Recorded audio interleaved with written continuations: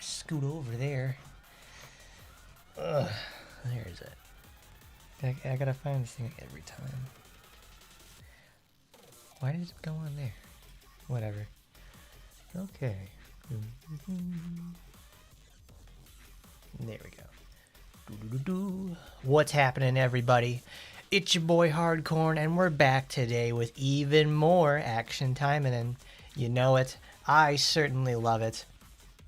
And there's a lot of stuff we've got to go over today. We've got some things we want to accomplish, and we also have a lot of stuff to go over as well.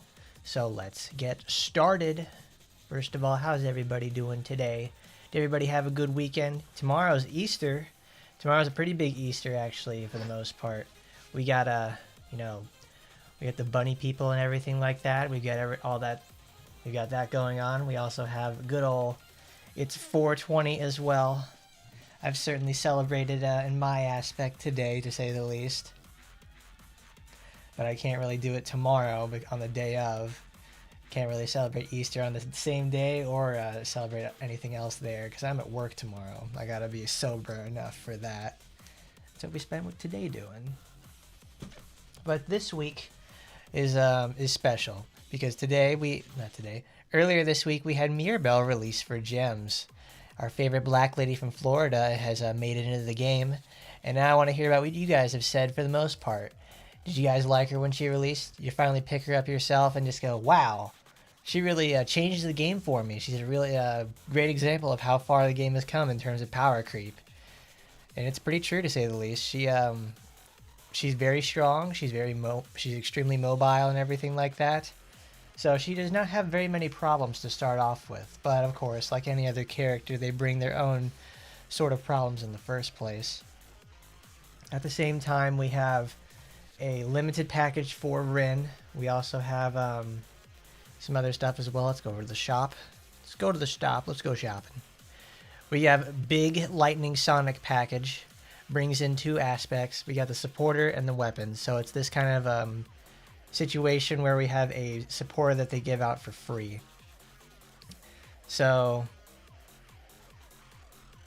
here's something that they've actually done a little bit different for, I guess, for as time has gone on for these kind of events, because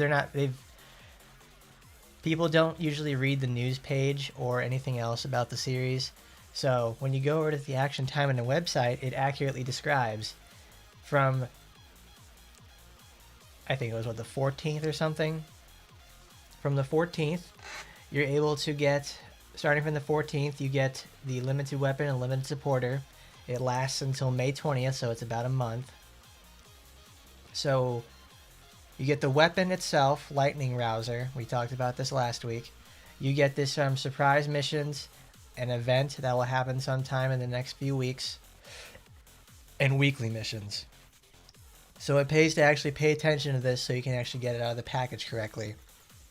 It'll leave it at about 4 or 5. And then the supporter itself, you get this supporter from the Desire Shop, the VR Shop and Arena Store update. So probably for the next 3 weeks, we're going to have some sort of update come out of those. Since it lasts about a month, they're going to progressively roll this out over the course of 3 weeks. But we've talked about this before. Both of these are just okay at best. This one is just like, the supporter itself is okay. Yeah, I understand people get their dicks hard about like this, and also like, oh my god, a 50% chance to break super armor every 15 seconds? No thank you. Because that's every 15 seconds, that's 4 times a minute. Right now that doesn't do much for us. White Feather is still better. The specific benefit though, this is where the money's at, in the fact that this maxes out probably about, I'd say, since it doubles, it's a 14%er. So if you take the time and get this to 4 or 5, I think it'll leave you about like 12%. So it's like 36% boost on there. All that work for in-group content just to be okay at best. And even then, it's like a fortitude boost, an electrocution field. It's quite an okay supporter. The weapon, though, I had to think about this a little bit more, because I think I remember last week when I talked about this. It talks about like it increases the range of electric volt, which is fine, and increases the damage by 30%, and increases the critical rate of self by 20. This is a comma. It's like they're kind of inconsistent with this, whether when they put a comma, a semicolon, or a period. Because usually when you put a comma, it is related to this specifically with electric volt. But then we see people this week have tried out the weapon itself, and it's actually a pretty substantial boost. By like it's a 30% increase in all damage you do. So it effectively makes it like the premier weapon for the most part to use in a lot of situations. And then even then it increases the critical rate of her in the first place. So it's strong. It's really, really worthwhile. And we get this shit for free, man. That's awesome. That I certainly can't appreciate because I don't know, Ren's limited equipment is always like it was a bit of a meme in the first place, but now it's actually kind of worthwhile to pick this one up. I certainly don't have the costume or the stuff right now because I haven't done anything for it, and I can't really buy the costume right now. I gotta just pay some bills. We'll probably pick it up in the next week or two. But this lasts until May 20th, so if you can get past like, oh, she's packing these things right here. These are looking real good. Real good stuff even, because we can go take a look at the costume itself. It's nice to say the least. We can't take everything off or change any colors, but I think it's livable. Because she gets to be Lightning Skonic. She gets to be a Sunazu Raido, which is the soulless demon army. Because it's pretty cool to say the least. If you like that sort of like military outfit style, I guess it would be for you. But she has several options in terms of her costume. I like it to say the least. I'm cleaning my ears at the same time. I'm being gross about this. You can give her her regular ponytail, though they didn't really account for that because it just goes straight through her head up there, which is, you know, I give a -1 for that. Like, you can obviously, though, take her hat off, and it's okay. But you can change between letting her hair down like that, or you can get it up in the ponytail like it traditionally has. You can also change its colors, too. She gets to look pretty cool with it. She even gets Michael Jackson. Yeah, the weapon is nuts. Because I was skeptical at first on the weapon because I didn't know if whether or not that weapon, that damage boost was going to be specifically on the skill of the weapon. But now it's proven to be that it's everything for her. So that means every single thing that she does it maxes out at 60. So if you get a 4/5 no demonites, it's going to be like 50-something%. And it's strong. It really is. I can already see it. I can see it already. It's going to be like a main slot for many people because it's just raw power. It's effectively like a renewal in a box. I just wonder if they ever give her a renewal. If they give her a renewal, what is it going to change? Because it's like maybe this is effectively going to be her renewal. They're going to put her off for months until she gets crept again. She even gets to look like Michael Jackson here when he was doing the 1993 Super Bowl. But the most damning part about this is Zooey Mama. You get to take everything off, and she bears it all for us in the first place. Crazy lady, to say the least. She got it all out there. She lets it all hang out. She even got the wound tattoo if you're really into that sort of thing. Personally, I'm not. I don't like that sort of thing. I would have liked to take that off. I'd have to go find the texture for this and overwrite it again so I can remove it because I just don't like that stuff. It's very tacky. I understand what it's for, but it's like it always looks so gross.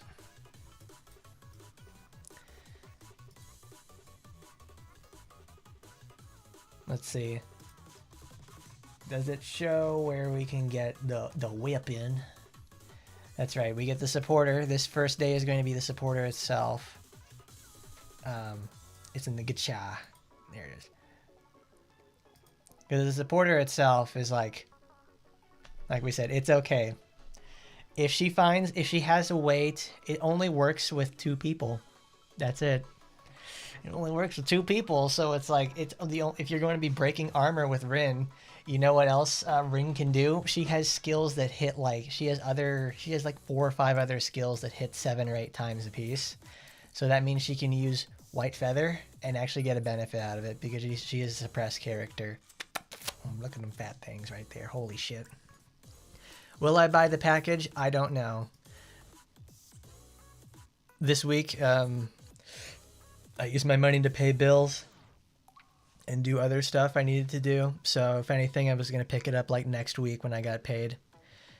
Because that won't be too much for me. Where is it? Because right now is like the Desire Shop. You can get the supporter out of there. This only lasts 1 week though, so it's some real FOMO gaming to say the least. Like you can't miss out on this because they will never ever rerun the supporter again. So at least get like 1 copy. However, with the weapons though, you can't miss a single one of those. It's gonna be her best in slot. It's not even for the single fact that it's like, oh, it increases the skill damage. No, it's all damage. It's a 50 something. If you do it correctly and buy the package, it's 50 something percent. And since we now know it affects all damage dealt, it's, boy, is that strong. That is so crazy. Because like beforehand, people would normally use where is her gear? Experientially, I don't use Ren a lot. She's okay, and yeah, she's just okay for me. I understand she's pretty and everything for most people, but she just doesn't do it for me. Because Gregorius is the thing people would use normally, because this maxes out at I think like 25% more skill damage, and it's a gotcha weapon, so it had higher base values. But even then, it's middling at best because it's so hard to acquire.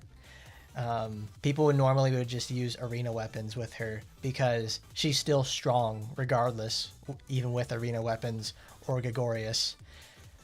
What makes the difference, or you can even use this because Tatarigana is what is it? This works. No, this isn't the one that works with her. It's this Muramasa and Mume, because they didn't put it specifically to her in the first place. So this is actually another package weapon that's pretty busted on someone like Rin. They fixed this for all future ambitious weapon releases, to say the least. I hope they don't come back and fix that, because it's actually a really good weapon for Rin. It's also a really good weapon for Nagi. Who would have known? Of course it is. That's what it's for. Like, if you got Nagi, you got that one. I think this is actually like the first time they ever did something like this. That was 3 years ago at this point, too. Can you believe that? So it's not anything new. But obviously, it takes so much to upgrade these weapons in the first place. It's the same thing with like Mirabbel's weapon. I've been trying very hard to make sure to let people know, like, to at least dissuade them in some content, in some way to ever try. Where's their fucking guns at? There it is. I've really tried my hardest to dissuade people from picking this up, because I won't lie, even at this low level, it's extremely game breaking, and it's not so much game breaking, it's an immense power spike for her. No, not even a power spike. It makes things extremely level for her, because particle charge amount, that's okay. Particle charge is fine. 30% in there, so it makes it restore about half her bar immediately. This is what the most important thing about is. It's the increase of damage by 50 to 100% when you use exoskeleton gear.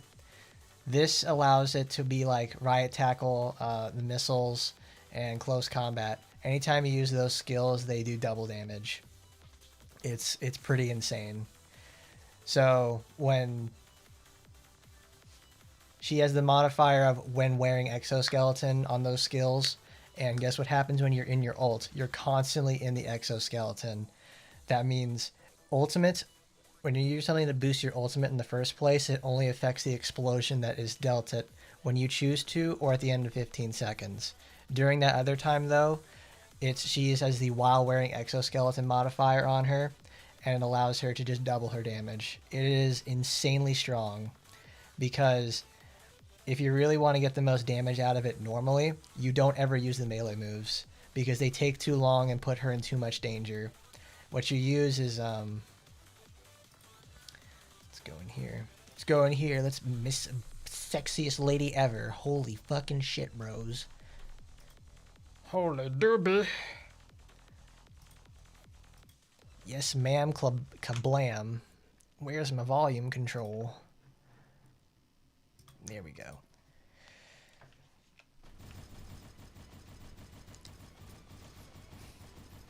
Well, you'd have to stay very on top of the events in the first place because her weapons come from surprise missions and event and weekly missions. And if you don't pay attention to that stuff in the first place, you're going to be missing out completely. And it really, really sucks when you miss out on some of those. Because like last time when we got a weapon like this, I think it was in like, what, February or something? When they gave this out for like, for Astaroth, hers kind of sucked. I did two things. It was when they tested out how to do modifiers regarding racial effects in the team. So they tried that out, and they tried it with criticals because it's less noticeable because not a lot of people use criticals anymore. And so they did that with this. They did that with her, so it allowed them to just go absolutely fucking crazy with it. It's really cool to say the least. Because now they did that with Ren, and then they just like, all right, people can't really use machines a lot because we don't have a lot of them in the first place. So what if you run a humans and demons comp in the first place, which is what people use all the time? And that's what happens. They made a supporter that's actually pretty good. The weapon itself for Astaroth, that was kind of crap. I'd be lying to you if I didn't say it was. So what you typically want to do with Mirabbel is you activate the missiles, go back, jump backwards, use storm missiles, activate that again, go inside, use storm missiles, spread shot, storm missiles. Because they are spaced out exactly about like 2.8 seconds apart from each other. So you get to just like spam the skills extremely quickly. Because I remember like one guy showed me how much damage he was able to get with I think it was like in a course of like a minute or something, and he was able to do like something like 120 million range damage with it in the first place. Because since she's able to refund her half of her ult instantly and then gain about 140% more particles every time, she gets to just effectively just spam her ult as much as possible. So if you have something that gives you like more particle charge and something like that, she can just keep doing it for the most part. So if you remember 20,000 years ago, that's perfect. That's a perfect example of it. Because he did all that damage in 1 minute. And I made about 64,000 damage. 64 million damage. And it will effectively double your damage. Because it makes things you do normally just happen much quicker. Well, even then, most of that time was spent gaining bar. They also did a little thing where they silently improved this. Where you go to club party, 2 particles, you finally get those put on in the first place. It makes everything very happy. It makes me happy to say the least, because now that you get 2 particles put onto yourself. No, gotcha. We need to go here, go to my characters, go to Mirabbel. Go to Mirabbel. She's been very fun though. This is such a fun release for a character. Go to human and boss. Nope.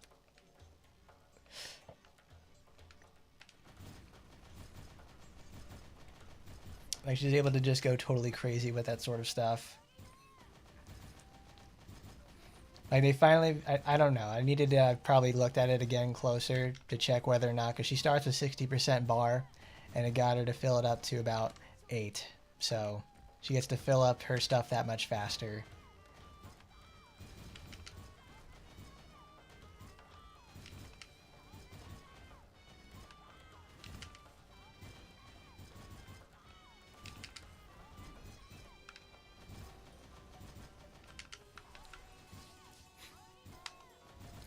But yeah, whenever she hits that exoskeleton, whenever she's in the weapon suit itself, she just gets to do like all those hits right there get doubled. So she's doing, instead of 2.5 million damage, it's 5 million damage. You know, crazy shit like that. It's good, but it certainly isn't something like you need to get it immediately. Yeah, there we go. That's 67 and 2, so that's about near. No, it's not. It's exactly like 69 million damage. Oh no, it's not 69 million. It's like 67. About 67, 260,000.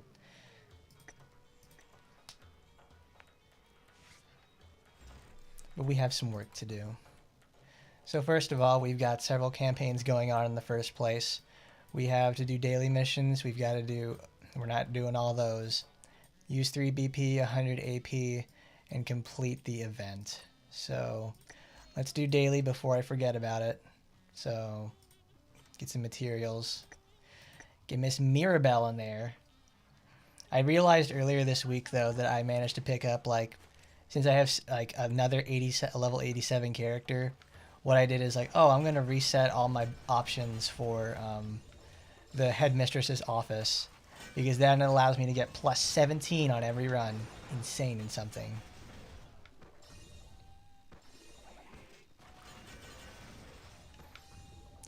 Because not only does that that package weapon give stuff like buffs in the first place, as long as she's moving, she gets a buff, and it's like over time it goes to like 40% more attack damage. So it's insanely capable even at 1.5.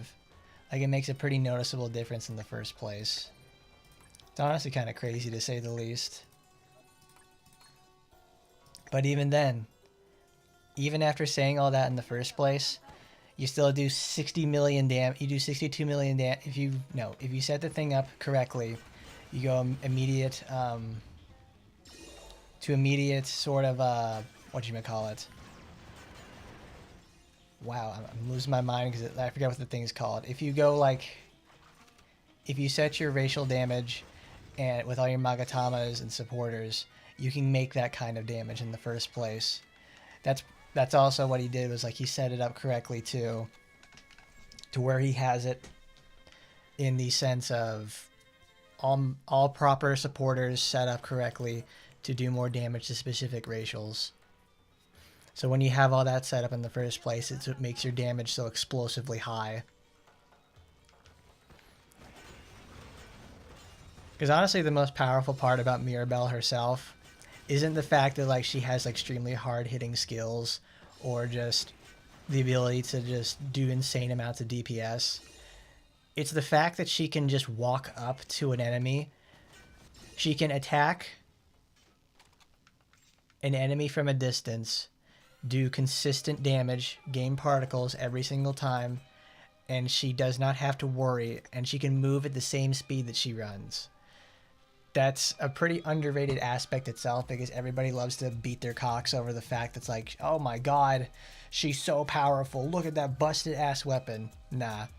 The biggest part is that she can just literally walk up to somebody, bait them, and dodge, or just walk out of danger in the first place. It's very, very strong. Because when you think about it, most characters who have like sort of ranged effects and stuff like that, they have to hold still or they're caught in an animation. Yeah, Astaroth can do this same thing. She could do this from day one. That's also what helps her be so strong in the first place.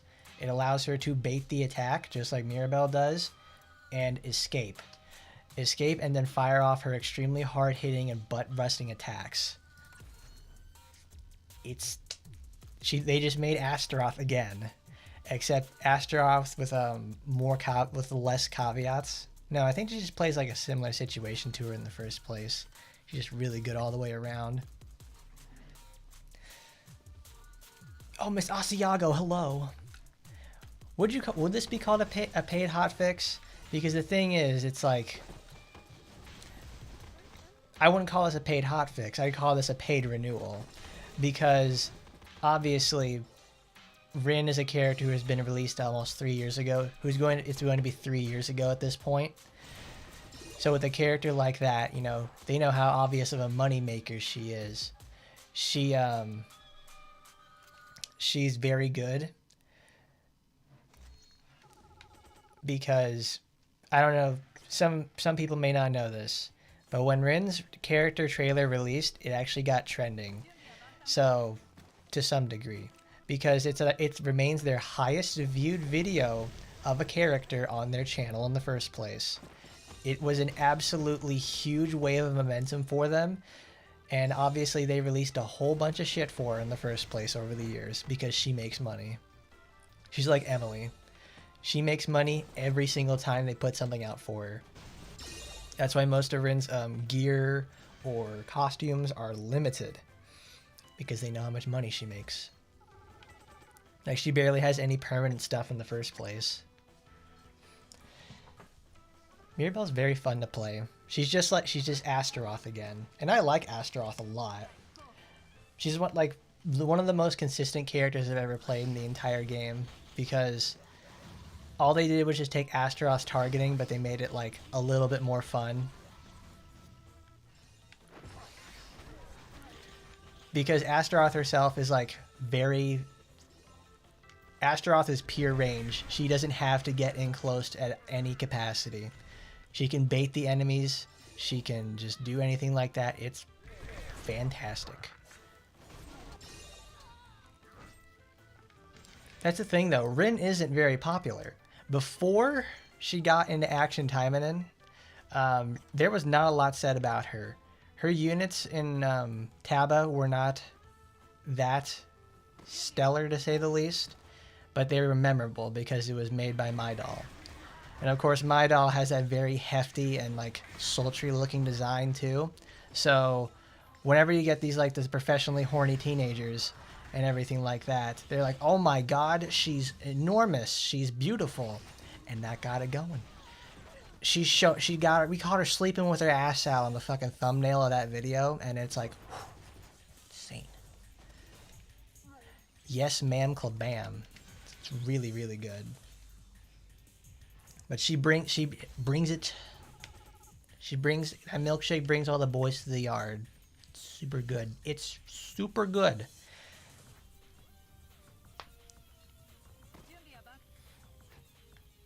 It's like also, the way Mirabbel draws characters in the first place, it's very striking because it fits within the Taimanin universe in terms of design.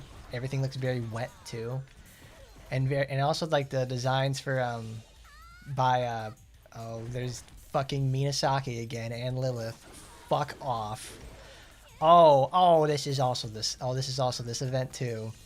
Man, we're gonna fight her a lot today. Because Bodyguard Nagi is one of the most annoying enemies ever. Actually, just Nagi in general, because of those stupid beams. But Rin, the art style that Mirabbel uses is very sharp. It's comparable to someone like Kagami's, which is fitting very well into the Taimanin universe.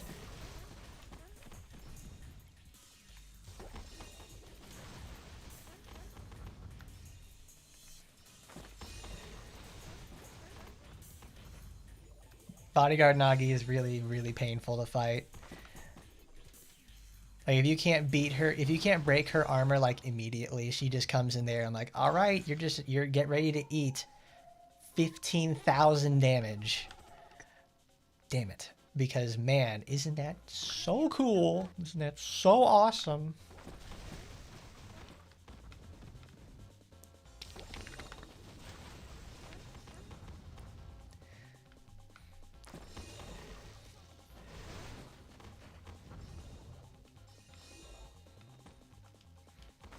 I hit reset.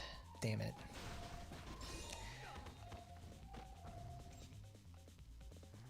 But that's I'm such a big fan of like how it's like, all right, Faye and Mirabbel and Kagami. It's like they're two of my similar favorite artists. A lot of the Taimanin arts, like the artists for the Taimanin series, are very good. I like them a lot. They always have very, very good stuff. So good. Well, Gouda, guess what you can do now? You can use Mirabbel to do the same exact thing that Astaroth can do, only much, much faster.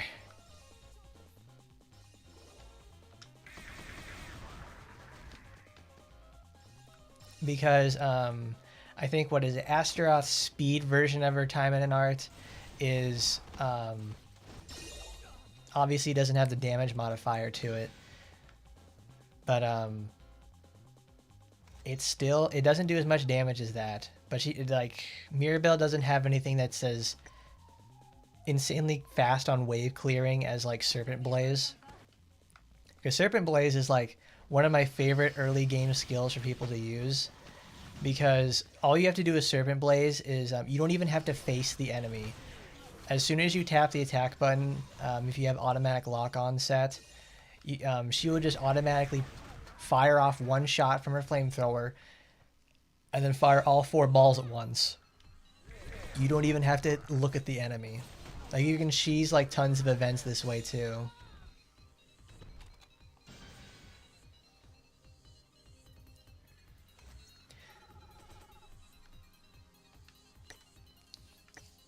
No, Ovi is involved with a lot on the RPGX side of things and was also involved during Taba. They also have their own product they released through Lilith.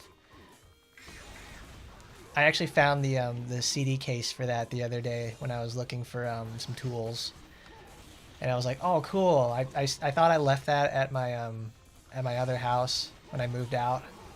And I'm like, "Cool, I found it."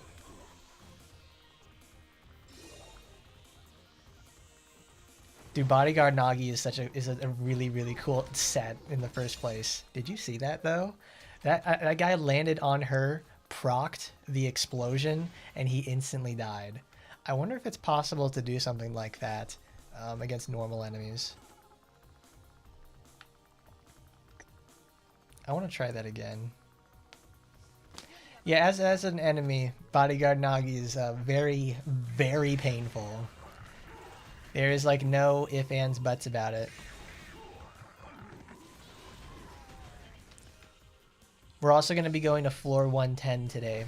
Floor 110 is very special because it combines all 3 races at once and makes all the enemies have over like 50 to 100 million HP. They're like VR levels of health. Oh, he doesn't land, so he can't do that. So I want to clear it at least 5 times today. It's because all this week I've been practicing to be able to do the fight in the first place. Because what I'm finding this week is that obviously whenever you're doing tower clears on stuff like this, healing is extremely valuable for the longer fights like this. Because even when I'm doing something with like Mirabbel, she takes like tons and tons of damage because the enemies now hit for like 6,000 to 8,000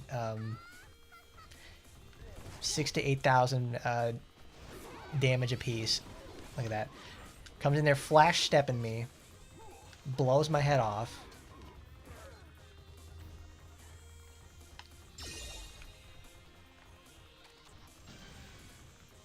Oh, Chrismaton. No, wait. Is the boss for Sora, Chrismaton too? No, it's Abandoned Chrismaton. That's it. I can't remember, even though we did the mission fucking last week.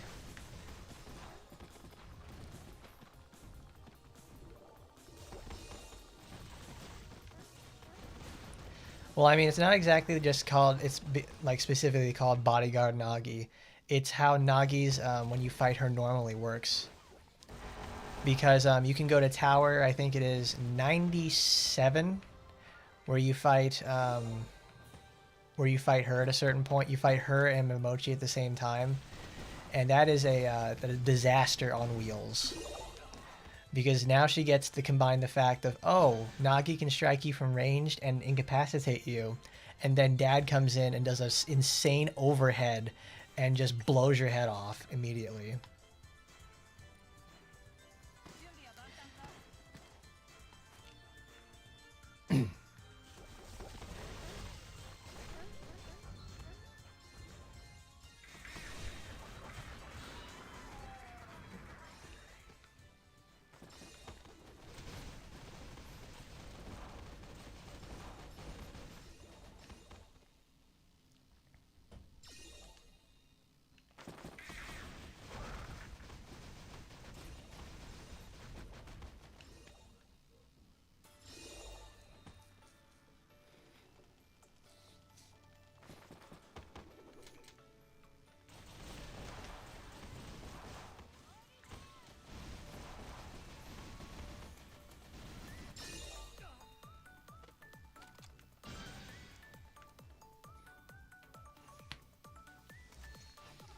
Like all this week I've tried a lot of characters that I've specifically geared up in the first place to see, okay, are they able to accomplish the mission for the most part? Like, are they able to do this?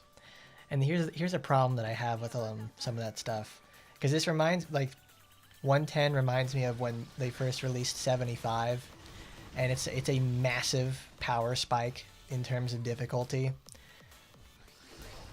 On, like, when we're fighting enemies in the tower, it's like now the enemies have more than enough HP for them to contend against us, and bursting them down is much harder to do. So now you have to fight much more tactfully, and you can't brute force a situation.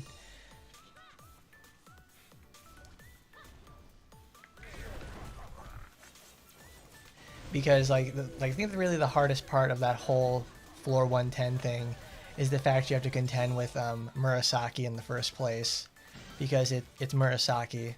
She just armors straight through your attacks, and she strikes very slowly too. You can milk extreme dodges off of her, but it's also the fact that she's machine type. Well, it's the fact that you have all three races put into the battle itself, and it's a very long fight. So you have to more or less pay attention to what's going on and build for either the present or the future. Because mostly I try to build my stuff for that regarding, okay, we're going to go fight, the first enemy is always going to be Murasaki. And Murasaki has like fucking 150 million health or something like that. So if I can't deal a 250,000 damage crit in any capacity, then I'm just not going to be able to beat her anytime soon. Like, I have certainly tried with other characters, but some of them just can't do it, because I've either under-geared them, like I haven't kept up with them at all in the first place, or they just overwhelm the opponents too much, which really sucks.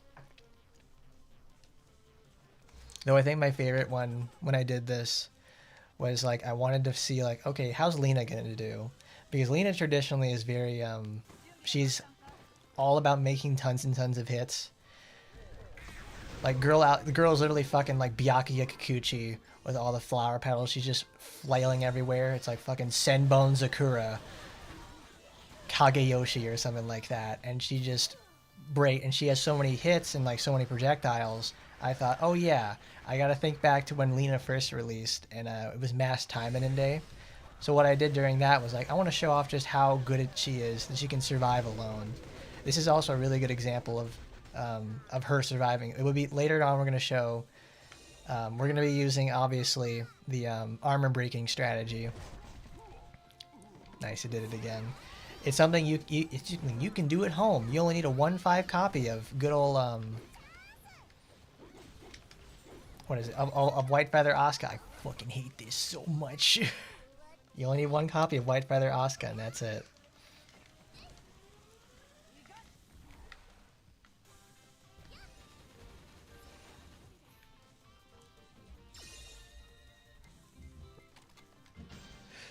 Get less than 30 hits. That's how you know it's an old event.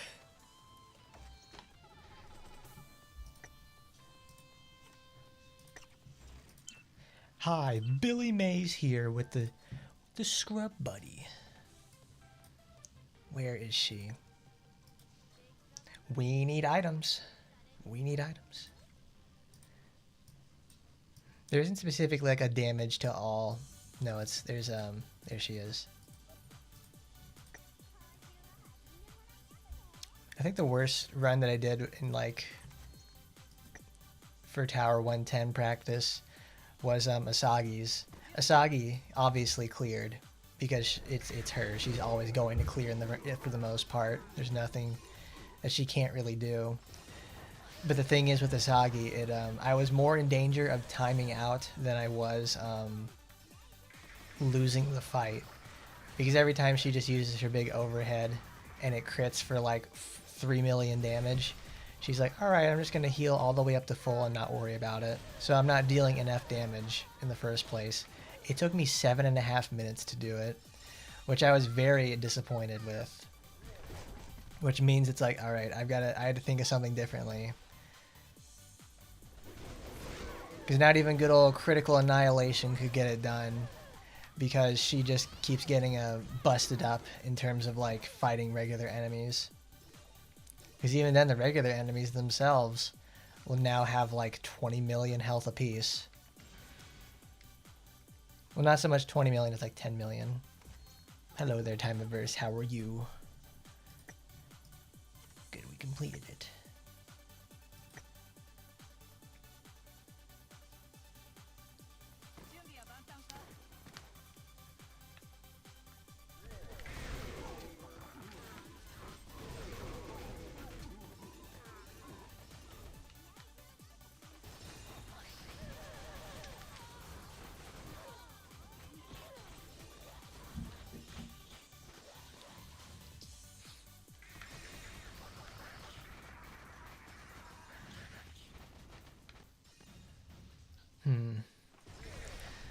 But that sort of stuff is going to appear after we do the event.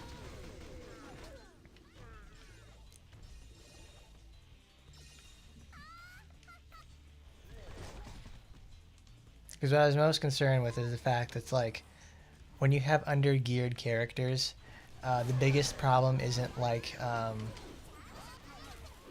not dealing enough damage, it's timing out. Because obviously when you time out the mission, it's like you've taken way too long, you need to improve your damage.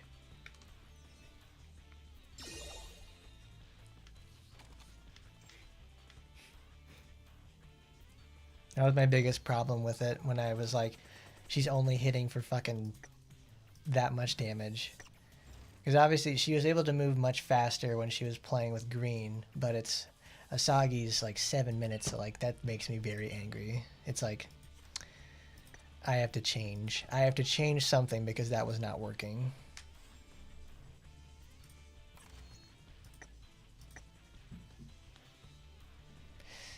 But unsurprisingly though, Murasaki was still able to clear, no problem, because it's Murasaki. Of all people, it's like, you know, she's the best. If she's allowed to crit, she can heal up for more than her HP is entirely worth. And then she also has like AoE defense down. It's like, she is still the gold standard for clearing hard non-VR content. And it's obvious, like, I'm gonna show off just why she is. What's my favorite costume from Mirabbel? It's her friend, it's her not armor. It's the rival outfit that she gets with Aina. I really like it a lot. It's a good look for her.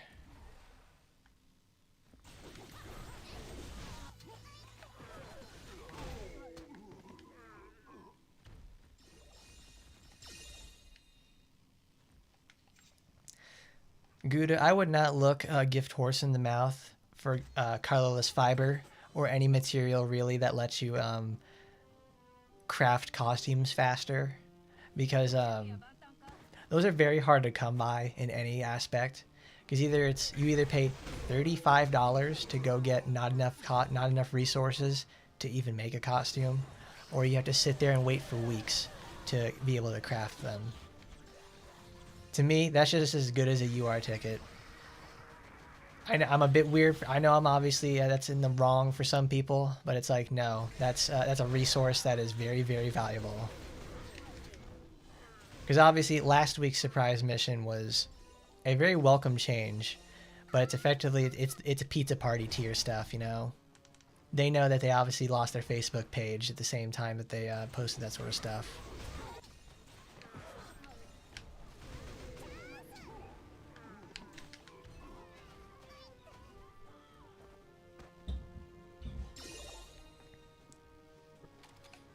But the rest of that sort of stuff, that like cutting ritual bell, it's like, dude, I have way too much of that stuff in the first place. If anything, like I need more of the ritual bells in the first place, because it's what you use for weapons. What's happening, Elmar? How you been? We got Black Lady from Florida, really throwing it back for us. I think that's like my favorite thing that's happened with Mirabbel releasing, is that nobody ever wants to say that, like what I just said. Because it's like one of my favorite things to do is just like do a little bit of trolling. I just say, oh dude, my favorite black women in gaming. Oh yeah, Ingrid from the Taimanin Asagi series and Yoruichi from Bleach. Dude, they're black as night. They're like that's get some color on the team, you know. Just make it stuff like that. Like Mirabbel is obviously. Mirabbel's like that. You just do a little bit of trolling with it. Just have a little fun, you know. Because everybody's like, dude, she's just a brown lady. She's just brown. I don't see it that way. Oh no, I see it that way. That's how I see it. It's very fun to do that. I love my Florida woman.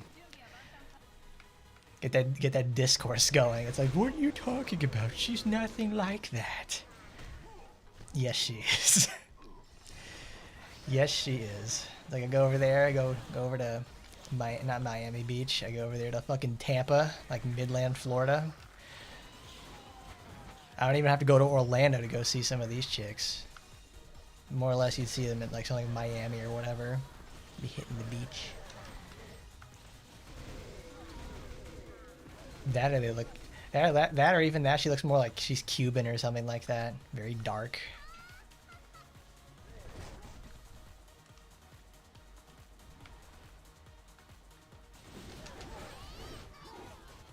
Destroy the child.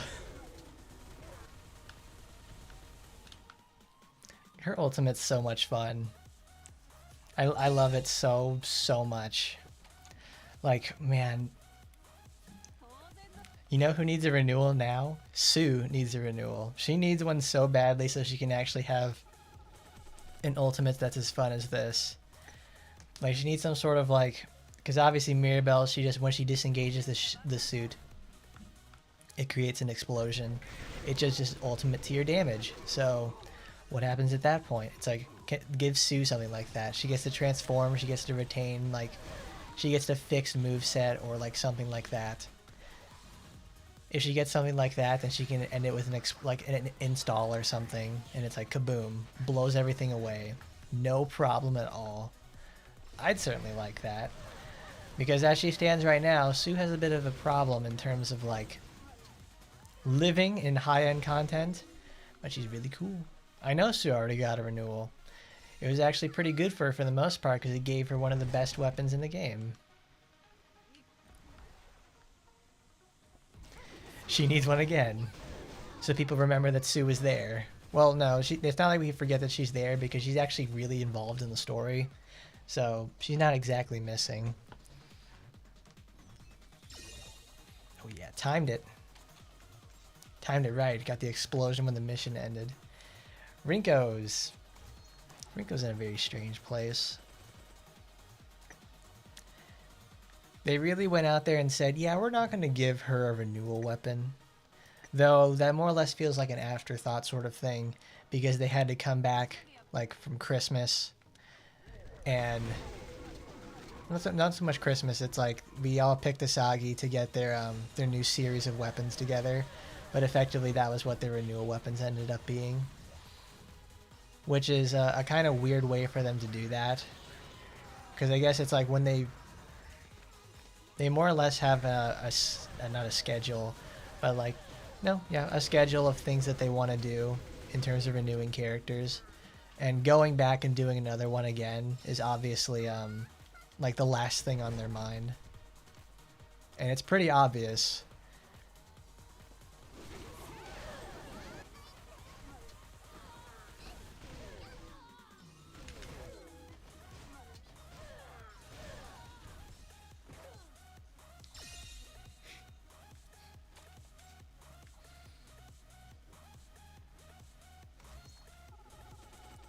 So guys, if anything were going to happen, what do you think would be like a renewal weapon Rinko could get in the first place?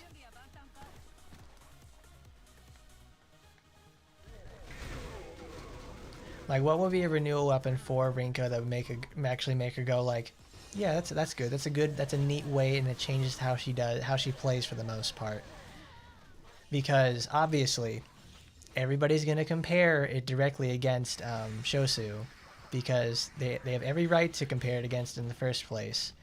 because Shosu, despite being one of the oldest weapons in the game, it plays like a modern renewal weapon because it's flat value and modifies skills and modifies a skill, which is what most modern renewal weapons do in the first place.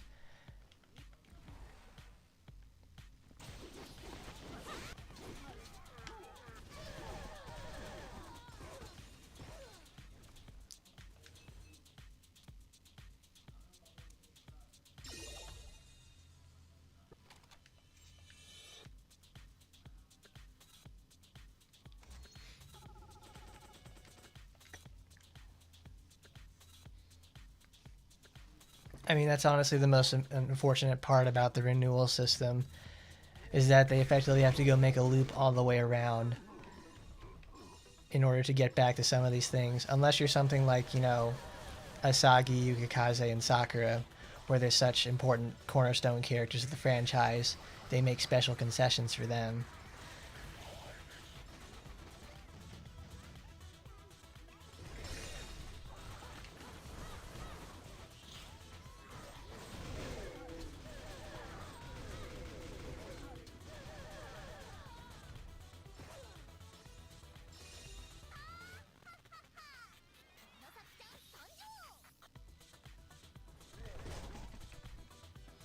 Well, here's the thing, though. Rinko has several package weapons. They just all happen to be terrible compared to Shosu.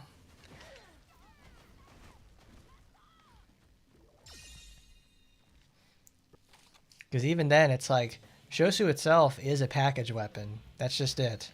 There's like no ifs, ands, buts about it.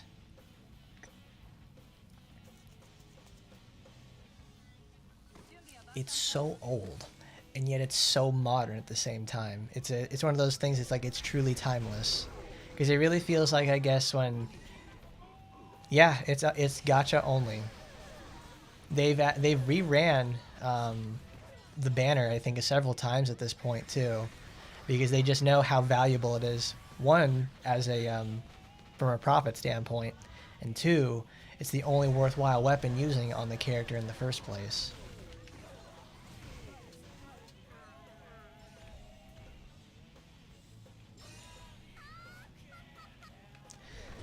Oh, Minasaki, I never get tired of hearing that stupid, disgusting laugh of yours.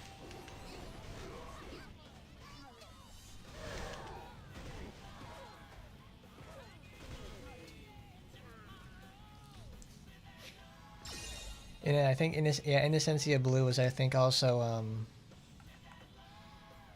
I think it was like, I need to check that real quick, because I remember I have several copies of that.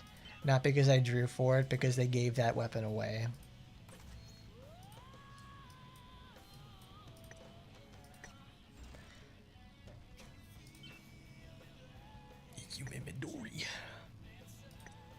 Yeah, they gave this weapon away. That's why it's so crap. Because I was like, I have this at 4.5 because I bought the package, because it's I like it. Is Rinko's best in slot color green? It's...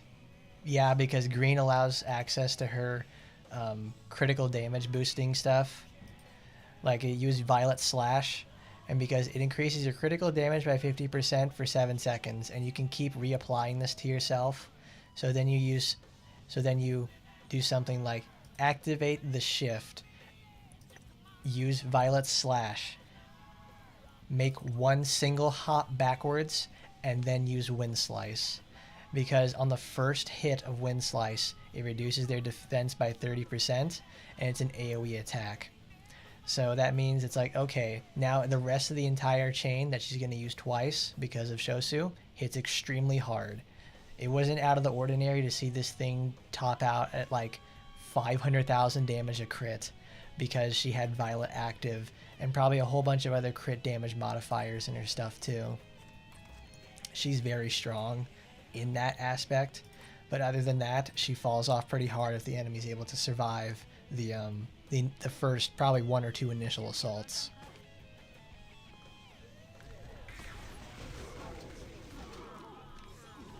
Like, she doesn't get any use in VR because her AI is fucking retarded and just keeps hitting itself into, like, just bulldozing itself into enemies all the time. Because one other thing with Rinko people don't like to mention or don't talk about at all is you have to be very picky about how you activate your skills. Because she's very good for bursting, but you have to set them up correctly.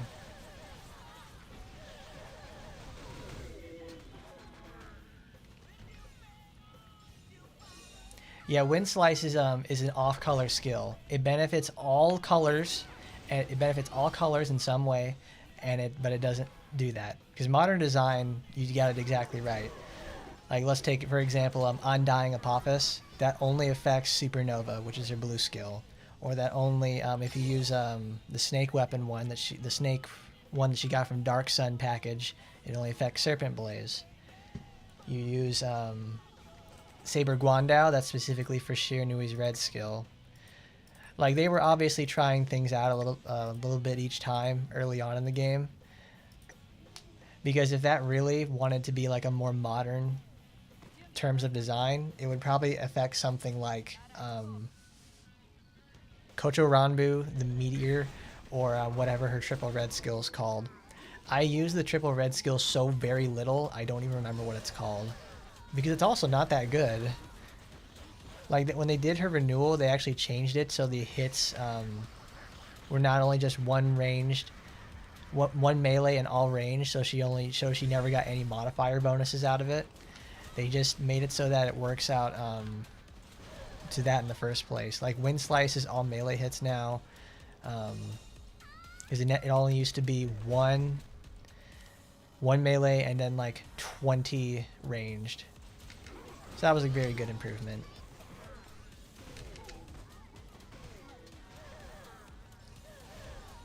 Meteor Impact now drops twice.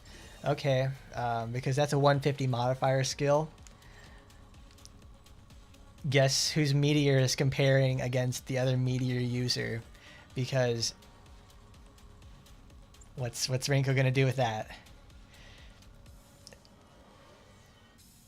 It drops twice. Alright, so a character who's very reliant on critting and does not have a lot of base modifier boosts, they would have to effectively just be like, okay. Because Undying Apophis also has... Where is she? Oh, there she is. I'm using her this week. Because Undying reduces damage slightly, but it doubles fireballs, heals her at the same time, and increases her damage dealt when she's at max HP, essentially. She would need something along those kind of modifiers in the first place. They've always liked doing combo value attacks, like something with like combo value in the first place. So what's Rinko really good at doing? She's good at gaining combos in the first place. So how about a proportional damage buff in terms of like how many hits she's applied, like a Yuri Hisui situation, but it's much more limited. I'd like that. I'd like something to make her doesn't feel like a piece of shit to play sometimes. Because obviously if I use her in content like this, she just bowls it over because she has amazing AoE. She has amazing power. But if anything contends against her in any sort of way, she just falls down. Like, if they really want to make her a viable person, take that fucking heal off of Meteor Impact. Switch the inputs for that skill. I know they can do it.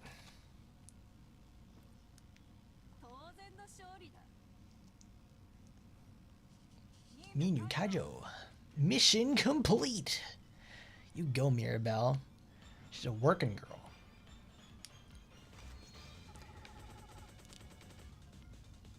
You know, the thing is, it's like we say she's not an S or an A tier Taimanin, but it's the fact of the matter is that she is one of only 2 characters who have ever been nerfed in this game. Well, it's Astaroth and her. Both of them have meteors that do insane damage, but then they modified the meteor for Rinko. I think they extended the cooldown for it so you can't just like fire it off every 6 seconds or something. because, man, was that good. That was really strong, too. Because it was the only really worthwhile thing on using for her, at least until Shosu came around.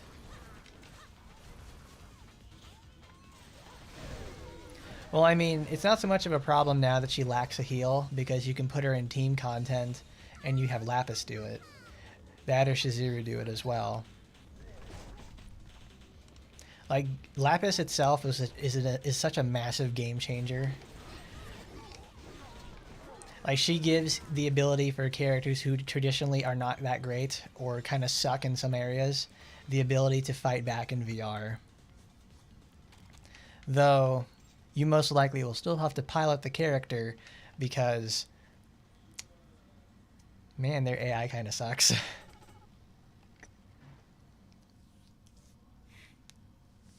The dodge skill is truly useless, though. Like, we have skills now that can apply suction all by themselves. Like, there's several characters where it's actually integral to their play and their kit that they get the suction going, so they can just suck up mobs and get as many hits as possible to achieve something, or like apply defense down to a whole group or whatever. Like, that's very important to certain characters. What does Rinko needs that to some degree, but it's also kind of useless in the fact that it only does suction. It doesn't provide anything else, from what I remember, in terms of like a debuff or a buff on herself. It gives particle charge, which is something nobody's had to think about again until Mirabbel.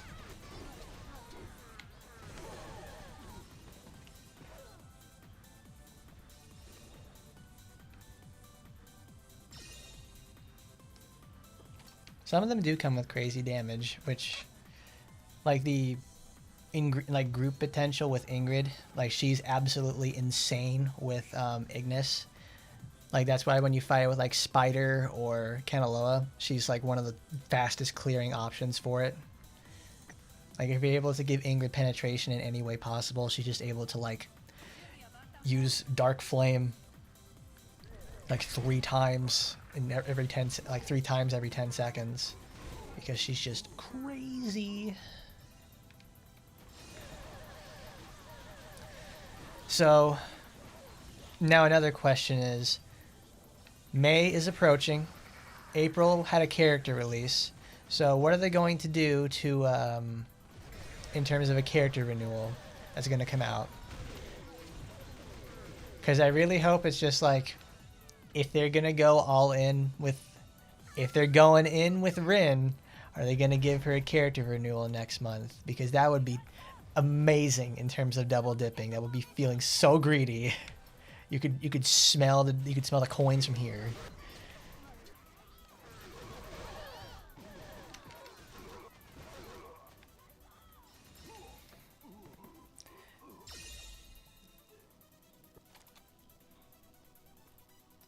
Because honestly, what could a renewal for Rin even do in the first place? Like, let's hear it. What do you guys think a renewal for Rin would do? Because honestly, I would have liked her in the beginning even to have the modifier where you have like Mirabbel has this for sure when you have a spread shot. So when she has additional attacks are applied if the set effect is additional attacks are added if the set effect is applied. So you have, let's go here. Where is she? She's in top row this week. Oh, it's on cheese pizza setting, not friend mode. Yeah, she's all the way down here because I haven't used much for her. Because if anything, I would like her to have Volt Spin. If you have a set effect, not a set effect, it's like this is fine the way it is. This needs to have been able to apply electrocution all by itself. There isn't really a reason that it shouldn't have been able to. Like Chain Volt, this doesn't need an electrocute the enemy effect. This needs to, if you have,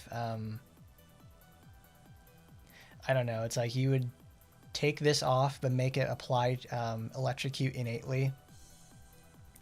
and make it like Current Eyes, where if you complete a combo, it puts electrocute on the enemy itself. Like this could apply electrocution. This electric volt needs to definitely do it. Her color skills and probably this and this need to apply. Like they already apply electrocute, but they need to do it innately. That's more or less just it. Yeah, because the weapon itself is just so insanely strong. The supporter you don't even need to care about. Yeah, it is. It's universal. Damn it, it is to everything. Because even at 1.5, it's 30%. They don't do that a lot usually. It's like such an immense damage modifier at such a low value. Is usually to help boost a character who traditionally hasn't gotten a lot of mechanical support or needs fixing. Who said that?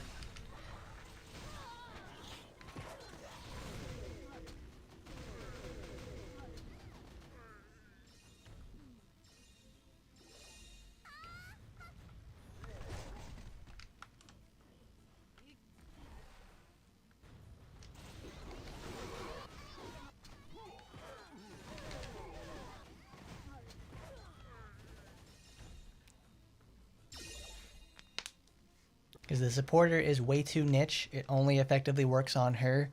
But obviously, let's make sure we mention Anrose. Okay, we mentioned Anrose.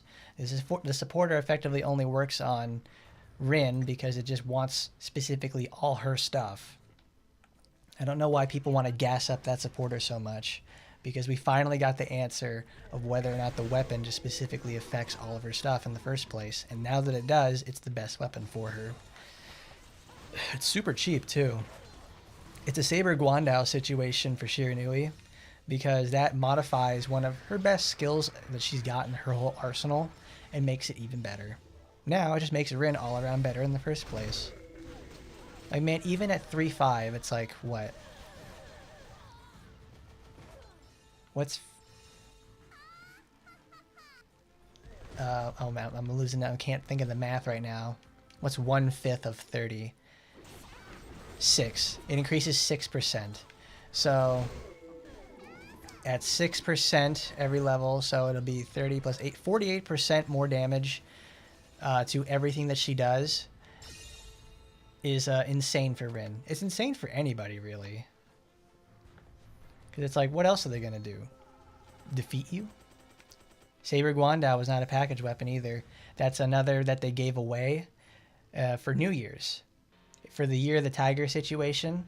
So like when January rolled around and they had that situation like with Astaroth, where they gave away a weapon for free if you got it from like Desire and that. Like if you did all the stuff normally, you would have a 3.5 weapon. And it's a solid as hell 3.5 weapon too. I don't play a lot of Shiranui in the first place, so it doesn't really work out that well for me. But I understand where its strength comes from. Because if anything, I want to use Ithaqua.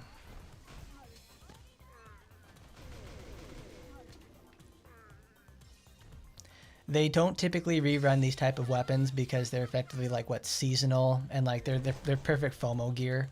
They're good for driving engagement because when you've missed it the first time, you're not going to miss any of them the next time. They're really great ways for engagement.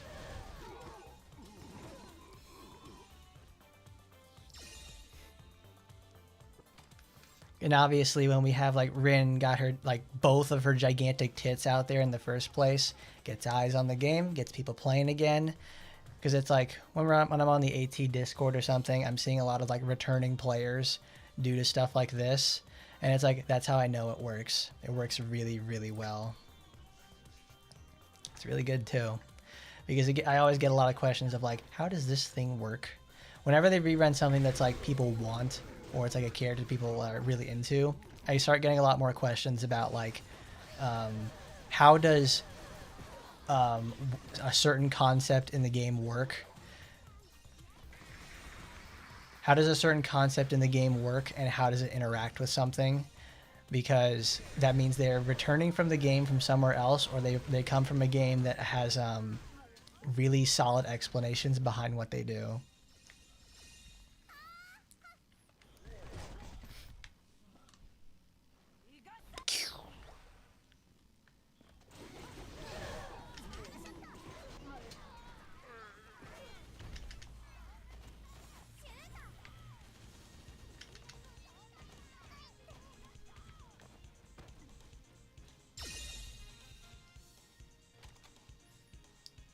Yeah, I don't know. Action Time in general always, like, whenever there wasn't like specifically a character update, Crushington arguing with somebody, or another people from the Discord just like arguing with something about stats or whatever, or just like Rinko Cuck just making some sort of bullshit happen in there. Whenever that wasn't happening, it was always the latter I'd mention. It was always something like stupid in there. But I can't essentially like deny them in the first place, because it's effectively where I got my start, and I still check on them most of the time. But obviously, since 4chan has been down for like a week now, it's certainly hurt the repertoire for it.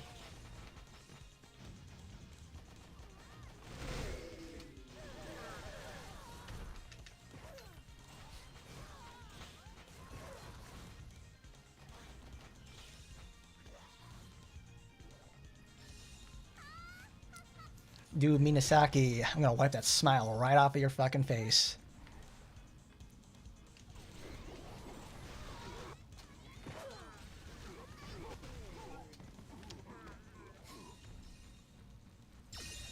I think I had like an old man moment today, because I was checking my emails to see like if I had gotten a response from something, but then I realized something. It's like, oh yeah, I never realized that, like, oh, I never sent that email, because I was thinking about the email for like 4 days, like what I was going to say in it, and it never happened for the most part, because I was like, oh, I forgot about that.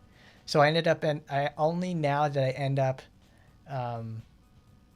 serving it in the first place. Like, I finally said the email about my question. Oh, nice, level 69. Couldn't have gotten better than that. So, and I did that. I'm like, okay, well, shit. Because my question I wanted to ask the AT team was, how does penetration and fortitude actually work? Let's see, where is it? Because in the game itself, it describes penetration as partially ignores enemy defense and effects on reducing damage taken. So I probably won't get anything in terms of mathematical answer about how penetration interacts with enemy defense, because I always imagined like ignores enemy defense. So I always think like, is penetration the value you get, like it gives you 22%, 10%, that sort of stuff? Are all of those multiplied together to give you something like a percent chance of ignoring armor? If so, how much does it ignore? Or does it do a thing where, say the enemy has like 50% defense, innate defense, and then you have 10% penetration. You take 10% of 50, that's 5. So that's 45%. They now have 5% of their defense permanently removed, I guess. 5% of their defense is calculated off during a damage calculation, because there are still so many questions about this I see all the time, and nobody can give a specific answer about it. Because even if we try, there's like, we're guessing. I really hate the guessing aspect of that so much.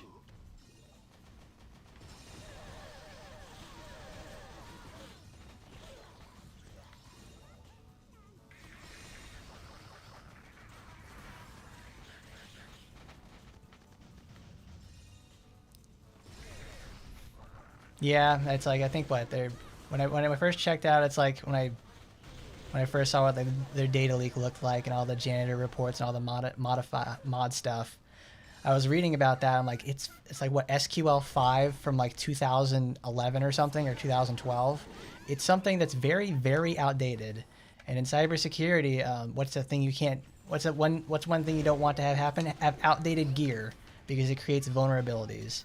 And obviously, 4chan is a lazy man's site, so they to know that they had a massive vulnerability like that for so many years is just what a surprise. Surprise didn't happen earlier.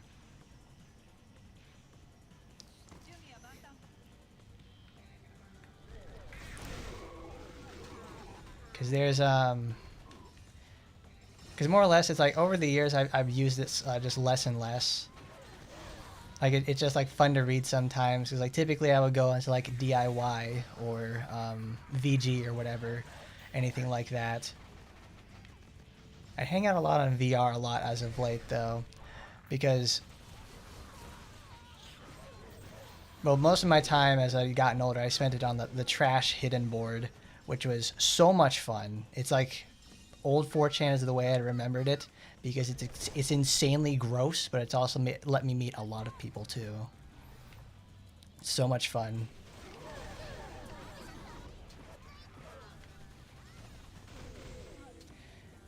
They went 9 years.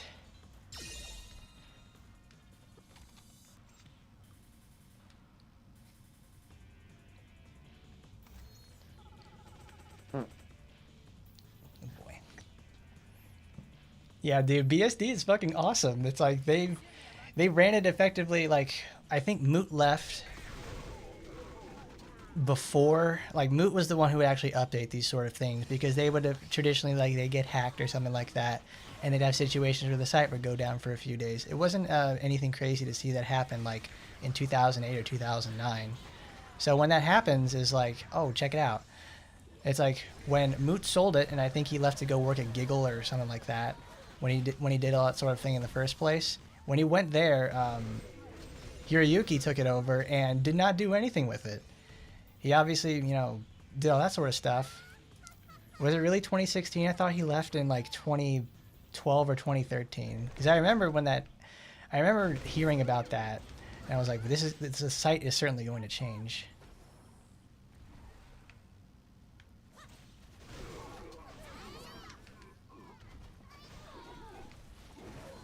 More or less what I miss is going to VG and going to stuff on like for Limbus Company, Library of Unia, and Lobotomy Corporation General. I love those schizos so much. They're some of my favorites. I've been going to that thread going there for years. It was 2016, really. I was very surprised about that. It felt so much further ago, but I have to remember that 2016 was 9 years ago now, actually. Time certainly does fly. Because in 2016, it's like, obviously I remember the big change. So many things happened at that same time. You got the poll professionals, that they started showing up.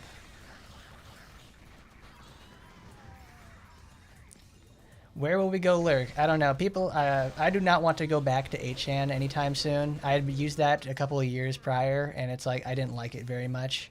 There was a Lilith offshoot board that came out of that I used a couple of times. I met some people through there, and that was pretty cool. But other than that, it's just like it's a bit of a crapshoot.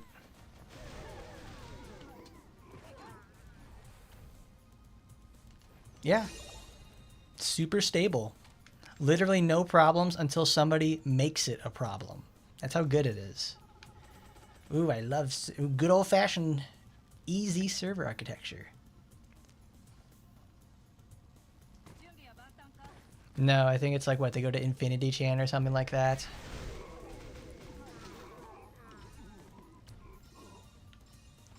Because now it's like, oh, you have 4chan refugees now. Amazing. I don't want to go to fucking Reddit. I hate going there. It sucks.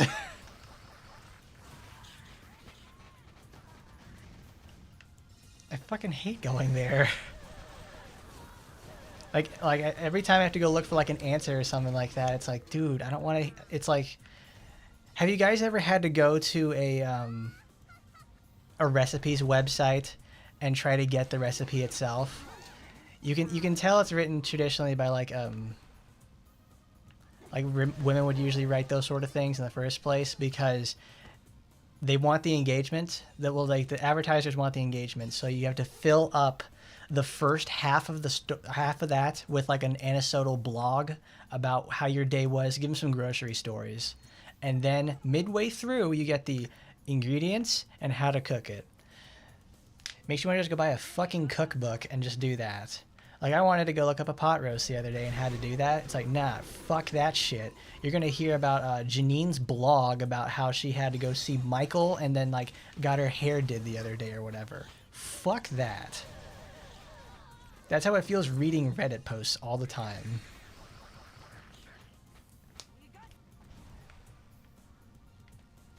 That was too early.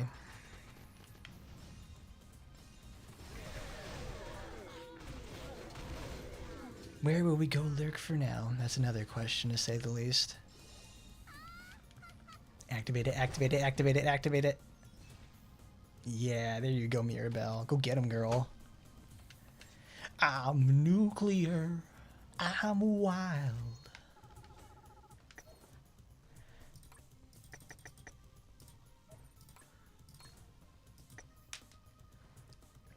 It's now 18. See, that just also goes to show how long it's been since I've actually used 8chan myself. Because I remember going to 8chan specifically for the Senran board. I really liked going there a lot. Because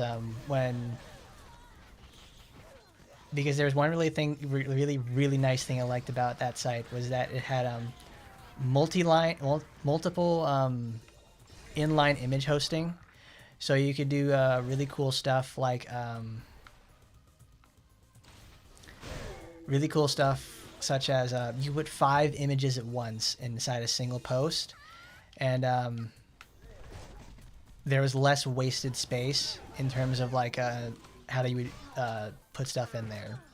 Because like on a typical 4chan thread, you have like everything's hosted on the like everything is like left aligned, and you have so much leftover space on the right side. Like if you have like the 4chan X extension, you could just like, you know, highlight an image, it'll appear on the right or wherever your cursor is. So what they did with that is just they made the text wrap instead of, well, they already have text wrapping, but it's like they just made it so that like you would just use up the actual screen real estate you have. Because most websites actually work really well on a vertical page format nowadays, because everything's designed to be on your phone, and like 4chan is like was always one of the best ones for using it on your phone in the first place, because it just makes text wrap, and then you get to just read it in a nice compact format. The image board format is just so good. I really like it.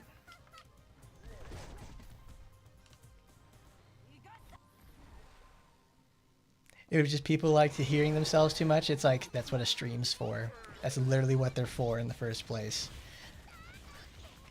It's literally just it's just noise to hear people blog about their day.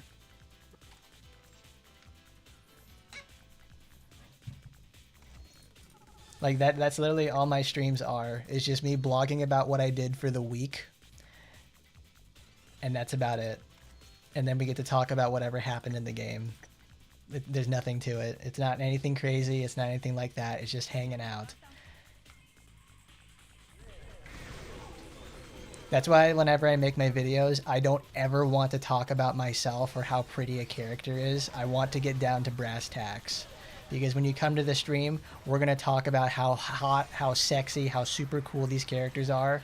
Because that's what these are all about. They're about spending time with the people and talking about this sort of stuff. That's where the difference is made. You get the live reaction. It's about the personal appeal.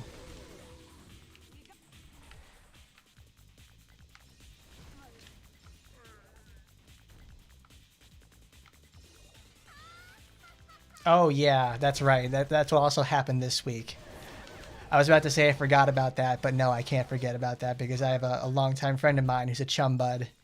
He's been a long time chum bud, literally day one. And to hear that like I had to play professional suicide watch over here because I know one chum bud, he's the longtime fan. He was very sad that she is leaving. because Gura herself is a really, really good streamer. As much as I didn't care for Miss Shark herself, she's very, very good at what she did. But now she has to leave. But she also released a new song recently. Like, she's not going to be leaving until May. She released a song with Casey Edwards, Mr. Bury the Light. So now we get to hear about, because it's a song created from her frustrations. She commissioned commissioned him himself, Casey Edwards, and he put it into a song. So now you get to hear about all of Gura's frustrations put into a song by Mr. Bury the Light himself.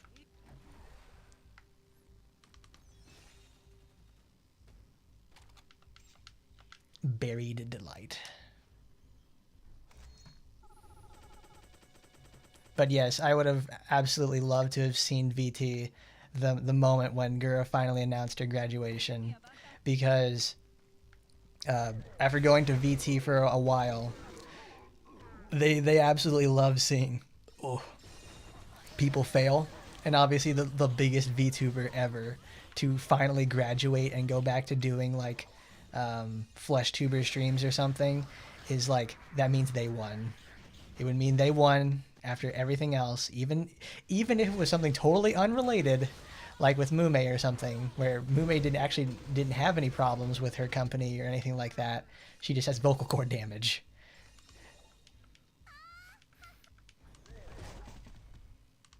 Where with Gura, it actually is a problem.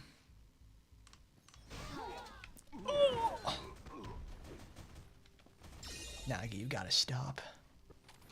4chan's very good at getting certain requests done. Granted, you have to have like a more active general that isn't just like a small chat room situation. Like if you have like, one reason I really liked Project Moon General. I call it Project Moon General because it combines all of them at once, but they mostly talk about Limbus. Because that general is like, it has people who are traditionally active in the arts and make fan content. So that's like, it's really nice in that sort of aspect. When you have legacy franchises like Taimanin's, though, they absolutely fucking suck on their generals because they don't make any original content. All the aging players are in a chat room situation. They don't see it that way. So that's why, like, I see people from the Action Taimanin Discord on the in the thread itself, and I know exactly who they are too, because they retain the same posting styles and post the same information. Don't tell them I told you that, though. It's pretty great. Like, you can see it.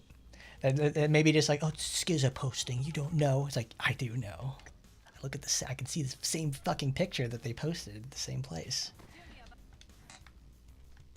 I wouldn't be. Also, whoever is the person who would advertise me on that thread in the first place, I'm so very happy you did that. I don't ever post in that thread enough in the first place because I don't make as massive contributions as Crushington does whenever he makes like a really anal data spreadsheet or something like that. I don't do that sort of stuff because whenever I do that, it's like it's something I really care about. But it's like, I don't care enough to go do the calculations for this. When I want answers, I'll go get them, though.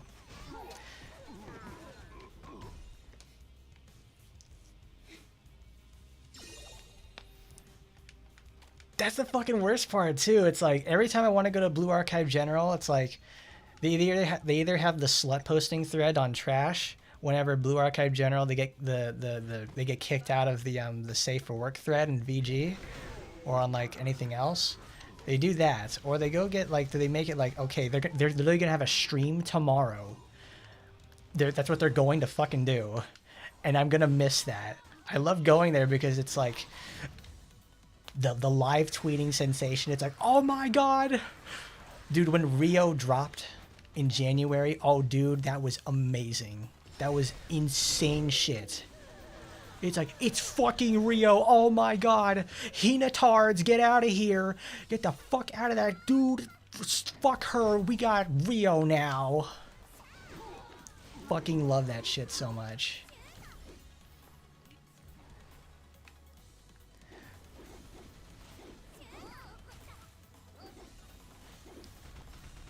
Okay, I haven't listened to the song. I didn't listen to the song that deeply though. With like the process of letting go.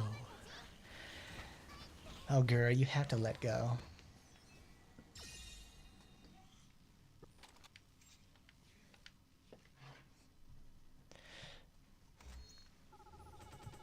Oh, Gura. I mean, this also makes me glad that, like, with Gura herself, it's like I'm very glad that Orange and Pink Woman aren't really going to be leaving anytime soon because their lives are way too dedicated to the company for the most part. Because as we've talked about this before, I love my Mori Calliope. She's very good at what she does. My favorite, literally my streamer. She's super cool. Like, I just finished her Dark Souls 3 playthrough because I was watching that and I wanted to play it myself again, and I was very glad I did that. Because now I'm working on another project for that, so it's like, ooh, that's fun. Got me working on it again. Missed that game a lot.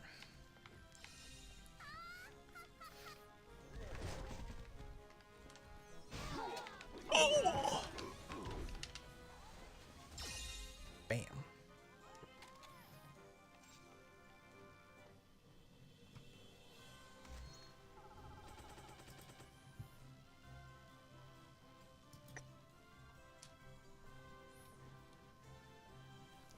I love Blue Archive General. It's so good. You know what the best part about with 4chan dying is that there's always like 3 Hina schizos like at all times. So it's like they always feel like there's three of them. There's always like there's 3 schizos in Grand Blue Fantasy General that were there at all times. I met one of them. Alex was super cool. He actually works really, really hard, but he's also mentally insane. Alex was super good. If I ever had any questions about that game, I would either turn to him or Den, and it would be like instantly solved.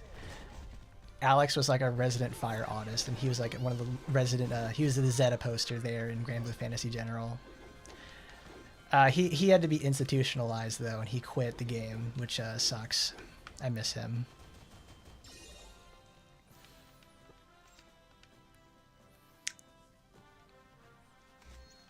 But 8chan has unique post IDs for you, so you get these fun little posts about people constantly replying to themselves and gassing up their stuff to create discourse.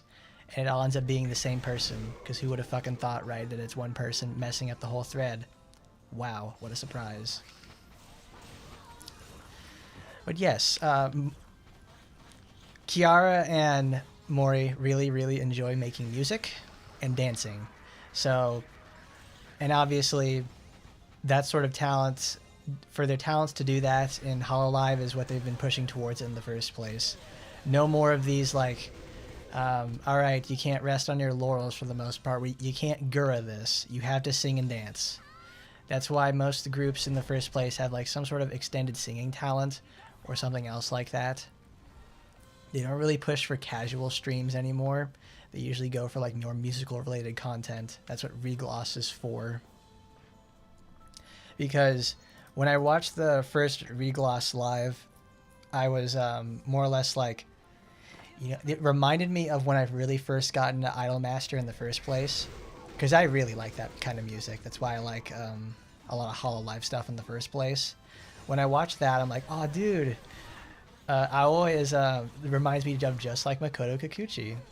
And then we have Bancho, reminds me of Yukiho and everything like that. I'm like, wow, I know exactly what the direction of the company is going for now. I literally feel the change happening right in front of me. It's pretty cool. Yeah, it's like Ame herself is more or less like she did a lot of Foley work before this. Like, I forget what her name is, but obviously she knows what the fuck she's doing in entertainment. She has no problems there. She just did the streaming thing essentially because it was a fun thing for her, and it just turned out to make a whole lot of money. I was never worried about Ame not making it because, man, that girl was a dynamo. Like, if she was not going to like work in the company as a producer, she would do something insane.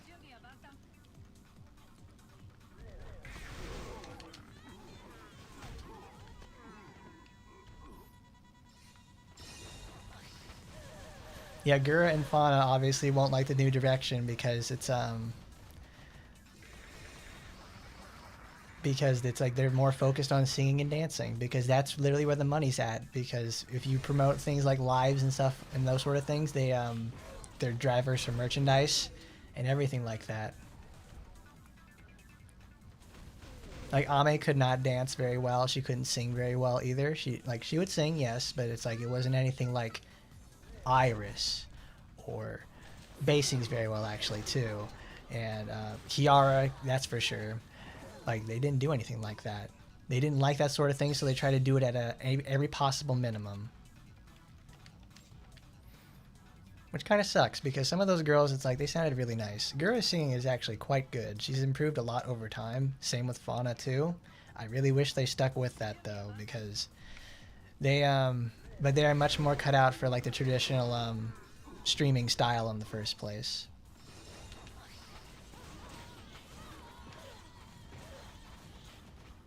It's the same thing with Ame. Like whenever she's not working on a project for a movie or something like that, she would just go stream.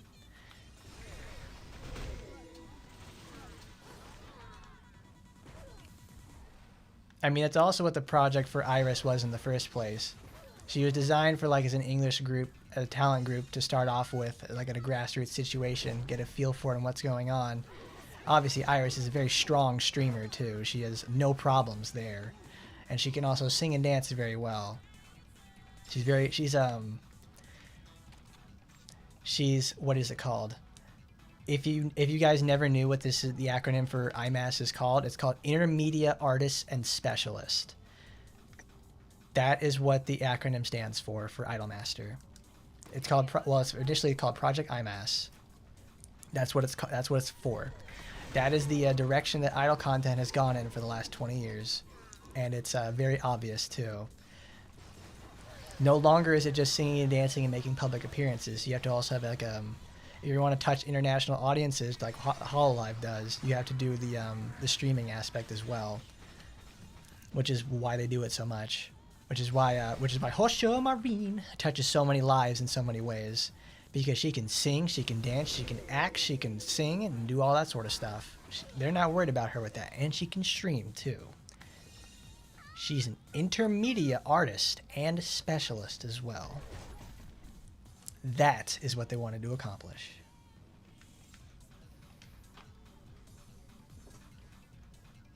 That's why the Regloss story is so interesting to me, because it's like, that's just Idolmaster. That is literally just Idolmaster. You know what? I don't want to level this up. I want to keep it at 69 forever. But yeah, you're right. They're essentially just NEETs for the last like 25... They're like 25, 30-year-old women who are like, all right, congratulations. You now have to go from not doing this in the first place to just working your ass off day in and day out.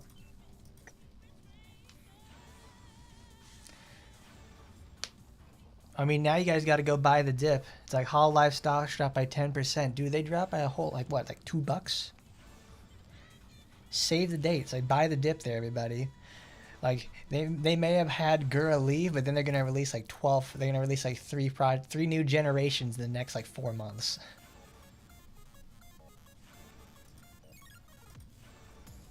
I don't remember if the girls had to pay that out of pocket, because that's also why a lot of them live in Japan in the first place, because it costs so much.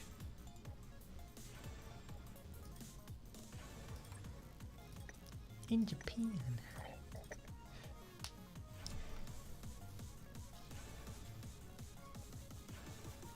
Well, they would also typically pick talents that before their lives during in Hololive and stuff like that, they didn't really have too much going on.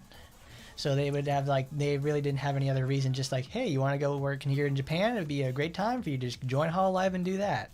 So they would put them there, because it's traditionally, if they streamed a lot in the first place, it didn't matter where they were at. They would just be like, if they're in Japan, they're going to be closer to the office in the first place. They don't have to do any sort of like time management situations or anything like that. That's why Ame and everything like that were so good at their streaming thing, and they were close to the office. It didn't matter for them. Though it also is very affected on Miss Mori Calliope herself, because not only does she have Demon Dice Karen that she travels with in America, she also does the same thing with her Hololive activities.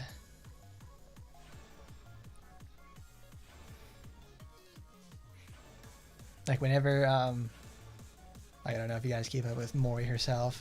Whenever she has to go on a break, she's going on a tour. She's either one, she's doing something with family, or it's two, she's going on a tour break, so she can go keep her contract with her American side stuff.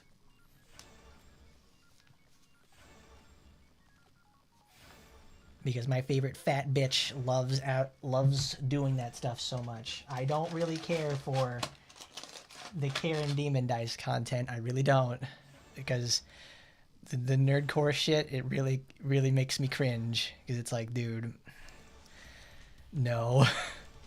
I think we're actually the same age too, because it's like, at least she embraced it, turned it into fire, and makes $1 million off of it, while I'm over here like, ugh, you sing good, can you sing something else? She works really hard, she really does. And also, she streams a lot too, which is like, that's what I want. That's what I want to see. I want Mori streams when I come home. I want to listen to that while I go practice for Dark Souls, or practice for something else, or work on something for Action Taimanin.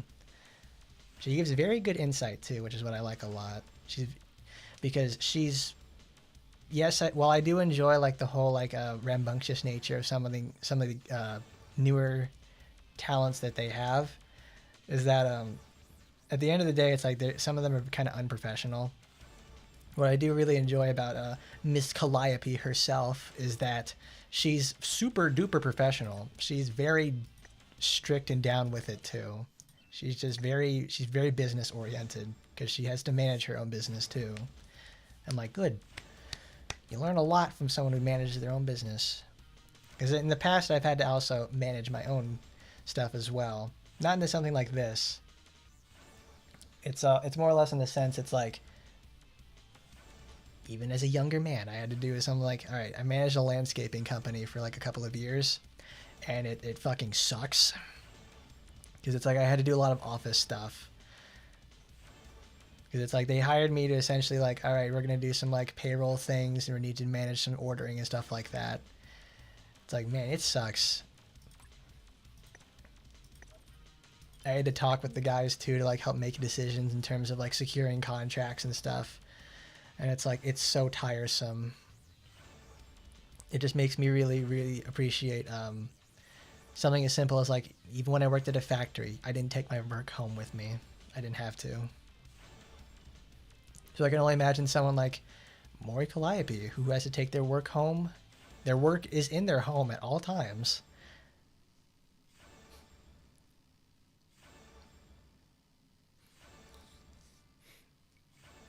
Ludo Kano is very good. I think he does other stuff as well for other people too. So bow bow. So Bibu Tax. I just want to be your Shiori, but I don't want to be your bookmark. I love that. I love that clip so much, because it's Fuamoko listening to Sticking Out Your Got for Your Nervousler. Then when they hear it's like, I just want to be your Shiori. And I think it's like Mokoko's like, I don't want to be your bookmark. That's so crazy. They remind the Fuamoko reminds me a lot of like Teletubbies. It's a very specific sort of feeling, but it's like if you ever watched Teletubbies for like, I don't know, 1 or 2 episodes, you'd get the feeling. It doesn't feel like I'm watching Dora the Explorer where I feel really insulted. It's like the constant laughing and random nature of the Teletubbies really just embodies Fuamoko. But it's like years ago I would watch My Little Pony Friendship is Magic, and whenever I would watch that sort of stuff in the first place, I just go like, they more or less Fuamoko reminds me of Pinkie Pie in terms of like the spontaneous actions that they do, and also the way they behave. It's also why I don't watch them a lot.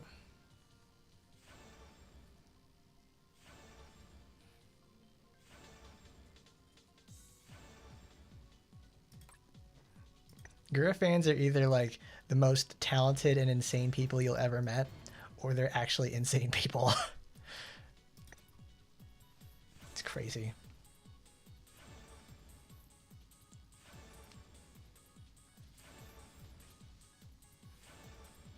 You know, I haven't read a manga gamer title in like a long time.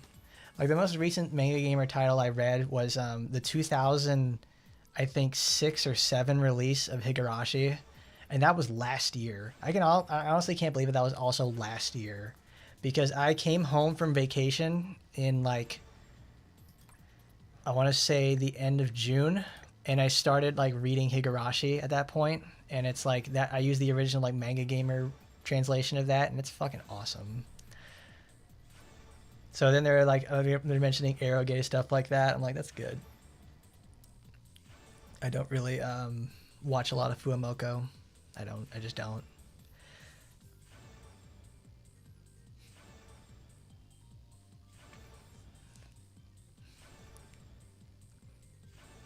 Oh yeah. So the randomness weighs about the amount of childish questioning that you ask their audience. Like I can't watch. I just can't watch most VTubers in general. Like I pick my one or two.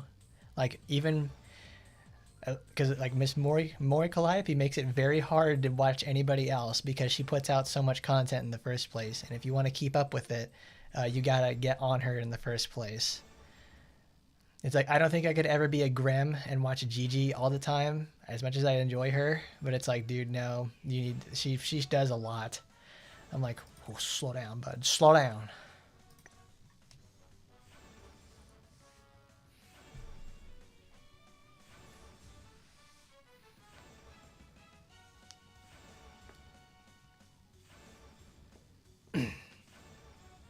Like most of the time, whenever something that's sometimes it's kind of fun to see like when chat explodes for like, oh my god, they did this amazing, incredibly hard thing on the first try, which is few and far between because most streamers are kind of crap at their own games. I mean, I'm no better myself, but it's like literally I have to like here's something like I don't like to tell a lot of people is that whenever I have a difficult game that I have to go play, well not have to, but like I want to go play for stream or something, like with Dark Souls 3, I have to sit there and go practice it like once or twice a day, once like a couple of hours every day, so I can actually get back in the swing of things.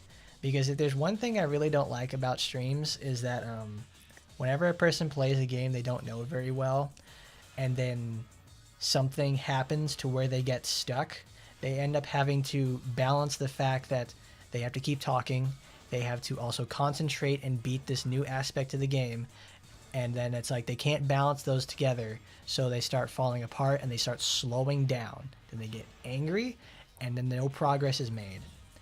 What I like doing is making a pretty substantial amount of conquest progress every single stream.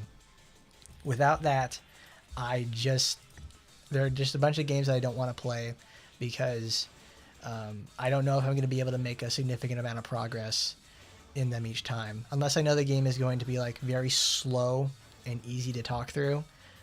I'll play that because I wanted to do Metal Gear Solid 3. So what I did last night, what I did all yesterday, was I started practicing the game because most of the game's time we're going to be spending there is just reacting to what's going on in the cutscenes. But also the most important thing in that game itself is making progress, because I don't want to get stuck on bosses that shouldn't be getting stuck on. Like literally today when I was practicing, I was like, okay, I'm going to do I did the fear, I did the pain, the fear, not the fury, the pain. It's I forget the guy who like goes in the trees and you get spider camo from, and the end. The end, I did not have thermal goggles for, so I ended up taking like 35 or 40 minutes to do it myself. And that's just literally me sitting there in silence, just trying to focus on where this guy's at. And then it's and then also I tried to dying. Dying is the thing I want to diminish as much as possible.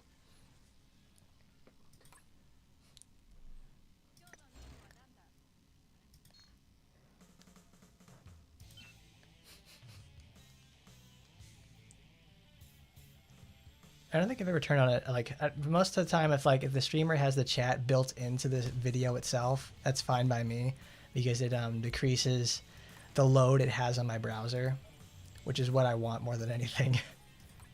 Because I never turn on chat for the most part when I'm watching a stream. It's just really rough, especially if it's too fast.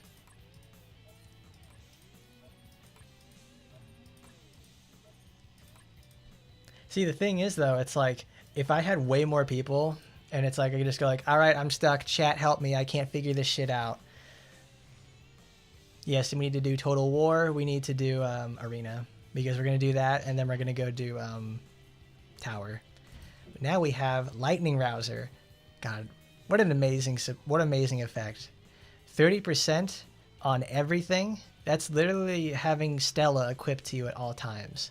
And then when you max it out at 5, that's 2 Stellas equipped to you at the same time.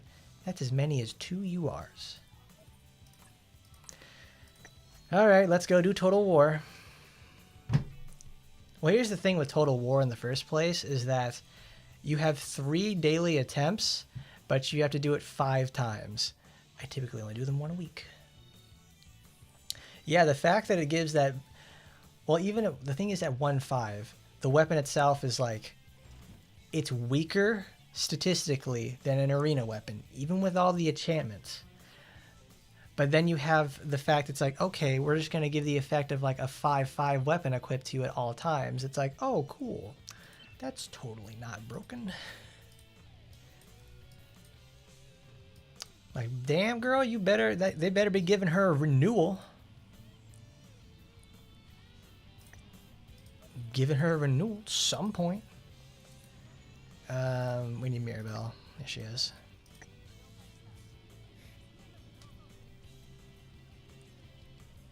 Does she have her gear? Yes, she does, because I don't ever take it off there. Spinel de Aru. Does she even need one? Need one what? Need one arena weapon?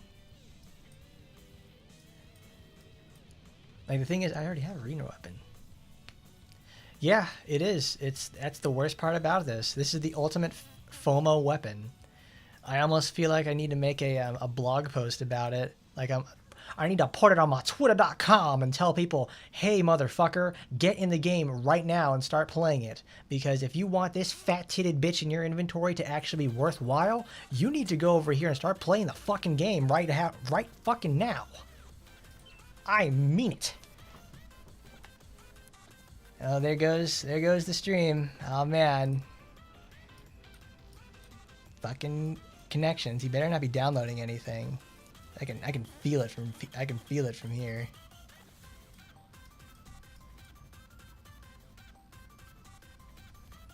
Dude's downloading the fucking movie right now. Can't do it from T, dude. It's gone. Now I need a drink.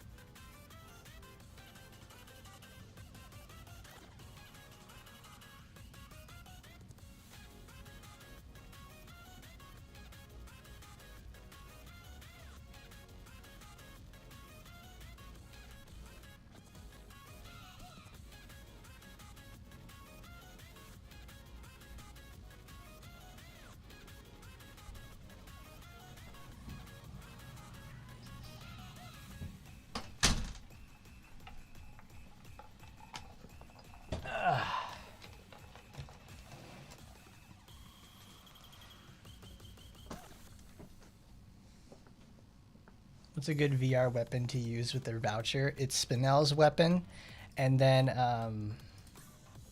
Yeah, it's Spinel's weapon. She gets the most value out of it in the first place. Because even if you take in consideration, it's like, okay, we're not fighting demons. She gets her best skill to do 60% more damage. How can I say no? How could I say no?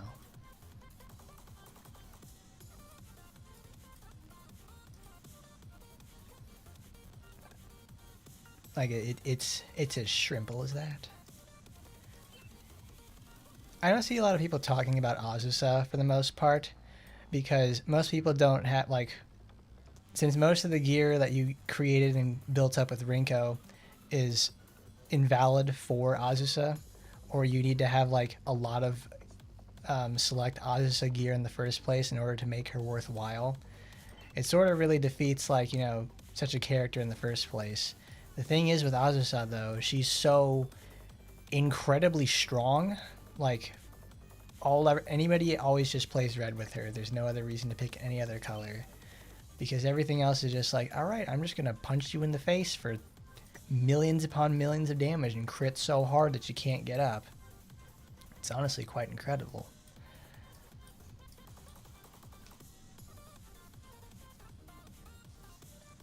Yes, he is all over Azusa, and he is right to do so, because Red Azusa has, like, some of the highest damage potential in the game, because her red weapon, not red, the limited weapon she just got is just bonkers. It changes so much for her in the first place, because it finally finds the balance between she can do stuff for Total War, and she can do stuff for VR now. Her VR weapon now just lets her just shred everything just shred everything dead, because she can apply a 30 down with, like, no problems at all. It's like there's no problem about it. I always like Irish because he's willing to argue with people about how bullshit something is or anything like that. It's one of my favorites, because he just goes in there and is just like, that's fucking retarded. And I'm like, you go, dude. Because, like, usually for the most time, I can agree with him on that stuff.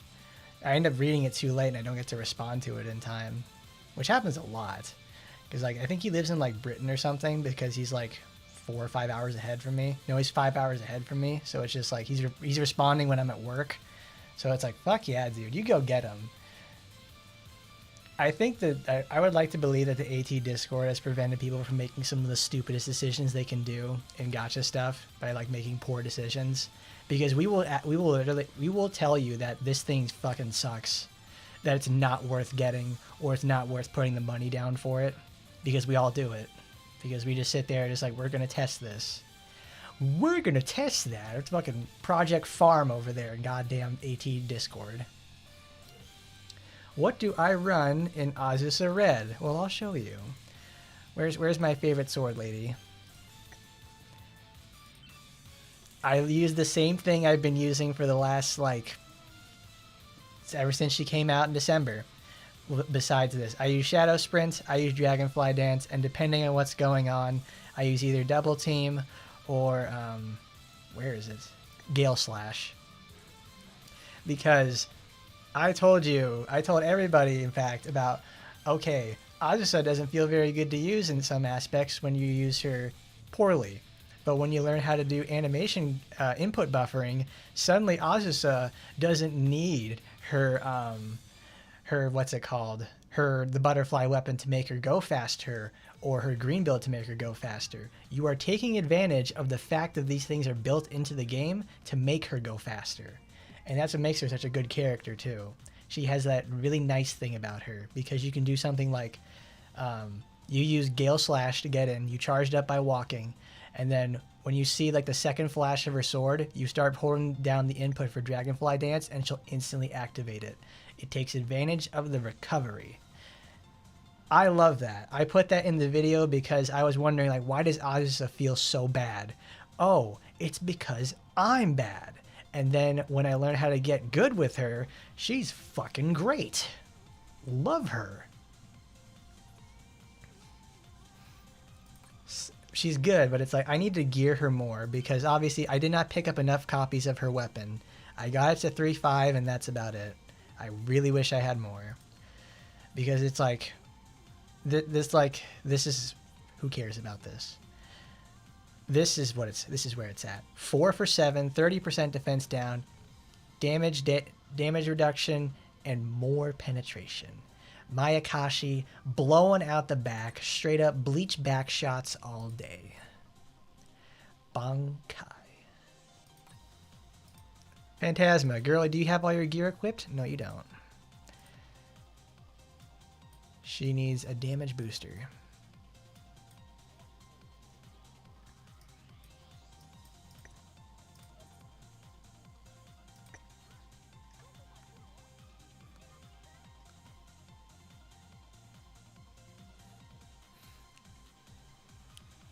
Tank Azusa is actually like a real thing. It's hard to believe, but it's like she can take the hit, but since her healing is only limited to one thing, you can't really... You can tank, but you can't turtle. Because if you can... Usually with a turtling build, you have something that goes in like, okay, I can get like... Zero, you go get Arachnea's Scepter then. Because that's the one for Shiranui that makes Rondo do like a bajillion damage. That's the one you pick then.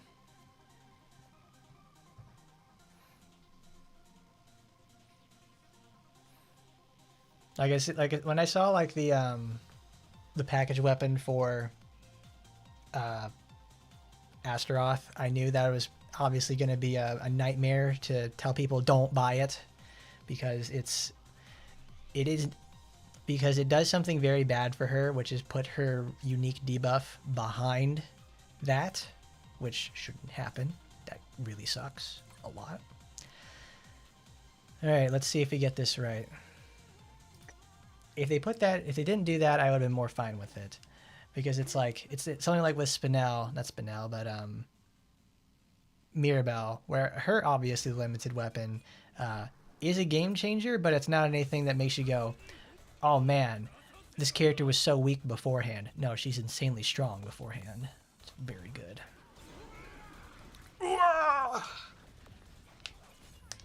Yes, the AT Discord. The best thing it's like with the AT Discord is the fact that you can use it for consulting. Like, if you ask us, typically we'll respond about like what to make for the decision making regarding a character, because I could make videos every single day about character selection and all that, but until I sit there and explain it to you myself, it won't matter.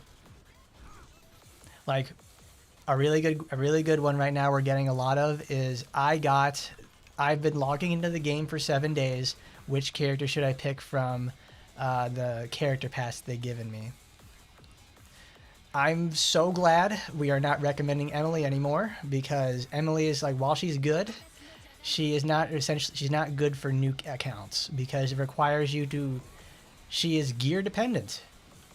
I said this in her video 4 years ago, and I'll say it again, because if you don't have the gear to make Emily survive the encounter and damage it in a meaningful amount of time, you would have been better off just sitting there and attacking yourself. It's the same thing with a lot of stuff. Tokiko, go away, girl. Ah, I didn't crit, damn.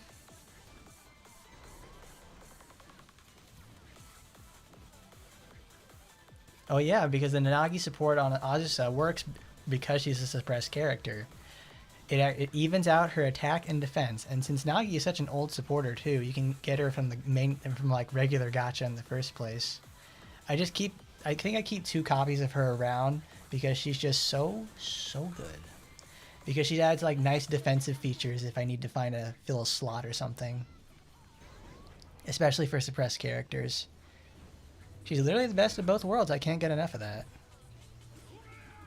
1-7, that's not gonna hold. Burning Rangers. Oh, there you go. Good, you actually tried it, because it makes a ton of difference. Like in the video that I made for Azusa, I actually show like there are moments like if you use her ability that lets her like do a finisher attack when the glow comes up. When that glow comes up, that's also when you are able to show when you have regained control and are able to, the game is accepting inputs again. So it's able to train you on that sort of thing in the first place. But you don't even need it on a lot of characters, actually. Most characters, when they finish their skills or their basic chain, you can tell when that happens because they'll have a big flash, or they'll have a longer stroke on their animation, or just like a big explosion at the end. And then if you want to prove to like when you start accepting input again, you just hold the control stick in a direction, and then when they start walking again, that's when they can accept inputs. So when you have something like Mirabbel's Riot Tackle, which is a long animation, completely armored, and has a weak finish on the animation itself, it's very hard to tell when you can start accepting input again for it, because it's the animation is deceptively long at the end. But on characters like Azusa, who are so reliant on their own speed, you get to do cool shit like that all the time, where it's like you know when the animation's over and you can start putting your inputs again to keep the string going. It makes her so fast. It makes her so much faster. For the most part, it's just like, it makes me sad that most people will never ever see that aspect in the first place. Because this is a game where it's like it simultaneously balances personal skill and also account strength as well. Because there's only so much account strength can do. There's only so much skill can take you in the first place. I need to take off the finisher for Tokiko because she can't. Okay, she can use it. I guess.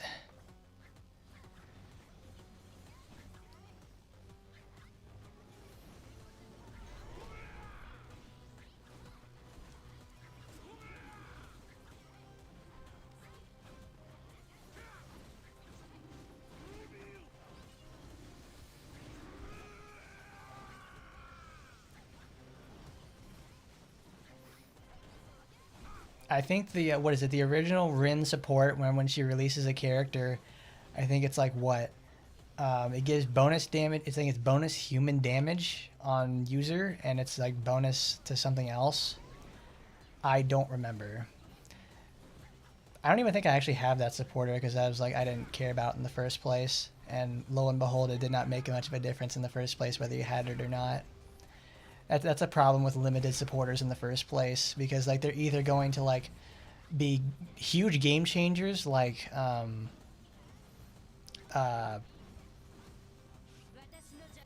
Like Mirabbel's is super duper important if you want to score well in Total War. Wow, what a terrible run. If you want to score well in here at least. And also it's just a really strong supporter in general, especially on Mirabbel. Who would have thought? That was, see, look at that. That's how much of a difference a run makes. Look at that. That's 1,276, and our previous one was 1,846. We lost 600. We lost 600 million damage because Spinel kept getting interrupted by blades.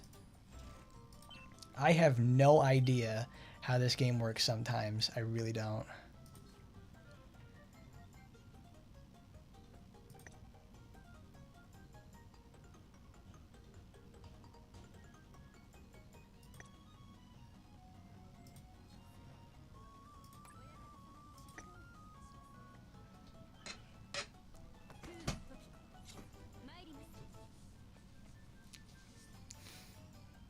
You need to have young Shiranui in the main slot to actually get it for like the most benefit out of it in the first place. Because if you put it as a sub slot supporter, I think it's like what the current condition we have it now. I think it's like a 28% from what I remember. It's like it's worse than in a sub slot, even with high skill level. It's still worse than other supporters. But in the main slot, though, if you have the correct effects inside it, it's stronger than other supporters. So it's like it's almost required to be in the main slot to get anything out of it for the most part.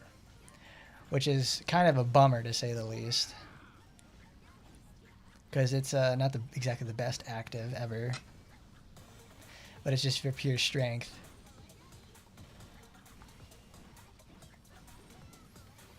But Mirabbel is actually really good in both sub-slot or main. That's like another even more nuanced feature, is to like consider whether or not is this a main supporter or is this a sub supporter. Like obviously, White Feather is like the de facto main supporter, because if you use it as for its sub effect, only Asuka and what's her name again? Shisui. Only those two can use it. Damn, it didn't crit.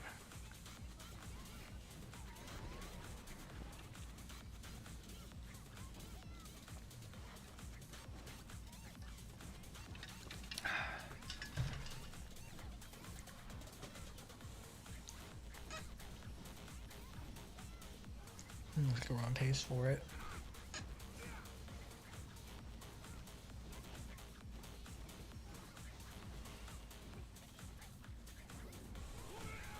Hoo-yah!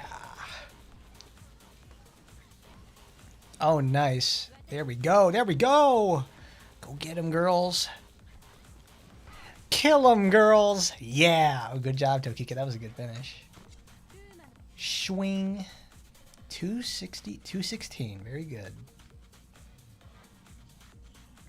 216 to the 6th power. That was nice. This mode is just so weird. What an insane amount of fluctuation. Because it totally depends on whether or not Phantasma gets White Feather procs and Spinel doesn't get interrupted. Because I don't have to worry about Tokiko because she stays the hell away. Everyone else though is like, if something doesn't happen within the setup, it's so very, I wouldn't say murky, it's inconsistent. I can only imagine what it's going to be like when they release another enemy for this. Once they start adding a rotation to enemies for Total War, God, it's already enough of a slog in the first place to do it like normally. I can only imagine how this is going to turn out when we have more than one thing to account for. I don't know. That's also the same thing we said too about with VR.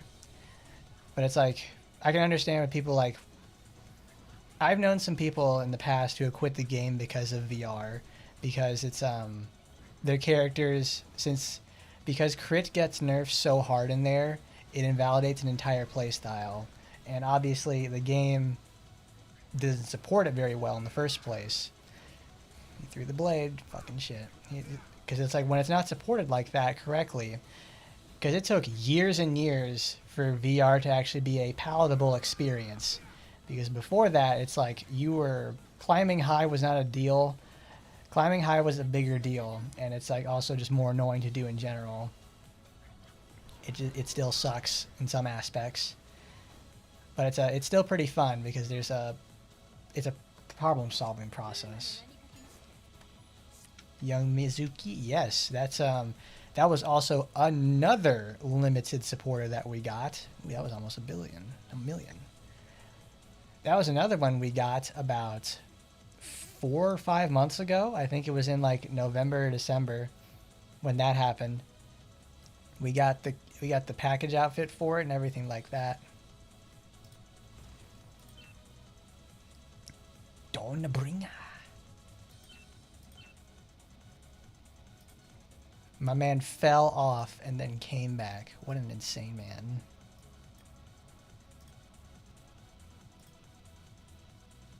Oh, dude, matches.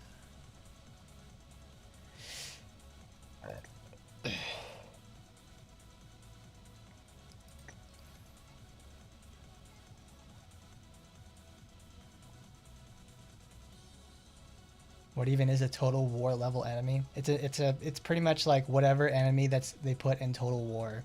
Because like right now in Total War, all we have is just Edwin Black, the Archon form, and that's about it.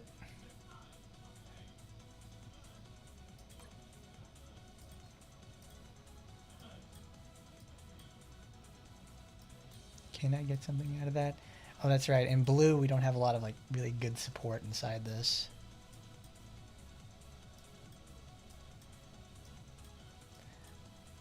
Put some F's in the chat. Asagi doesn't actually have a lot of good blue support that isn't specifically for humans. Oh, wait. I'll just use Onigumo. Look at that. We're literally on the road now to have 355 copies.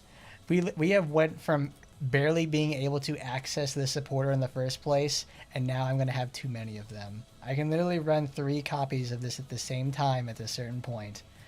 I can hardly believe it. It's such a good supporter. It's like, how can I say no? Shizzy, you still got your gear on? You do. You don't have any of your supporters, though. I need to put that on... Well, I need to take that off of her. We'll put that back on in a second.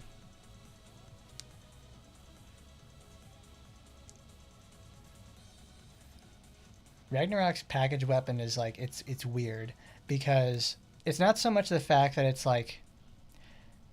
Like, the concept behind it isn't actually, like, the strongest thing in the world. It just takes one concept and extends it over a period of time. Because Freeze's 30% defense down is balanced by the fact that it only lasts for 1 hit. Anything that has really high defense down in this game is usually balanced by a long cooldown, or it requires a lot more to get to it in the first place. Like, in order to get... a Mochi weapon to get the 40% defense down at max stacks, you need to have 5 copies of it and need to have leveled it up all the way. The fact that you can have something that's like, okay, a 30% defense down that can stay still for 3 seconds and then be reapplied again on a percent chance is like, the only thing that stops it is a percent chance, which is modified by going higher and higher in skill levels. And even then, something people don't usually mention with Ragnarok herself is the fact that when you freeze an enemy and they become unfrozen, their AI breaks. It breaks a lot. It's what happens to a lot of enemies in the first place. They can't handle it. And then it's just exactly that. You run 3 freeze skills, and then it's like you're able to just chain them all together. That's how you defeat a whole bunch of bosses in the first place. They can't fight back because they don't know what to do, because they think they're still frozen. Because like Kiara is really good at like freeze reduction or something like that. Because it's like Kiara also has a huge defense down, but it requires her to get an extreme dodge, and it's on a long cooldown. It's the same thing with Tokiko's Clairvoyance. It's on a long cooldown, requires the dodge itself, and requires you to have like a set effect itself in the first place. It's balanced by time. Ragnarok just bypasses that in the first place because she's special. That's just it. They wanted a strong character, so let's take a strong concept and make it even better. Where are we? We're on round 2. So she needs, let's say, buff boost. Because we're certainly not doing anything with that. There we go, crit critters. And Ingdings, not much there. We're not getting a lot out of that. Who can I put? Because I want her to, there we go. Let's use Icy Hot. Because even then, mine's at 2.5. I just used my random Demonite for it because I'd like to get this to 3.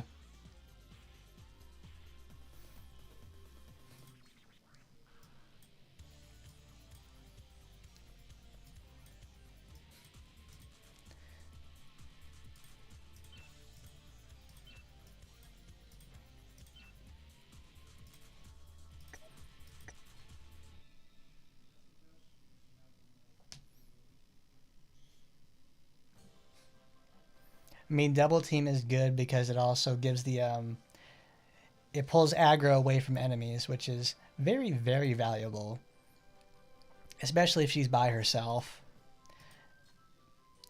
Because there's also a problem that the problem that she has is she requires so much investment to get her to be the level of strength you need her to where she doesn't need healing.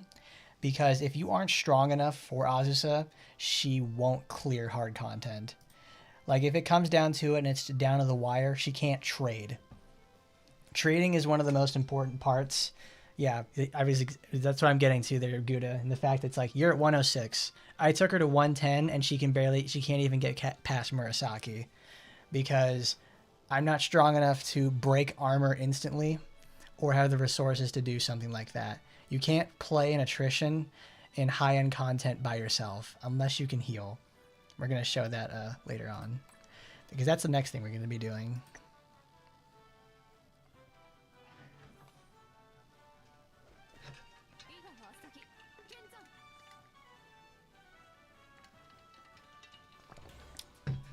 Certain bosses are really good for like being able to do solo. Like you can bait them into doing just like their attack string and then they can't do much after that. So you can use Azusa to get in there.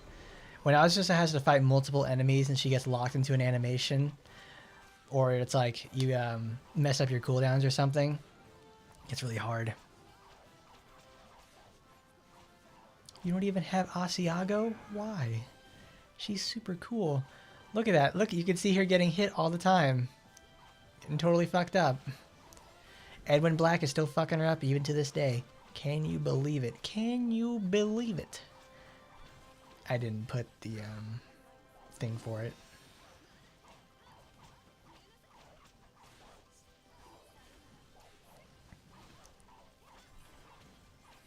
Oh my lord. Ooh, yeah. There you go. There you go. Go get him. Boy, I really wish I could disable people from using their weapon skills. Got the big booty, Miss Asiago. See, that's the thing about Asagi with it, is that Asagi is a very boring character. Like, that was the first video I made for this for Action Taimanin in the first place, and the fact about it is that she's boring. She's very simple, and that's what she needs to be. She has to be simple because she's one of the first 3 characters you can get, and because they need to be simple to get the player invested in there. These insane mechanics that get available to you as time goes on, yeah, that's for later. What you're going to do there is like you need to think about those in the first place. Asagi introduces you into the game with big slows, fast, learning about buffs, motion, what Taimanin are to do. It's like, it's good.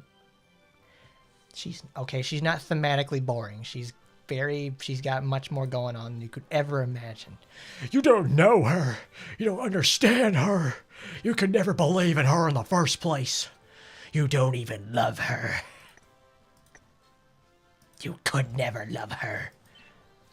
Okay, so now's the part where we're going to go play in tower. So we need to get 5 clears. So even then, it's like, I'm not even sure some of them could do it in the first place. So let's see. First of all, let's try it with good old Mirabbel. All right, so for gearing up for 110, you have to remember that it's what is it? This is an extremely long fight. You have to account for that in the first place. All these enemies have millions upon millions of health, and they're very fast too. They're fast, hard-hitting enemies, and they're going to last, and you won't be able to break their armor sometimes within 1 skill usage. So that has to be accounted for. If you don't account for it, you're just going to die. There's like no ifs, ands, buts about it. Let's keep that there. So what I want to do is like, so we've talked about this before. Every great thing about Mirabbel is that she has two functional colors and a third color that doesn't do much for anybody. So we're gonna go for the good old Yuri Hisui chaining, and how great it is, because goddamn do I love dealing suddenly 5 times as much damage as I previously did before. We get Misaki Akane. Dude, it's Misaki from Blue Archive. And then I need Crit Cat to round it out.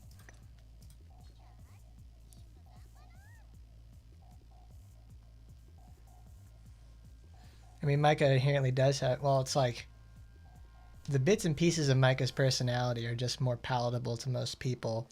Asagi has to be the main character, so she gets to a degree of change over time. But mostly, her life is just composed of suffering. Because, as you all know, in eroge and any content, suffering builds character. Who doesn't love a good amount of suffering? All right, we need Blitzkrieg, and we need I got fire support. What's the third one I can bring? Because I need something that I can spam pretty much for the most part. Could use combat turret.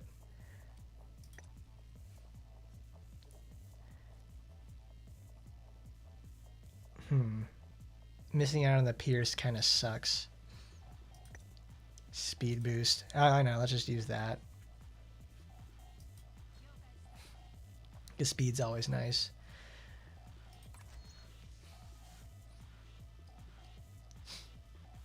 Well, I mean, Azusa has two extreme dodges. The super armor one that nobody ever uses, and then there's the clone creator, which everybody uses. Because the moment you use the other one that makes the clones, and it takes the heat off of her, there's no really reason to use anything else. Because the other one just puts you immediately into danger. It just like it gives armor to everything else that doesn't have armor, so it's like, okay, now she's stuck in this animation and just gets blown up, which really sucks. I don't like that happening to my characters. Crit rate.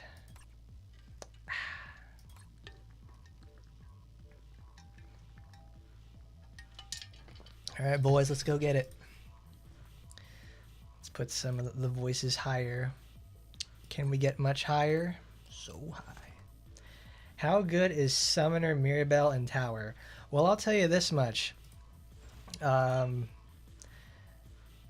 Assemble and Combat Turret are, what are they called? The summon stuff. The summons get no bonuses. They have absolutely zero bonuses from anything you have because they're just summons. They get only bonuses from things that explicitly say summons. If they don't have that mentioned at all, they don't get any bonuses. They literally deal fucking 5,000 to 6,000 damage apiece. They suck a lot. Unless you're doing something where you want to specifically keep building particles all the time, because they're really good at doing that. Because it's like... So I don't like seeing the video for like, oh dude, I fucking have the thing for it. Yeah, it's like, oh, I can make the summons work. Summons don't work. The only person who has ever made summons work is Shisui, because she specifically has a summon that has the modifiers, that has modifiers enabled from the player.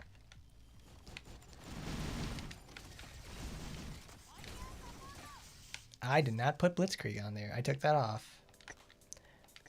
Kind of wish I had 4 skills.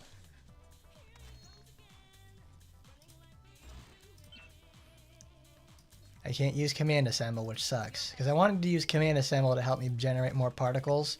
But like this is also Blitzkrieg. But I also need Blitzkrieg because she has to survive this.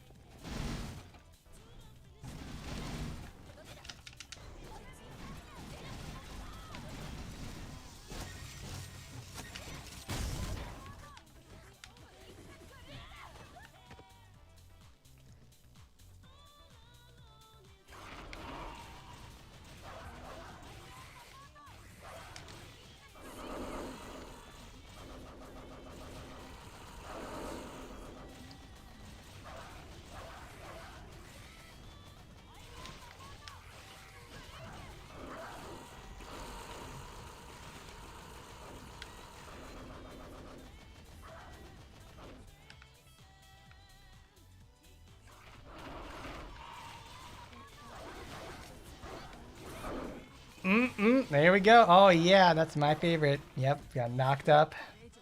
Not knocked up in the good way. It's like, and then she gets annoyed, and then she gets blown up. It's like, I knew it. I knew this. I knew that would happen because that's what she does. That is what she does. But there you go. It's 0. It's like 100 to dead instantly against Nagi. There's no winning against her. I need we can take command assemble.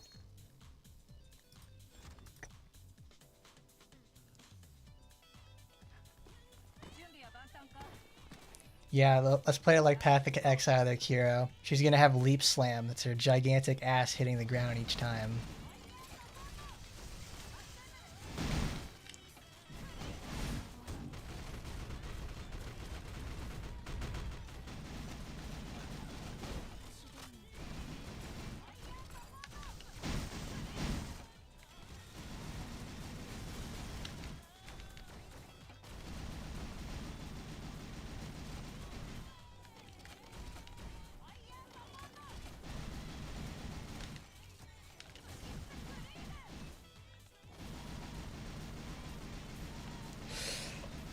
Ugh.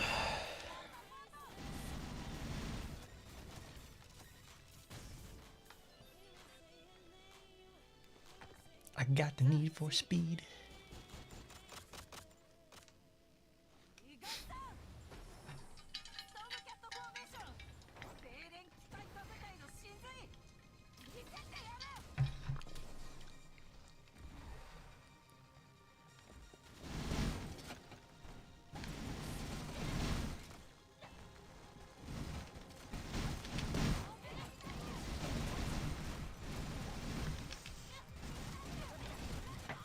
Oops. I tried to dodge backwards.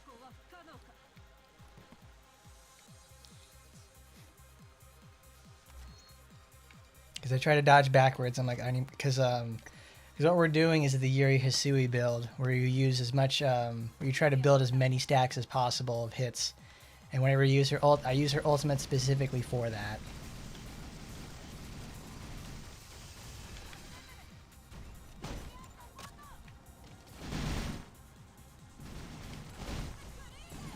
It's also the one thing I don't like about using the summons is because they all have knockback on their attacks, which kind of fucks up my positioning for stuff like these attacks.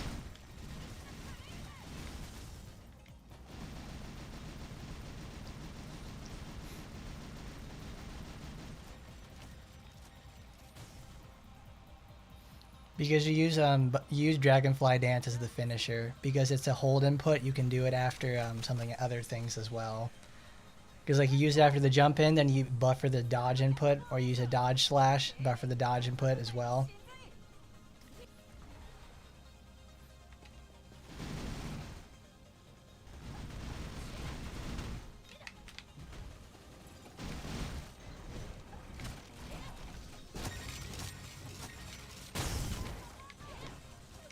Shit.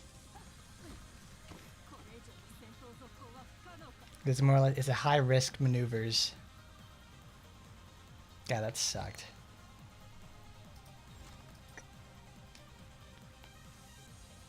Is that their way of protecting against dual inputs or something? No, I'm not gonna blame the game for that one. That's more or less me, because this is it's doable without having to do all that in the first place. Because I would never take blue Mirabbel here because it's just not something she's going to be able to do. She has to have the healing because these bosses hit so hard and so fast that it's like if she can't heal even with a little bit of the exploit behind it, it's just not going to happen.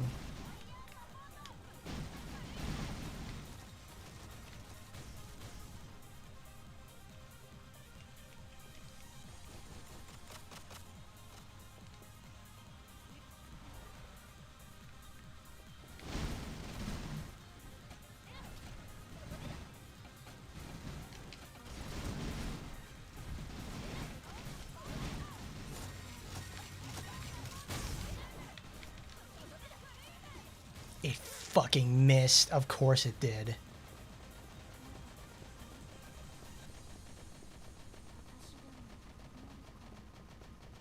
wonder how long this lasts.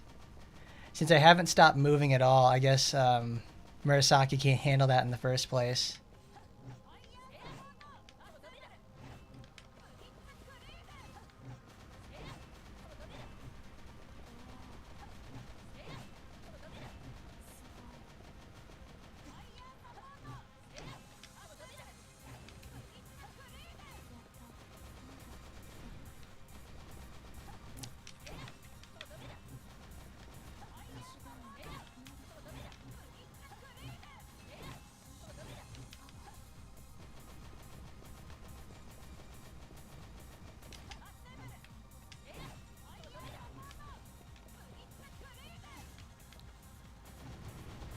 Keeps missing.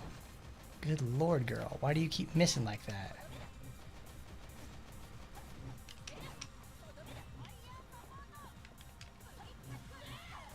Good lord. I hope command assemble isn't actually affecting this in the first place. Because that would be really funny if it actually created a bug if you started using it that way.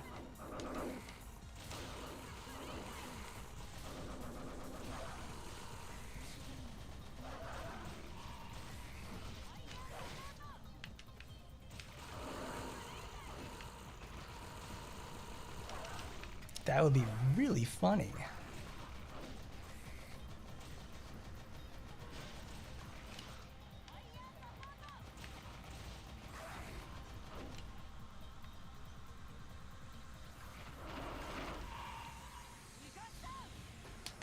Okay, let's see. Round 2, Nagi. I mean, it just goes to show also, like, you can be as geared as you want. These girls are still going to hit super hard.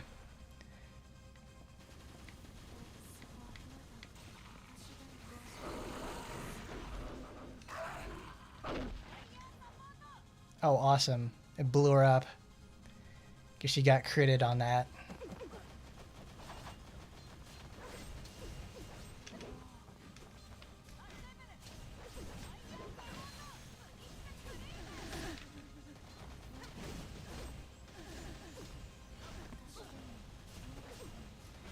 Oh, perfect. As of this week, right now, it's like I've been reading Bleach for the last few weeks.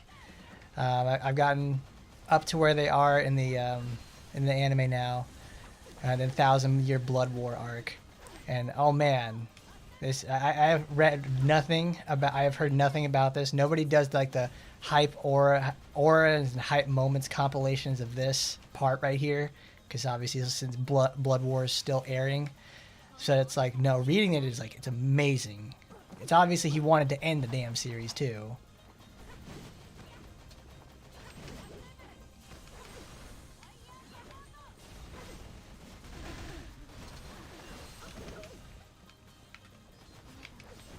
But man, it's so good.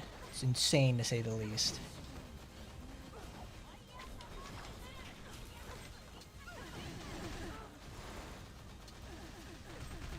I can see why people liked Bleach so much. It's like, I didn't think it was like, I thought it ended years ago too.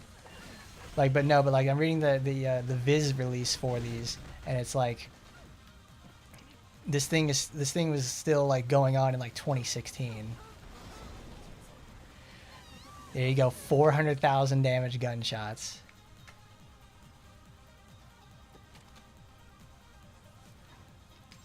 Look at that, 421. Very slow, because I haven't been able to get this down in 2 minutes, but I fucked up the Murasaki part.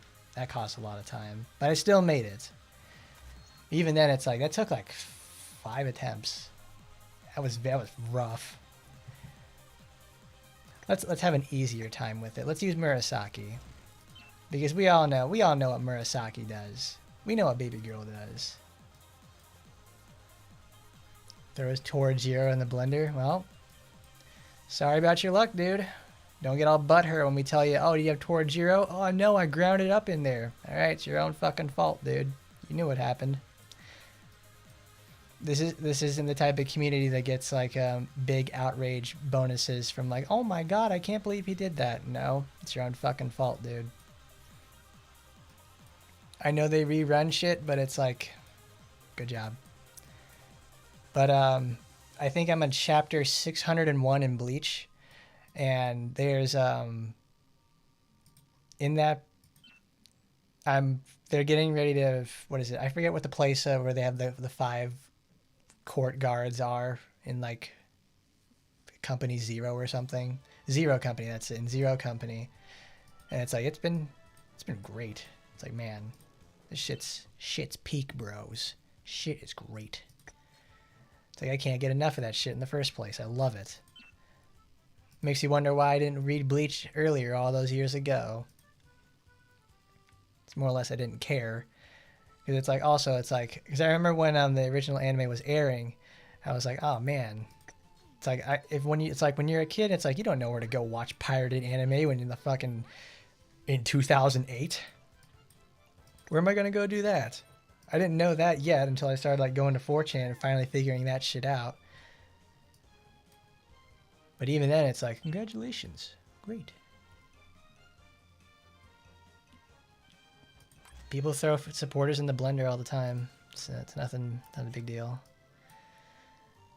It's just a very bad decision since it's understood that it's a very good supporter. I don't know why you would do something like that unless you specifically wanted to garner reactions. It just doesn't make sense.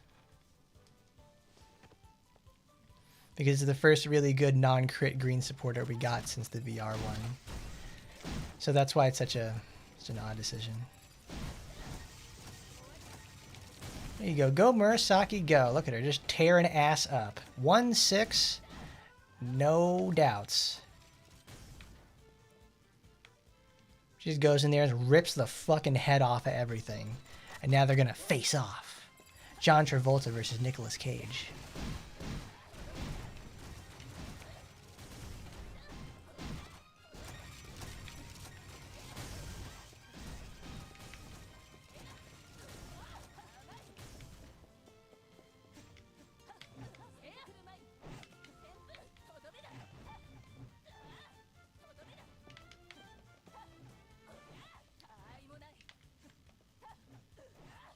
Chopping wood. She's like fucking Astaroth from Soul Calibur. What am I using? I'm using Hawiya because it is anybody who's really good at critting, it's Murasaki. And she has a weapon that's exactly designed specifically to do critting. So now she has like this 10 times critical modifier behind her. And now, so that's how she gets to hit for like 1 million damage every strike. Also, make sure you're using the Taimanin art at the same time so she doesn't get, like, when she gets shot, obviously, by Nagi, she can still keep fighting.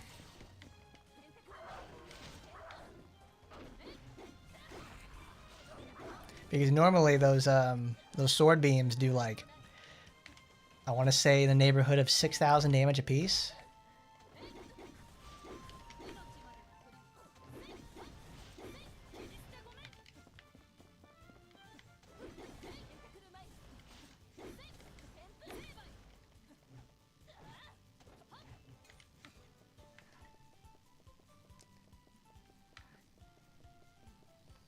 Where'd he go? He went to Cookie Country. We got Kirby music on tap right now. I'm like, it just reminds me of like I think we're playing. I don't remember what game they were playing on Game Grumps with like John Tron all those years ago, but it was like when they were playing. It's like they went to, I think it was like Nightmare in Dreamland or something, and it's like, oh my god, look at how cute the names are. It's like you went to it's called Cookie Country. I just always remember that bit because it's like it's peak Game Grumps of John being stupid. And it's also very true about the behavior of naming things in Kirby. It's called Cookie Country. It's called Gusty Gardens. It's fun names. It's fun little cute names. Uh-oh. This fat bitch ain't coming near me. Get out of here. You ain't no plap geek, you get the fuck out of here.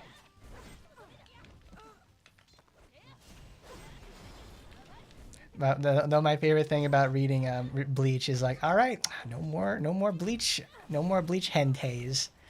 It's like, oh, I care about these characters too much. I don't want them no sexing up. It's like I care about them too much. I want them to find love, not getting raped or something like that. No, thank you. 305. That was nice. But look at that. That's how easy it is with Murasaki. I'm not concerned about having to lock in so she doesn't take a lot of damage. She was dealing like against machines like 1.4 million damage. But that also just shows how much health these enemies have now. They are so bulky and they're so strong. It's like if you don't have the stuff behind you, you're just gonna get swept. Put your ass under the rug because you got swept, baby. All right, so call it the Who because who's next? All right.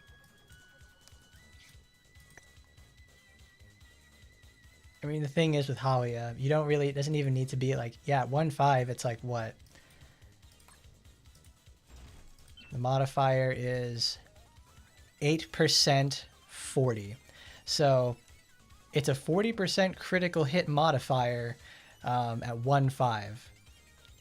Obviously, that's affected by your weapon skill level, but that's what enchantments are for. Like, 40% more critical hit damage is nothing to scoff at. Because, like, look how hard it has to work in the first place to get anything like 50% critical modifier, 32%. What is this? 56%. It takes extremely high skill level value in the first place in order to get it. Halia is at 40 when you hit max stacks is like it's already strong, and all you have to do is use Murasaki's basic attacks. You don't have to think. You know, there's no really hard stack management. You just stack critical hit rate. Fujibayashi, you know, it's like, yeah, that's part of the whole reason why she's so busted in the first place.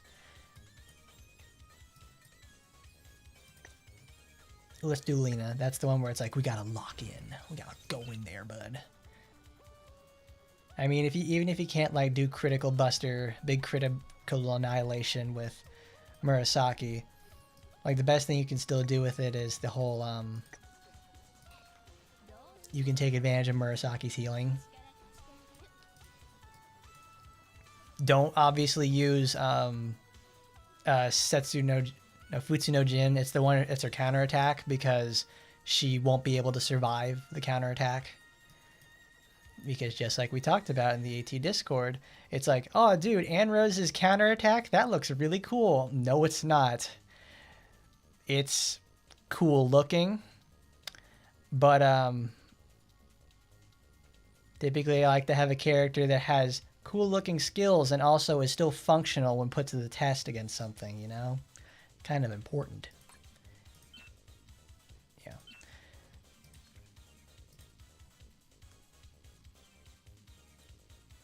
They're horrible if you're not Murasaki, because Murasaki's is like really what they should have been in the first place, maybe even Kurenai's. They should all have an HP recovery built into them, because for how fast these enemies are and how much armor they have after a certain point, if you can't break their armor immediately, the attack becomes useless. Because if you didn't break their armor and you got a low recovery out of the hit because you can't crit for some reason or something happened, guess what? Now you're just gonna get smacked in the recovery, get smacked out of it, and all the healing you just did is gonna become useless. It's like, why put yourself in that amount of danger when you can just position yourself better. No, you can't counter. It's not the type of game where you counterattack. Trading is something that only exists when you have a very high scaling heal, like Mirabbel or Shiranui, or Asagi can do it, but I wish she had armor because it's an overhead. Like, a lot of the heals in the game aren't armored or they're modified poorly, so they don't get anything out of it. You have to try really hard to get so little out of it in the first place. Now we get to my favorite best girl. We get best girl Lena out here. The classic red busting up armor, like busting buttholes builds. Because we have Phantom Butterfly. We got Senrin Kagura. No, it's a fucking shit. What's it called?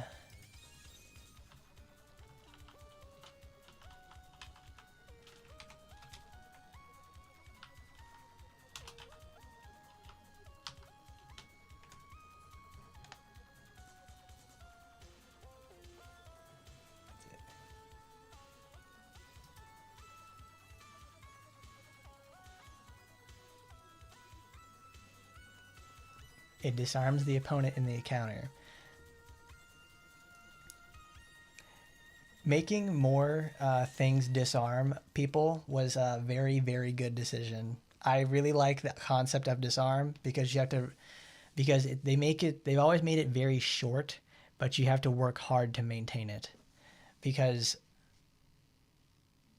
obviously people talk about the whole fact that it's, you know, the disarm extension against Mass Taimanin is a very boring way to play, but the alternative to boring Mass Taimanin battles is very, very dangerous and hard and fast battles that aren't fun to play. Because nobody complains about Mass Taimanin anymore because we have so many ways to solve her battle. Everybody complains about Ingrid because we don't have anything that solves her yet. Because we can't do the extension immediately. Which is why it's so hard to fight Ingrid, other circumstances withstanding. We gotta get fucking Senbon Zakura out here. What's a weapon that looks really close to it? Oh, Lena's weapon. It's almost. I wish you could give like her specifically just that skin.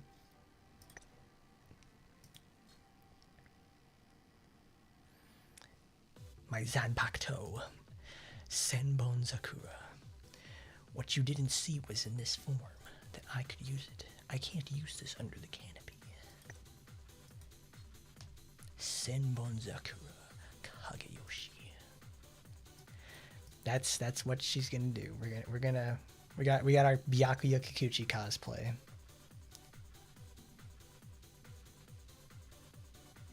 Is it a good unit to field Eleanor for spider clearing? Yes, she is one of the best units for anything that has ads inside it, because you can just play. You can actually make her be primary DPS as an AI too, because her stuff is brain dead stupid. So you have fun stuff like you can just put Maelstrom, her power dunk one that sucks enemies in, because then you have just 2 forms of suction. And because it's a 150 modifier on Maelstrom, you can actually do a lot of damage with it. It just depends if the AI is ready to shoot it at the enemy and make the most of it. But that's a question for another day.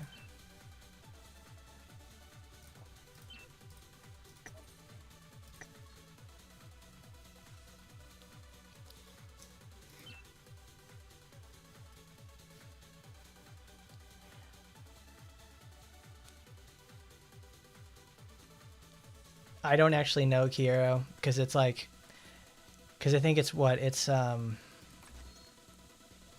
I forget how it works, because there's a specific thing you can do for it. It's not specific weapons, it's specific weapon types.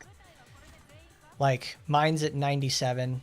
I could obviously go higher to like 99, but it's 2%. It's splitting hairs for me, because it requires it's 3 characters plus a 4th different character situation, or a 5th from another character from the same, or another from another character. Like it's 1 gotcha weapon, 1 of these beast weapons, and 1 package weapon together. So you use all of those together, and it creates the necessary amount to hit to 97%, because you're hitting it's like you hit the UR benefit. You that's just there to get the bonus out of there for another percentage.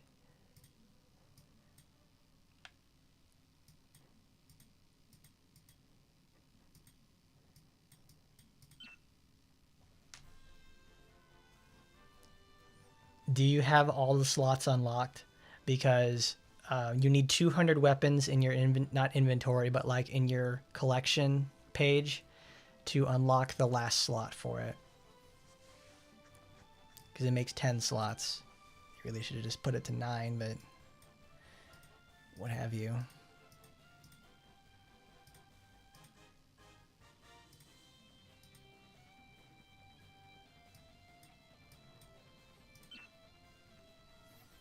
Yeah, we get a Boro collection modifier that a 2.5%, and then it's like you have the UR boost as well.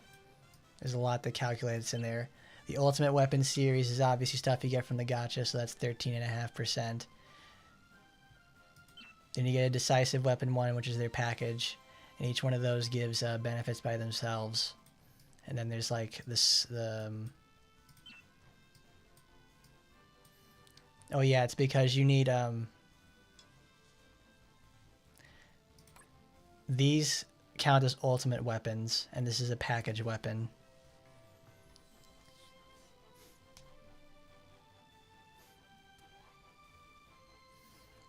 Oh, it's one gacha, beast, and summer / snake for 3 different weapon types. Because right now my armory is only made up of 2 weapon types.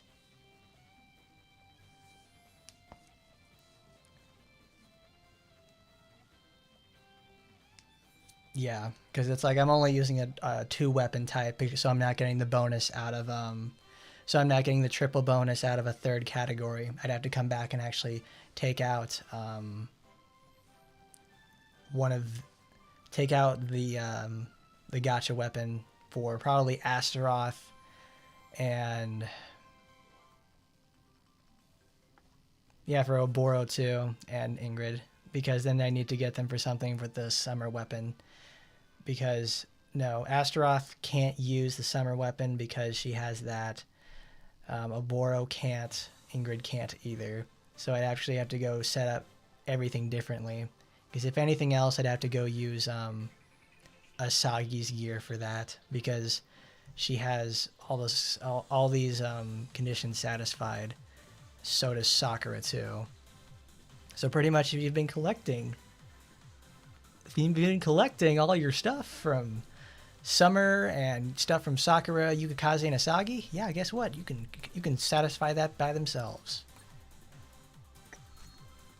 But it's like, I'm at 97, I'm okay. That's why I've never gone anything to like figure out how it works, because I just made it work that way.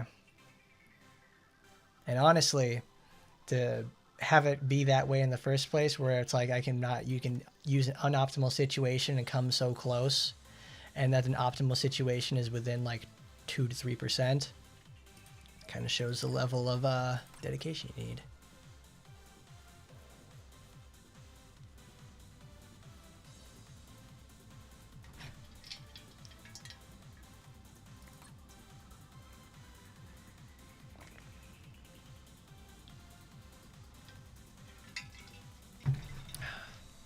I think Rebellion weapons give a lower modifier in the first place, which is why we don't tell people to use those for the most part.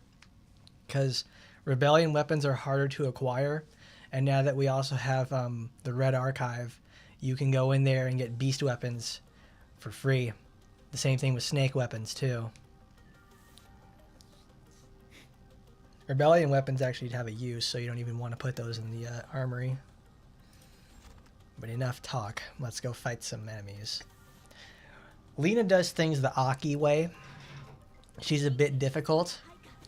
Everything really rides on her hitting her armor breaks. If I don't hit those, she's effectively dead.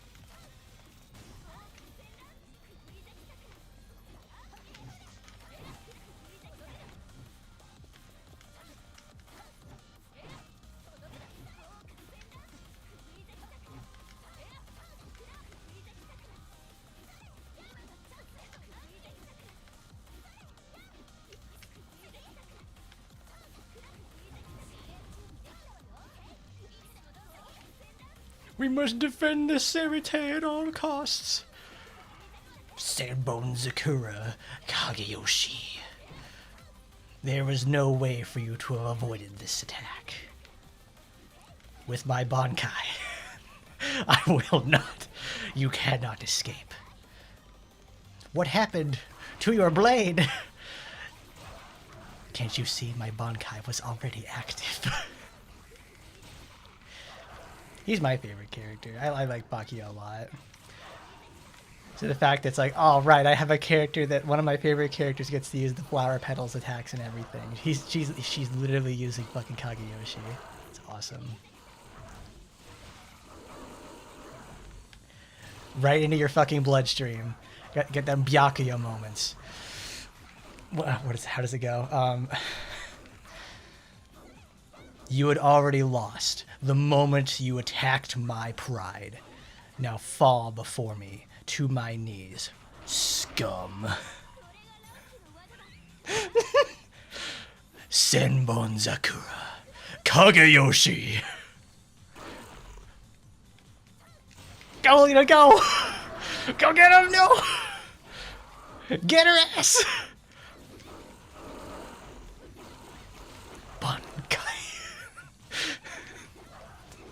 I have no idea how they can't just like laugh themselves into a coma in like the VA booth.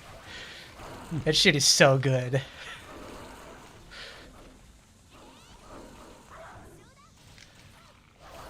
Us Soul Reapers. We weren't even using a percentage of our power. When we leave the Serite, we have to use the limiter that puts it on there. Woo!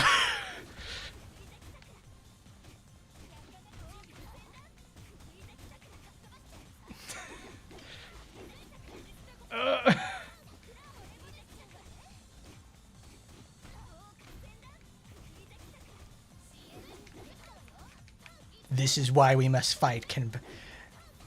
This is why we must fight, Zakura. There can only be one Kenpachi. You must defeat me in order to earn the title. I have to pass down the title to you in this way. Nagi, you must fall.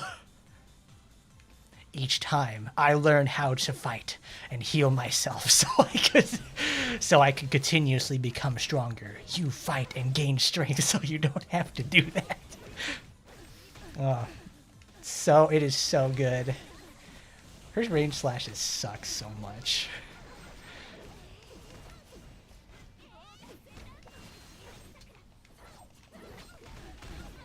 Don't you remember I changed your memories?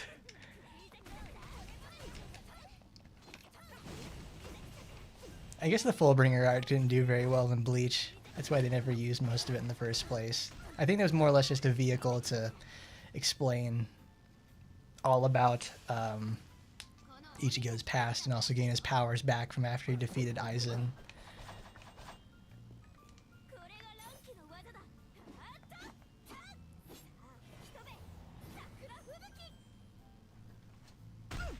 Ooh.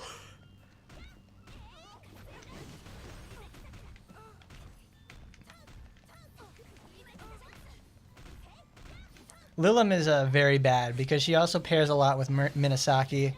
So you get both ailments at the same time. You get absolutely fucking shit canned in any way, shape, or form.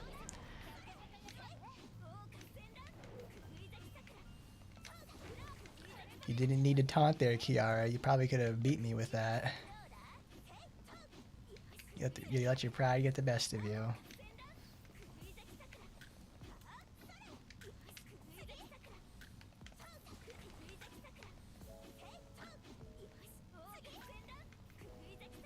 Oh, this took 6 minutes. Damn. That was very slow. Also not concentrating very much.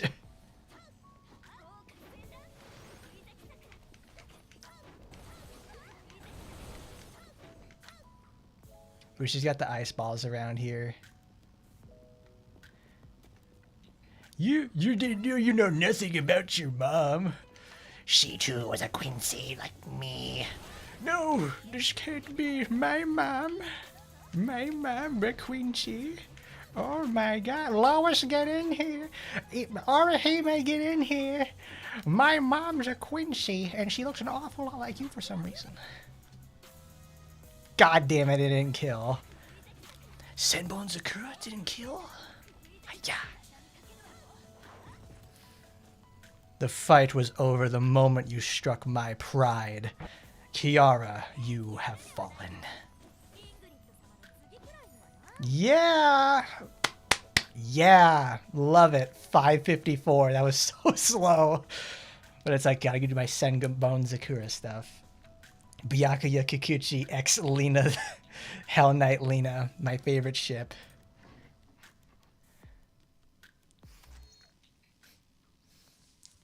Lilim sucks ass because all she is just an elite succubus with a different body design, and she gets my shit kicked in all the time. Because not only do elite succubi have the spin, they can inflict stupid ass ailments. Lilim's even worse because even though she lacks the spin, she gets little buddies that also break targeting.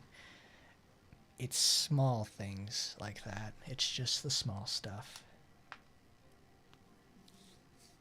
How am I constantly critting and doing so much damage with that? Well, it's just like I said, it's you have to use. It's a lot of armory and it's a lot of awakening. But even then, it's like the best example I can give with that is like when I go to 110 with Mirabbel, most of the heavy lifting is done with one.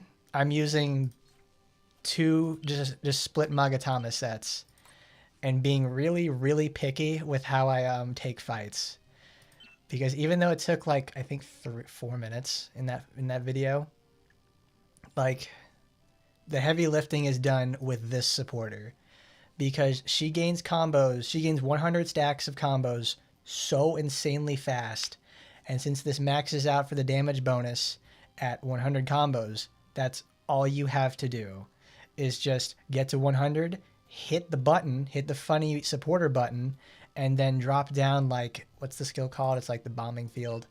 Fire support. Then you drop down fire support and it's just over. You want to see my awakenings? Okay, guess what? They're all maxed out.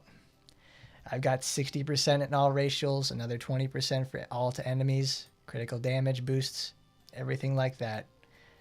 It's like, I even still have points left over because some of them aren't maxed out, but even then it's like 2 points in this doesn't make too much of a difference in the first place. That's what they do. Because even then it's like defensive and stuff like that, but these make the most difference because she already has like innate pierce. But it's like, it just goes to show that even at 75, the awakenings and your armory carry so much, and then it's also properly gearing your character for the situation. I can tell that this the video did very well also because people have asked me how that works, and it's like the interaction is shown in the video itself. It's literally just knowing what to do.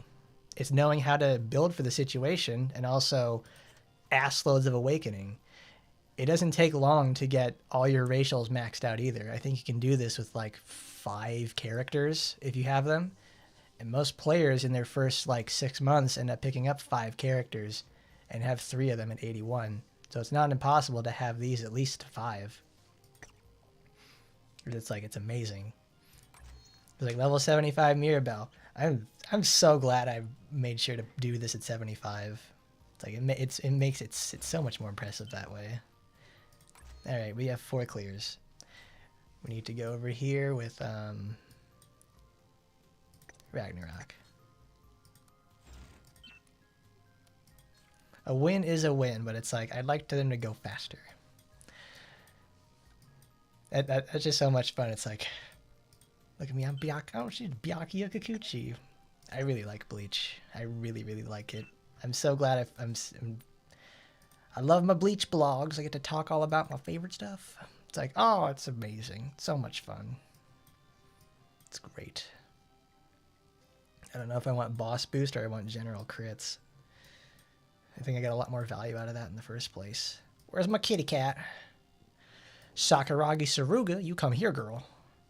Need that. There she is.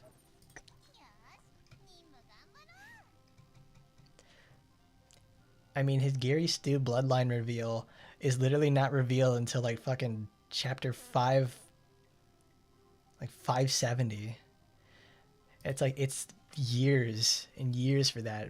Beforehand, he's just like, I mean, he always had signs that he was, you know, the Gary Stu bloodline situation because he's always been special. He's the main character. I'm just glad they made sure that he loses every once in a while.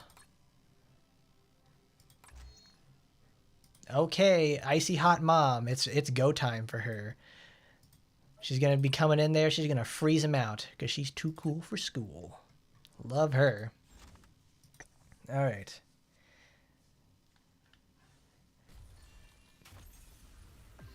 This also goes to show just how valuable crowd control is for VR and in any sort of game mode, really. Because watch what happens. Like, oh, wow, she literally just walks in there. She's fucking... Oh, his AI broke. He doesn't know what to do. Look, see, that's the power of freezing. Because he's completed his death animation, like where he explodes, but he hasn't been able to accomplish it.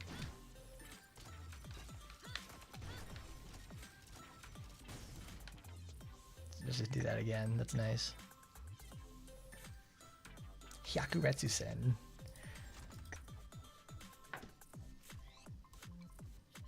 Oh yeah. I did think it was actually really cool that Jin was, he spent all that time working with Aizen so he could actually get revenge for what he did to her as a young girl. I was like, wow. All you have to do is just like, oh, dude, rape? Yeah, I get it. Nice. It's like, man, I instantly understand it. I get it. And then Jin died immediately after. Thanks for jobbing, dude.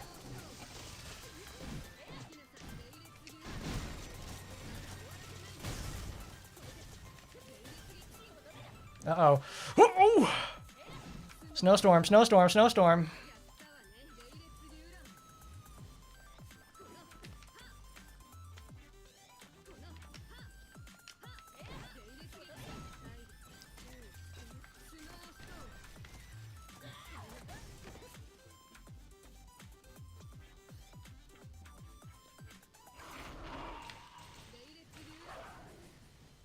I remember that's what I would do in the first place, is I'd leave a lot of characters at 75 because some of them don't actually need like to go to 81. But it's like as time has went on, I've just slowly been taking them all to 81 because it gives me the awakening points to go for stuff. But even then, it's still more efficient to go to 77. You get more value out of that in the first place, and it's cheaper to do. I probably shouldn't have done that. I need to wait for the cutscene to complete then.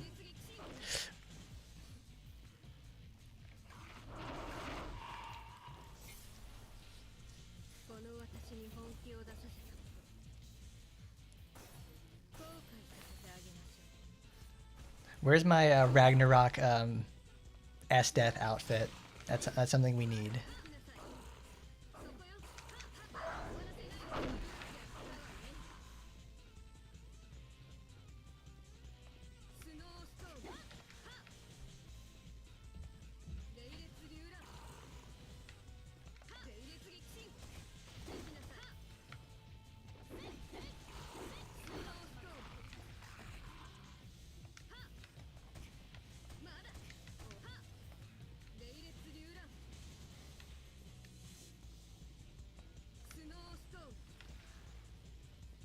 That's right. You go get him. You go get him, buddy. Amazing. Yay. Oh, man.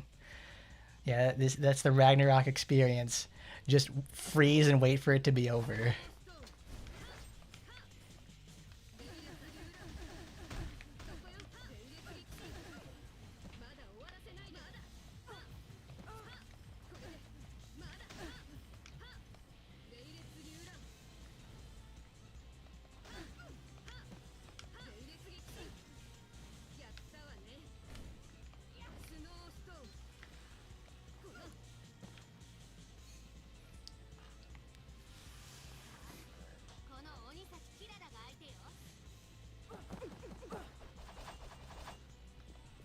You'll get more bonus points if you just sit there and just use them, just getting them to 77.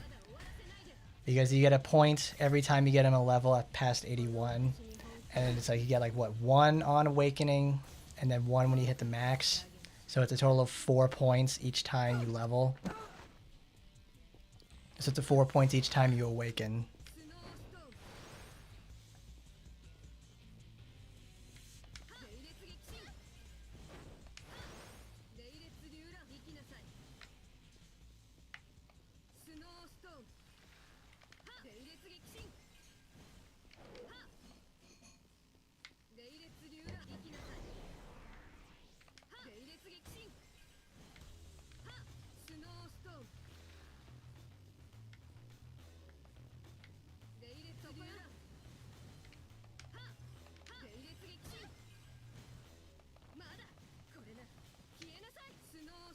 Snowstorm.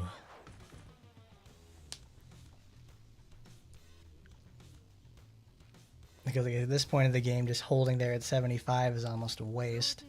Because it's like you could get so much more from the fact it's like you just spend the very...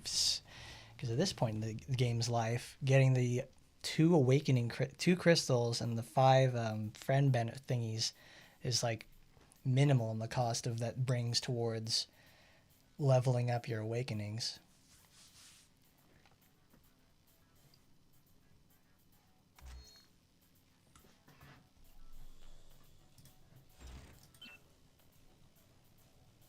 Good job, Icy Hot Mom. You did it. That's 5 clears. It's like Lena, Murasaki, Swagnarok, Mirabbel. Wait, that's only 4. Who is the... Oh, we're missing 5. What am I gonna do? Oh, I know. Because my 5th clear in practice was Asagi, and it's like that was 7 minutes, and I was sitting there concentrating the whole time. Do we find out who the next renewal is? That is next week. Because right now is the middle of the month, and they usually reserve those for the end of the month.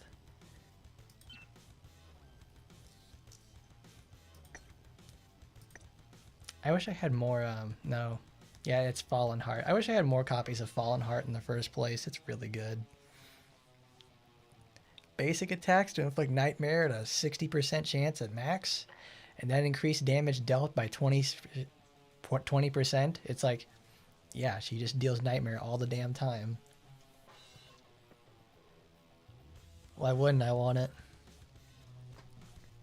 Let's try it. Let's try it with good old Phantasma. She's a professional support character in all senses of the word.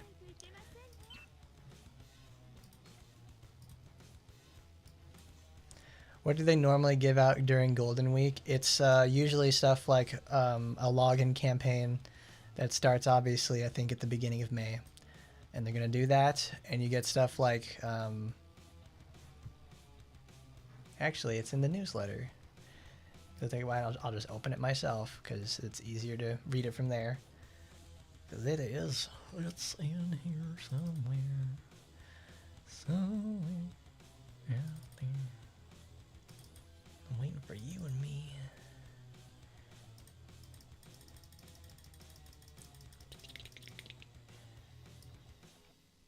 Let's see. Golden Week, that's going to start next week. So it's an event where you get obtain lucky draw rewards by using Golden Week coins acquired by logging into the game and completing surprise missions during event period. You can also buy them with gems. Lasts 2 weeks. So you have the lucky draw system, which is a place where you can get nanomachines and demonite, mirage crystals, crystal kits, and a whole lot more resources. And lucky draw streak rewards. You get a commander mark, Kashiwa Mochi, I think it's probably an affinity item, and golden present box, which is probably going to be a random chance and stuff like items. And I think there's also a login campaign as well, where you get stuff like probably some leveling mats, and probably ends with a UR ticket or something.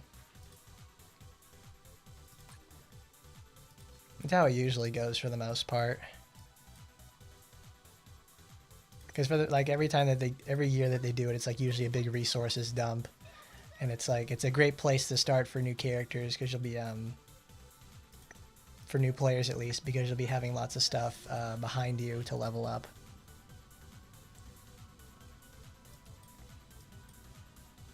I think someone asked me the other day about like how many, whenever you use the function in the special functions area that increases EXP, that if it applies to account EXP as well, that made me think for almost the first time in probably like 4 years about account EXP, because I think we've been at 120 for like the last several years at this point.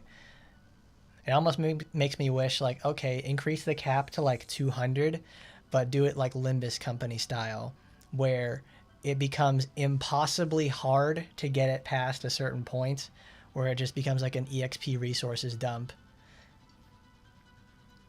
Like, it just makes the funny number go higher. Because that's effectively like what Grand Blue Fantasy does. Because I think they're at the point now where like we're maximum account level is like, I want to say 400 something. And it takes a long time to get there. Because it's usually about like almost two and a half years between account cap updates. So it's like, it takes a long time to reach it, and it's very hard to do. But also Grand Blue Fantasy has stuff where they have giveaway shitloads of EXP every time. What do I want? I want a utility boost. Because we can't... Because Fanta's not a type of armored, but she does get a lot of healing. Oh, there we go. Spica. Now we can't use invincibility, though.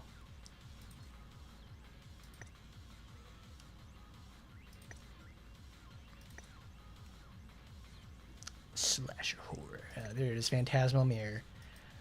Amazing skill. I need something that does damage, though. Oh, that one does. Wish I had 4 slots. That'd be really nice. 4 slots would really make a difference here, because it lets me pick up another item. Oh, I never noticed this about Summer Phantasma. She has the jazz design from the funny paper cups from the Dixie paper cups from the 90s.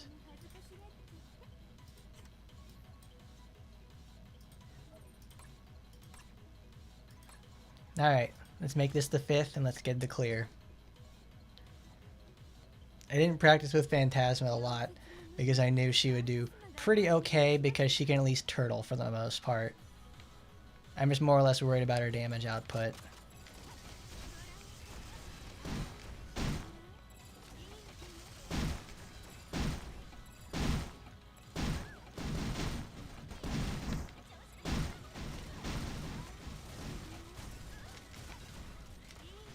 Oh. Steampy, you got to be fucking with me.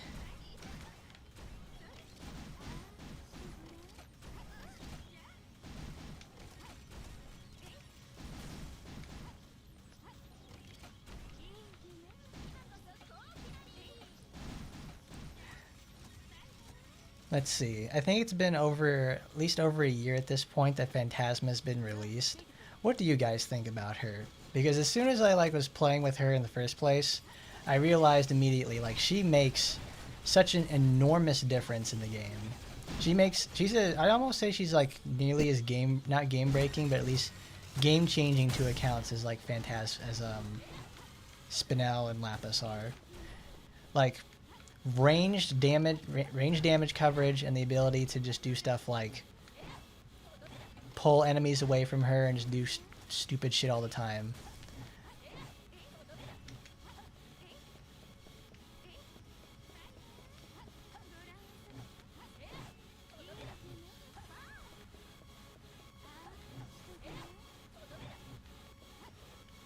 Okay, she's not dealing enough damage. That's one of the big problems I have with this all the time, is that they don't deal enough damage because I haven't geared them very well.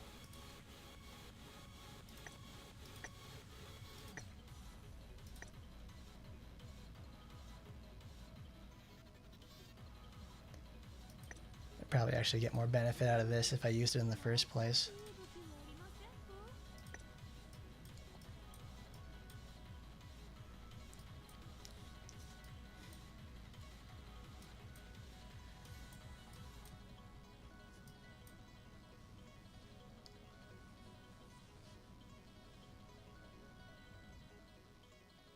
No, we actually have even more incentive to farm stuff now because even though we don't get EXP out of it, we have so many other things that have that require ass loads of resources, such as the club. Donating to the club is like the best like extra resource dump in the game because it also incentivizes you to farm and clear all 20 and clear lots of boxes, and then you also have the whatchamacallit,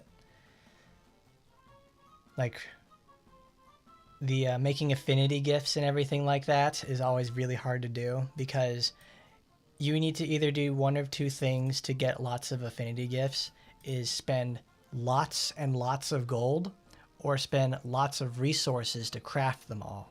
You can actually do both at the same time. They're very like, because that's really the end game situation, is getting resources to raise your club and craft gifts. That's it. It doesn't get any simpler than that. Because most accounts are like 120 at this point. Because if you're at 120, you play the game enough. At least you play the game for at least 1.5 years. It's like a torment situation for Blue Archive. You've been playing a minimum of 2 years. Your bare minimum account is 90, and you're able to have at least one team that can rank, not just clear, but rank in those events, which makes a superbly huge difference.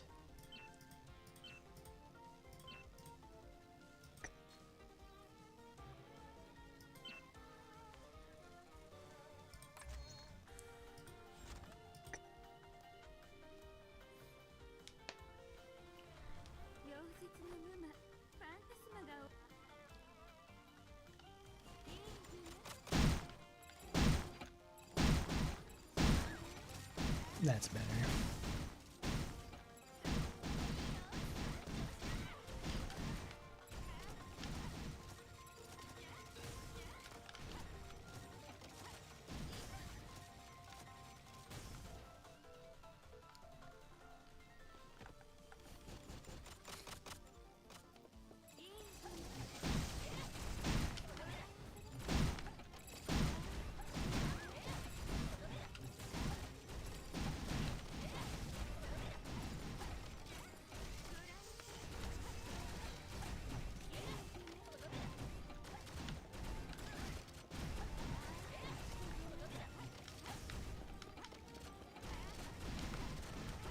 My name is Vitaly Versace.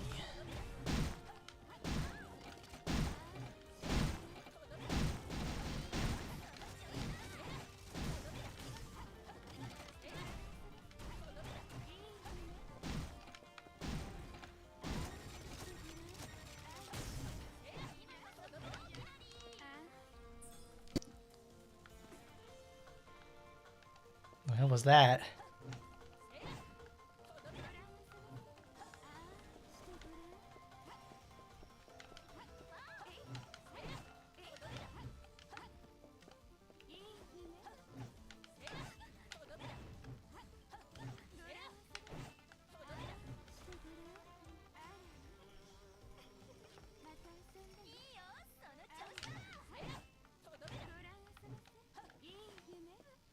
Come here. Come here. There we go. Because you gotta get the double hit. It's like the loose cannon in Team Fortress 2. You gotta go for the double donk every time.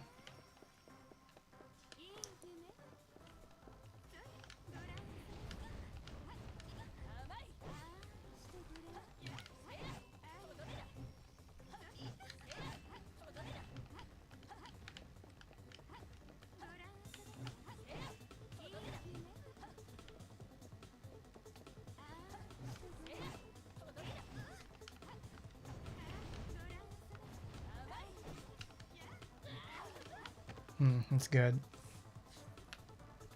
As long as we keep it below 3 minutes, we won't time out.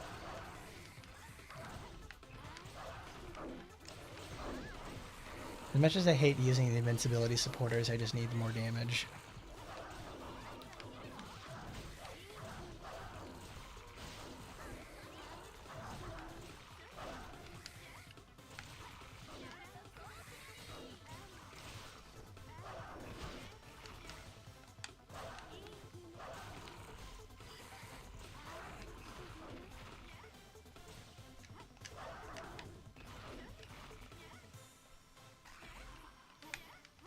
Okay.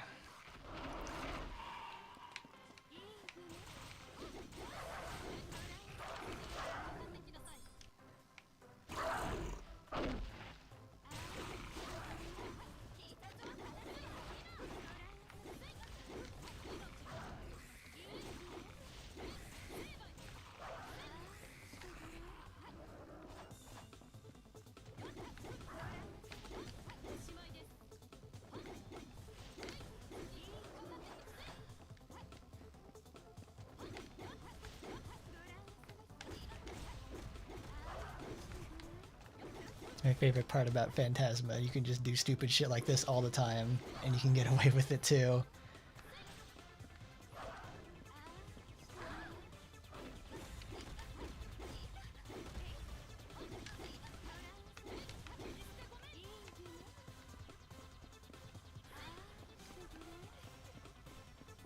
Come back here. Nagi, come back here.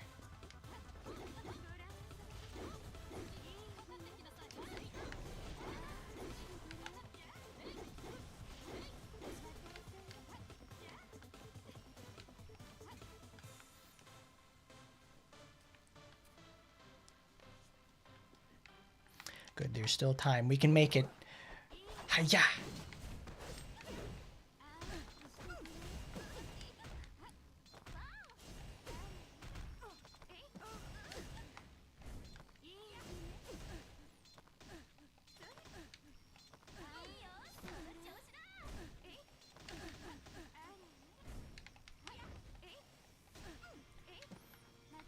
That's something I also really learned to appreciate with Phantasma, is the fact that it's like, she has a reward for you getting in as close as possible with a ranged character, is dealing even more damage. Certainly can't say that very often.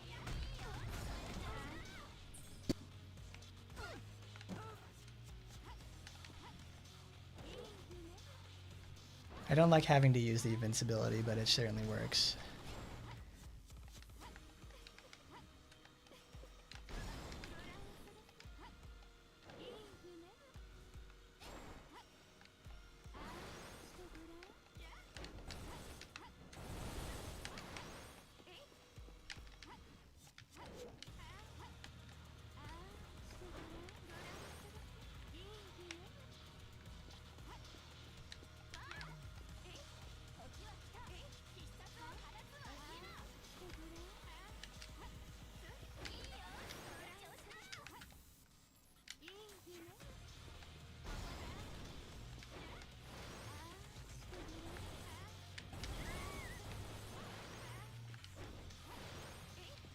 Come on, don't you crash out on me, pretty lady. We got this.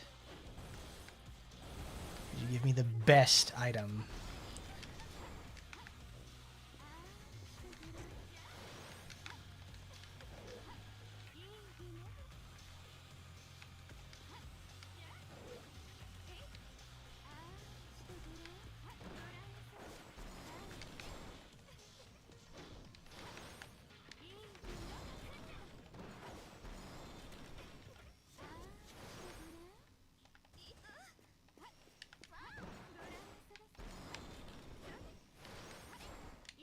Why, it's easy.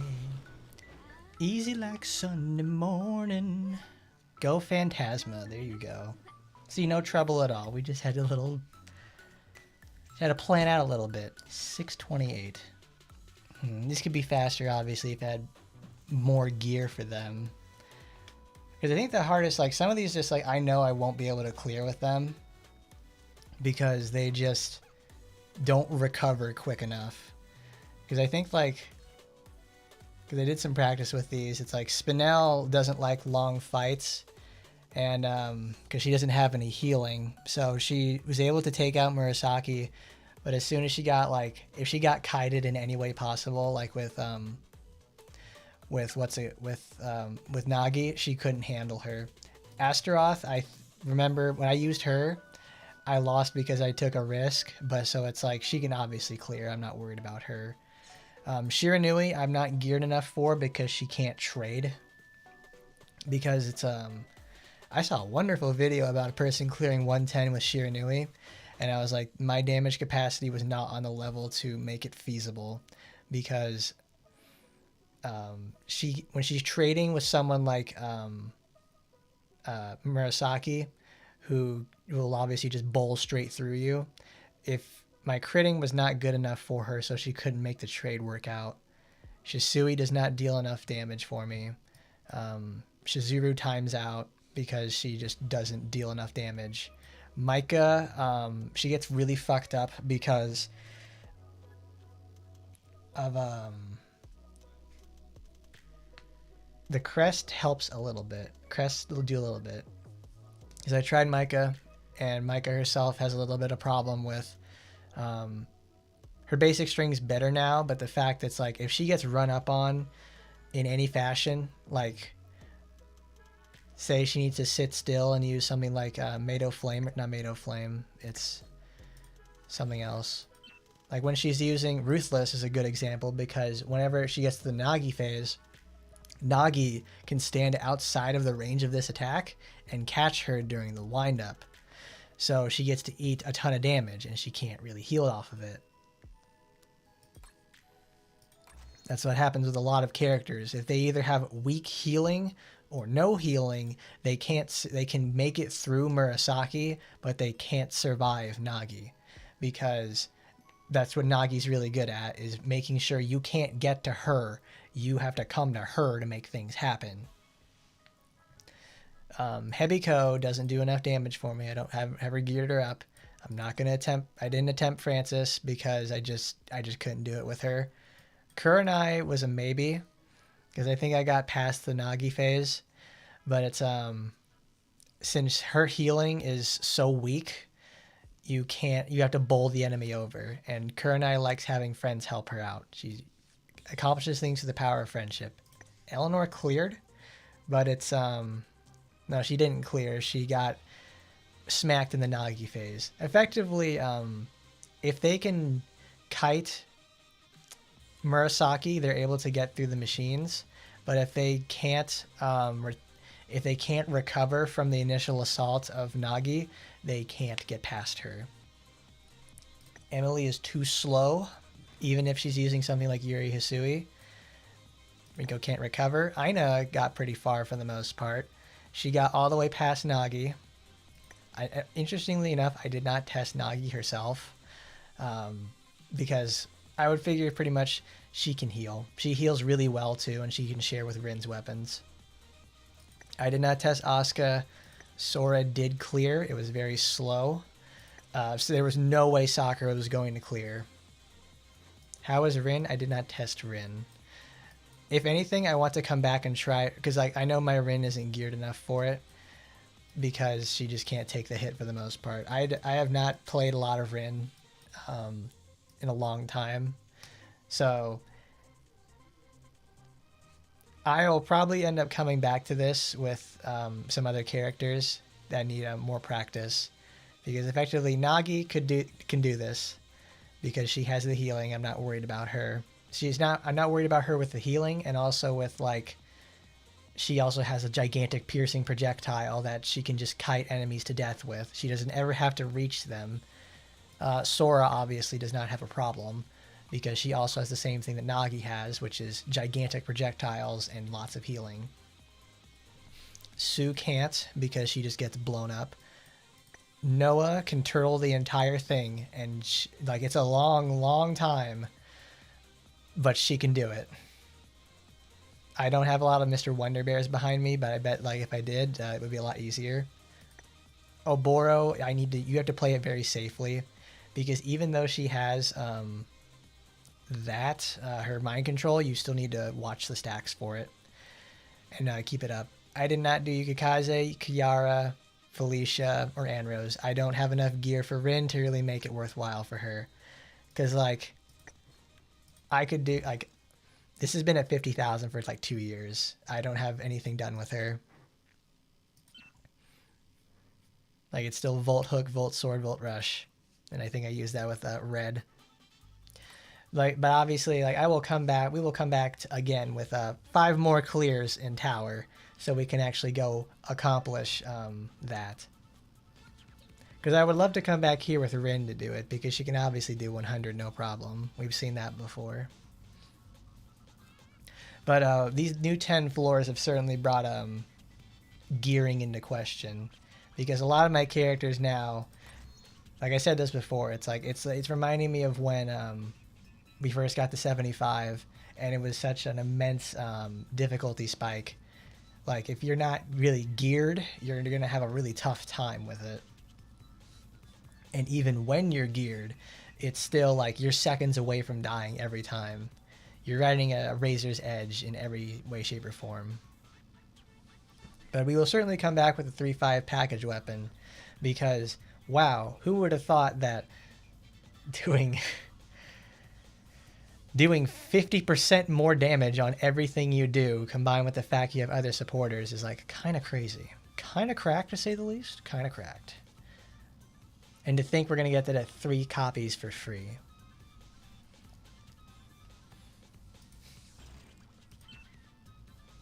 Because it's like, we're not going to have the weapon this week, that's for sure. Because even then, we wouldn't even have it at like 3-5 yet. We'd have it at 2. But I figure it'd be a situation like you can make her a human hater build. She actually does this really well too. But Mirabbel does it better. What? Who said that? Who said that? Who said that Mirabbel did it better? Alright, pick up all that before I forget.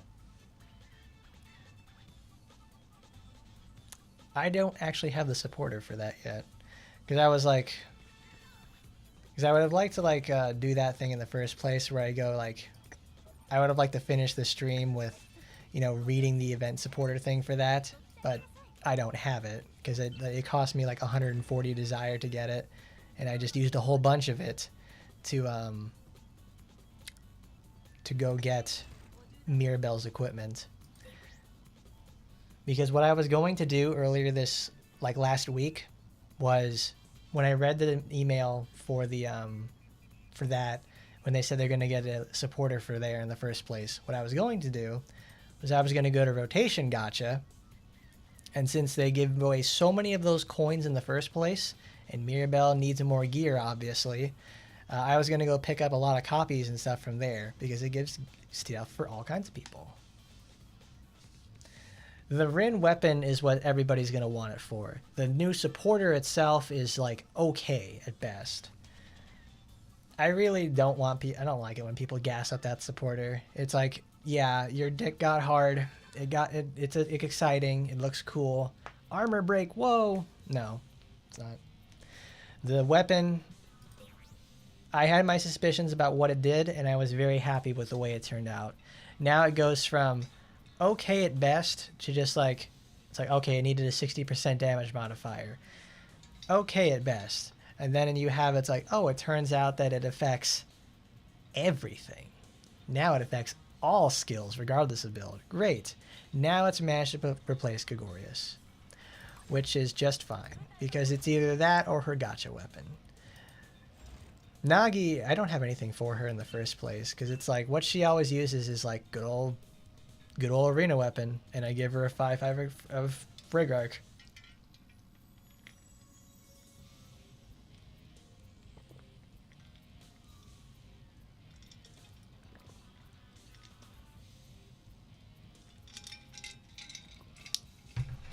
It's going to be best in slot forever, because it's effectively 2 damage dealing supports equipped to you at one time in your main damage slot. So you get full calculation out of it. Yeah, her best weapon is the boss killer, but it's also gacha only. So it's really hard to acquire unless you're using ultimate weapon tickets. I think I have 1 copy of the weapon in the first place, and that's it. No, I don't even have the copy of it in the first place. Because it's like,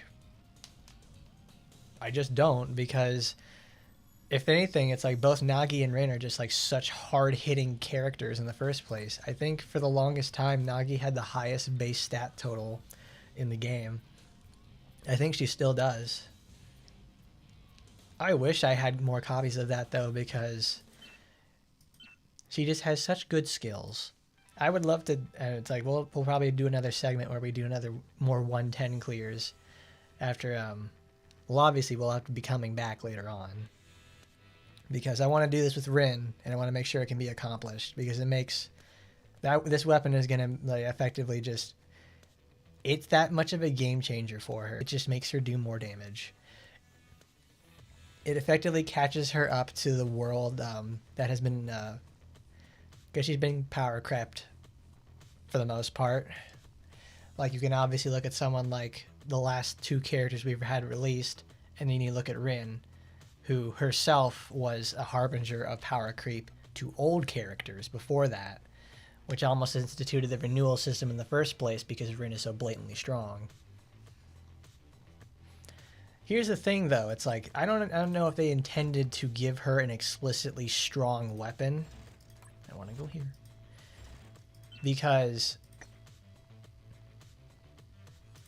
I feel like it was more or less like a problem with the wording.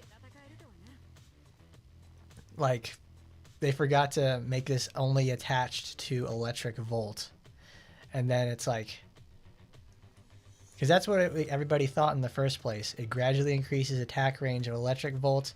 Damage increases by 30%. We all thought it's like, oh, it's a comma. It's part of the sentence, not separated by a line break. That's how it's always happened. So it's like, oh, it only makes electric volt do more damage. No, it just makes it so it's like, okay, now it's going to do everything does 30% more damage. If they have the gall to correct this, they would correct it probably with gradually increases the attack range of electric volt and increases its damage by 30%. And then they would make the line break and you would have the critical rate of self by 25%. This sounds like a mistake, and it probably is. But they've left in bugs for a long, long time. You want to know why I can know that? Because I sent them a message the other day, about 2 weeks ago. We talked about this, last week. Because I got an email. It's like I sent them, I wanted to know about Home Air Now.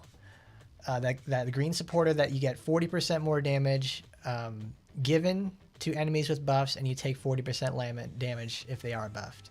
So I wanted to know if VR scaling attributes are considered buffs, and something, I think it's something else. Hold on, I got the email. Got it. There it is. The passive effect of Home Air Now is increased damage against buff enemies. Damage taken decrease only applies to buffed enemies, which means when they have a buff, little green icon on their HP bar. The scaling values from VR levels are not considered buffs. That answered just a bajillion questions right there. You got it right from the horse's mouth. But then we learn, then there's a line break. And it's like, however, upon investigation, we confirm the passive skill is not being applied correctly. We will make sure to fix this issue in future updates. So, how long has the passive effect been broken? In fact, how long has it been that way in the first place? Because it's like, because for the longest time, I've seen people just say like, oh my god, it's like, dude, he gives like more damage bonus in there. It's like, no. More or less, it's like probably because I just told him. I tell him what happened. It's like, oh, that's what happened? Okay, I'm going to make sure to fix it. I hope they fix it. Because if it was for the longest time, it's like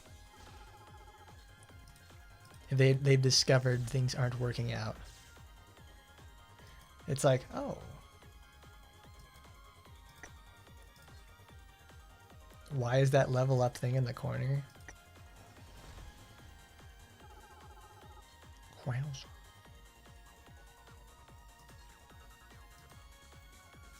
Oh, they didn't hide the weapon correctly.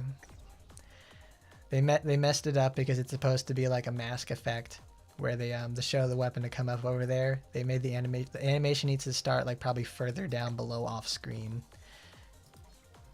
They didn't put it in. They didn't put it inside. They put it inside the safe zone instead of outside the safe zone. Oh, that's a really. I'm glad you asked about that because someone also said that too. So this is the level up thing. So before, at a certain point a few years ago, if you leveled your character all the way to 81 before they activated the FOMO packages, they have the ability to reactivate those packages that you missed. So you can do those in the first place. So if you were 81 before that certain point, you can now activate them and get the missed out ones in the first place. So what most players do at this point in the game, they don't, if they have past ones in the first place and they need a gem top up or something, they click this and activate it so they can go get it from there. It's like that, or you just level up your 81 character to like 83 and just go from there. It's a very weird buying tactic because the FOMO packages are unironically the best shit you can get in the game. They added those packages they added up between like level uncaps give hellacious amounts of resources. It's more or less why I have 2,000 syringes and I can't even use them all at this point now because I have too many characters. Like I have to actively use them all up. And even then, at one point, I used to have 3,000 of those. But it's like as time has went on, it's like I've steadily decreased them. They keep giving me so much naturally in the first place. And then it's like, all right, now I gotta have I have these. And then it just turns out that way. I'd like to get below 2,000, but I need to play more. But that's the long and the short of it. The more characters you have, the more efficient those become. But yeah, this is effectively just a relic of years past. Like a bunch of characters that got 81. I got 81 before that the packages update did not have that. So obviously they complained about that and they implemented in the first place. But I want to see, do I have a 1.5 anywhere? Yes, I do. Oh, I don't. Okay, good. I guess we'll just use this one then. We'll use Solar Ray, a very terrible weapon.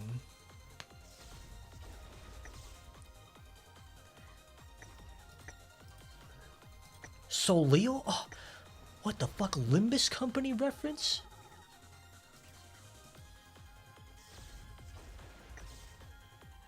If you guys ever go read a book, you should go read The Stranger by oh, I forget the author of that book. It's really good though. My man Merceau, living a tortured life. He just wants to be himself. It's like, nope. Yeah, it's kind of crap. Like I got it on the package release for her because I was like, all right, I want to see what, because like this is what you get to get started. You know, I'm kind of surprised they never started introducing these package effects like even earlier. This feels like a missed opportunity for such a long time. Because they did not start this until Nagi. They really didn't.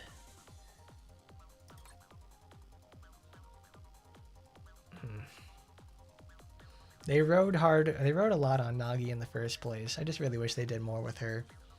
So let's make a comparison. Let's do a baseline. We have no supporters equipped. No, nothing like that. We need to look for a 30% damage increase. So let's do some combos. I gotta sound like Yui now. It's like,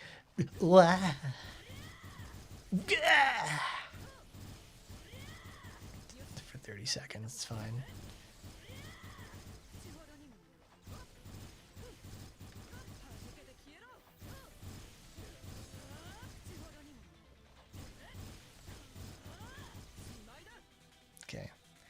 So that's boy, I wish I had a working pen. Boy, I had a working pen. That would be so nice.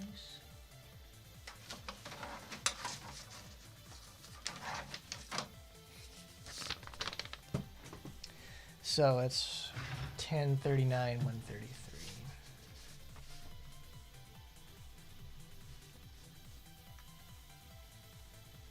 133. We need to look for. That's actually perfect because it's like it made a flat, almost flat million damage, which is awesome. Because it makes it a nice round number, so it's going to make the math easy. So if we manage to hit 1.3 to 1.4 million, then it will be a 30% damage to all, because we are not using a single set of skills on this. And also, oh wow, she has a critical hit rate boost on there as well, so that actually kind of muddles things too. Whoops. Okay, Ren. You ready, baby girl? Show the world what for.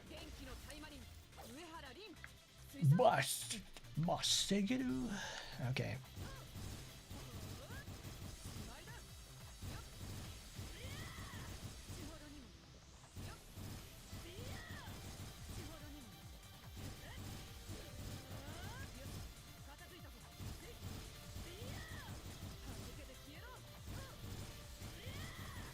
It's already shaping up to be that way.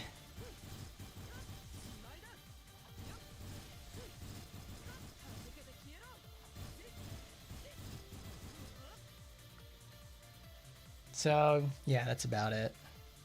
I think, well, let's do that again because I didn't finish the combo because I didn't think it would happen that quickly. But it's shaping up to be that way. It is just a universal 30% more damage. Oh my god.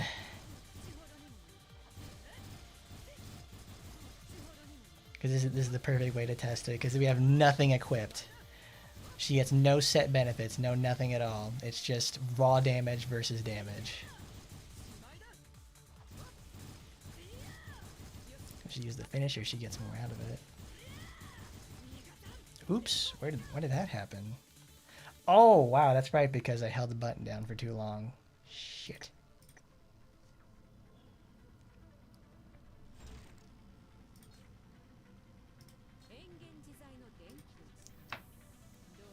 But even then, it was starting to shape up to be true.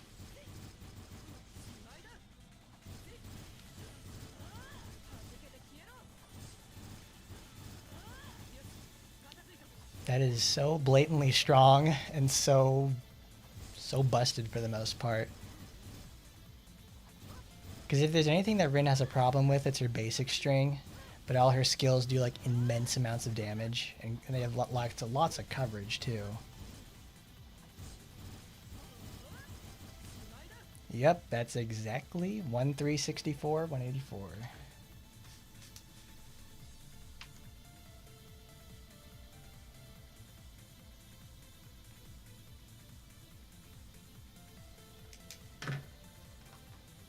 That's like exactly 30%.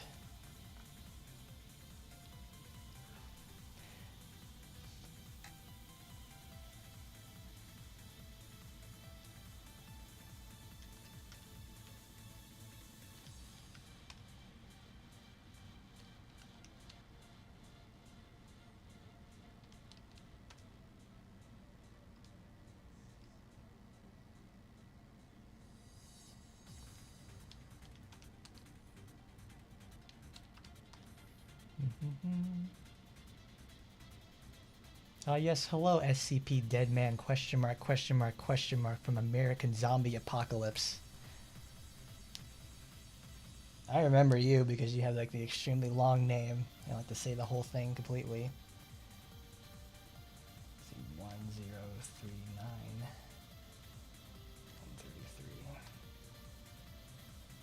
133. 31%. Let's do the, well, I don't know. The 5.5 arena weapon just feels like it cheats it because it's a 5.5 weapon that has like also maximum enchants too.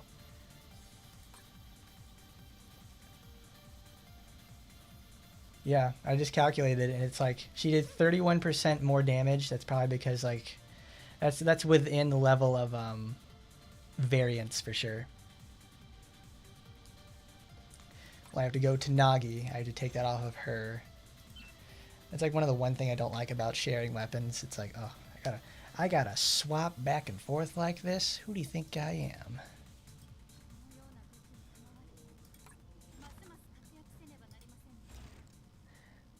I got you, zombie. I'm just messing. I'm just messing, bro. Okay, so we have the information from 1.5. I wrote that down. So let's see what it does in a 30-second loop with the skill, with no skills.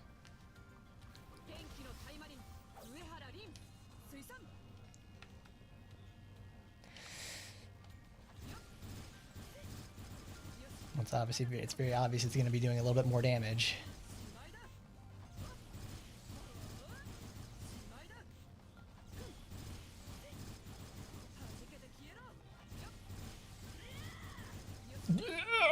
Oh. Yeah.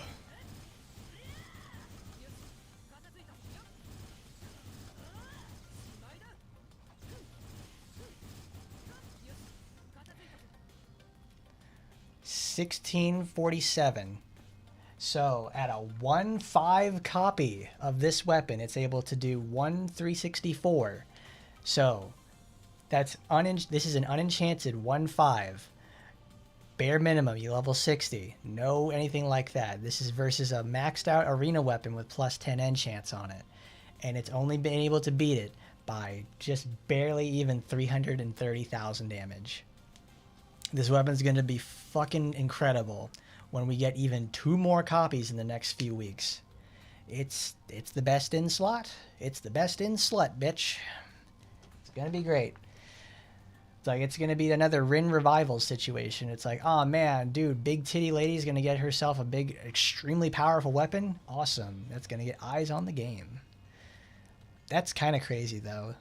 Because it's like, I've always been using the arena weapon for the most part because it's cheap and easy. I don't have a lot for it in the first place. But now they're just giving you something like fucking crazy like this. Yeah, even if I just get like a plus 10 enchant, it would already surpass it in the first place. Because it's like the 30% damage bonus combined with also the crit inside it as well makes it so that it's like, okay, congratulations, you're able to do just outclass certain weapons in the general. I hope that they don't treat this as like a bug and they try to like nerf it or something, because if it ever gets nerfed and it specifically only does a modifier to the to that skill itself, then it would just like it would just go back to what it was beforehand. This would have just been another mediocre release for a seasonal weapon, which hurts it a lot. Because Ren has fallen out of relevancy for the most part in some aspects. Because, like, sure, she can clear content if you've built her up to do so, but yet she competes with the likes of other melee users, such as, like, well, actually, no, the meta is more or less ranged characters because they can just get out of situations. But yeah, that's a pretty insane increase in terms of in a statistical value. Like, I still see Ren in a lot of content because she just hits hard in the first place. Now she's going to be hitting even harder. Because either like it was Nagi when you use her ranged attacks, or just like anything like that in the first place. You always use Astaroth. You see Ingrid, but you play her mostly ranged. Same with her. Azusa is like a more meta ranged melee user, but she still needs to be babied. Same with Lena. Spinel is obviously like the melee character because obviously all she does is just punch things to pieces and just beat things with her sword. She's got that Dragon Slayer in her. Shisui, more or less for arena. Nobody talks about Anrose besides the fact that she gets discount and people get butthurt. You know, I actually haven't seen a lot of people get like butt mad recently about Anrose in the first place. It's almost like it's died down. Like nobody cares anymore. Because they also have never done anything like that again in the first place. Oboro, that's mostly for mind control. Kurenai, though, is like she's palatable mostly due to the fact of infrared and ultraviolet. What an immensely good weapon. I don't see anybody talk about this thing a lot, besides because it's like I'm mostly enamored with this weapon for the fact that it's like the application of Wind Scar gets 100% penetration when you hit max stacks. It's like, it's so good. It's just so good. Because like you don't have to run a fucking set for it. You don't have to account for all that stuff. All Kurenai has to do is just punch things and just go crazy. And she just accomplishes it. It's like it's great because it's the perfect weapon for low end accounts who want to progress. Because people always say like, oh, penetration doesn't matter at low levels. You can just crit. Okay, because guess what? You're fucking playing Kurenai of all people. She has been the queen of critting since she was introduced. Because all she does is literally just, I'm going to use fucking God's Eye, Howling Wind. Oh my god, it's just fucking amazing combos. Whoa, you gotta get this character. Oh my god, I hated that shit when I saw it every time. Like, bro, don't be gassing up these characters like that. That's the disingenuous way of thinking with them. Like, dude, she's the fucking character from that game. Like, she's super hot. It's like, shut up. Let's talk about the fact that, like, God's Eye is the only thing that she had going for her for the last 4.5 years. And if she doesn't have that, she doesn't do much in the first place. Now this gives her a reason to exist everywhere else in the world. Mostly in VR, besides debuff extension chaining.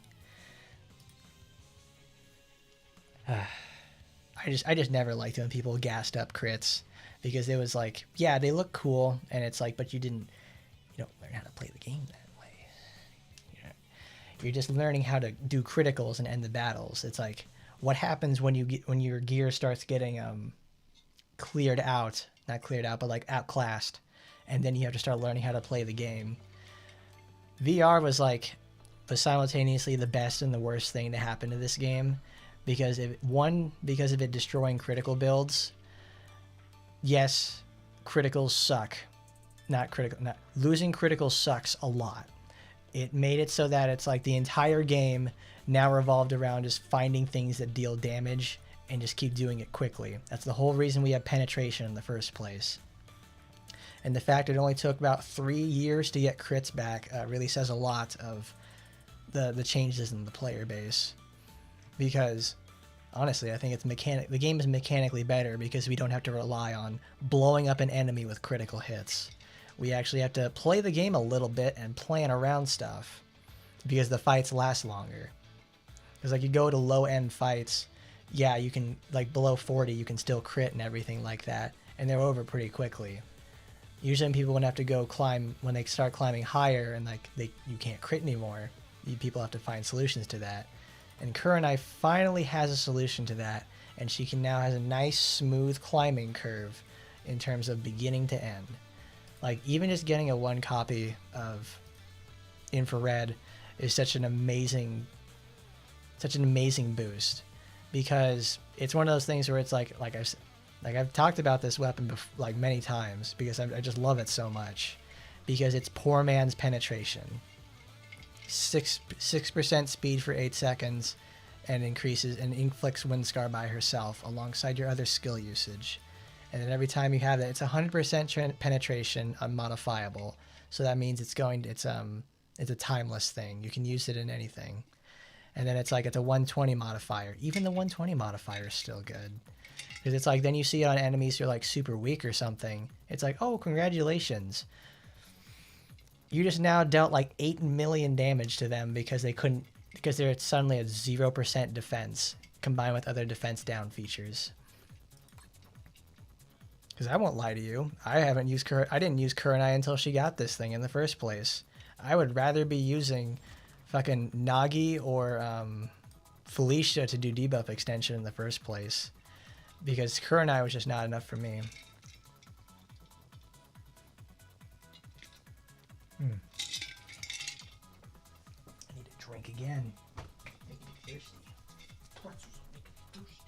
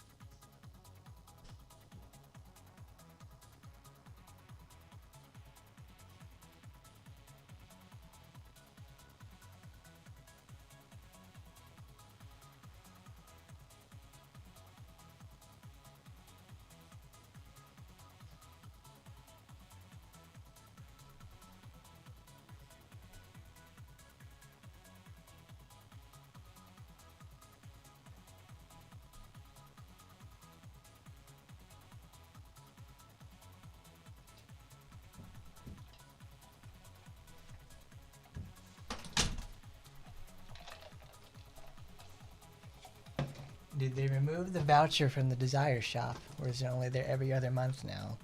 Well, I mean, they update the Desire Shop, that voucher every other month. I'll be honest, I don't check it very often, so I don't notice it happening, which is part of the problem. Those resets, rotation, we've always had those.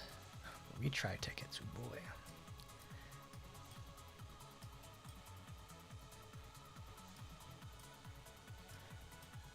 Now, I don't see it. It's not here this month, at least, because I'm pretty sure it's like they took that and they moved it to the Total War shop, because they have I think it's what, in Honor? Yeah, it's in the Ultimate series. Like, as time has gone through, in terms of like in terms of things that are happening for this for the Honor shop, I have never gotten into top 500 again. I think it's like, well, it happens like every other week, and it's just like, it just doesn't happen anymore. I can't get up there in the first place. I mean, even then, the voucher itself, it's like, oh, it only lasts until May 5th. It's like, you can't even, like, you can't get an Ultimate Weapon series because it's 600, which is very hard to acquire. Who would have thought? Because it's like, what?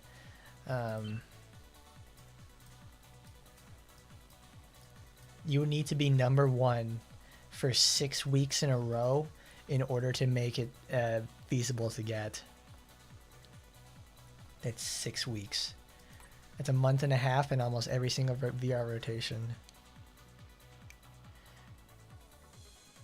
You think I'm going to use those 200 honor coins to get a voucher when I can specifically use them to go get 10 rolls? It's like, I love it. That's why, we go to the metal shop, we do that, we buy it with our regular tokens, and that's it. 10 coins, 10 limited, it's great. It's great, I love it. Because it's like, I get like a 1,500 a week, so it's doable every time.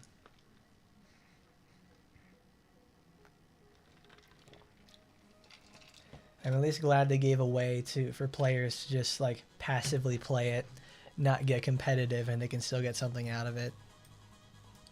It's really the best thing that they've come out with in terms of the shop itself. Like, it's actually purchasable for most people in the first place. Because you don't even need to rank, you just need to get enough, like, what is it, 400,000, and like, yeah, to get 400,000 points, and then it gets like, what, 1,000,000 points, I think? No, it's like 800,000 points. Yeah, we get 400,000 points, that's it.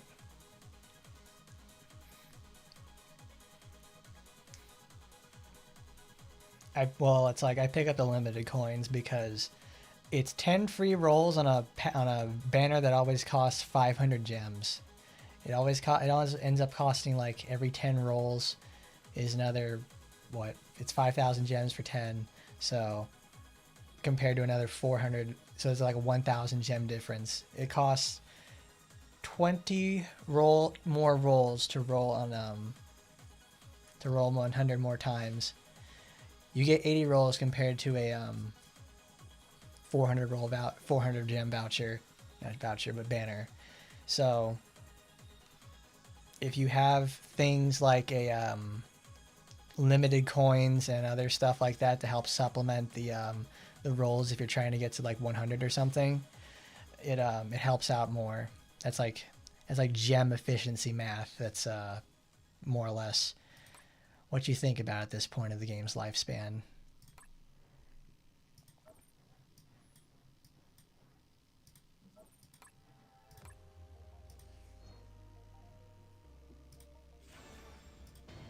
Vouchers are always worth their weight in gold, but it's also harder and harder for you to use them in the first place.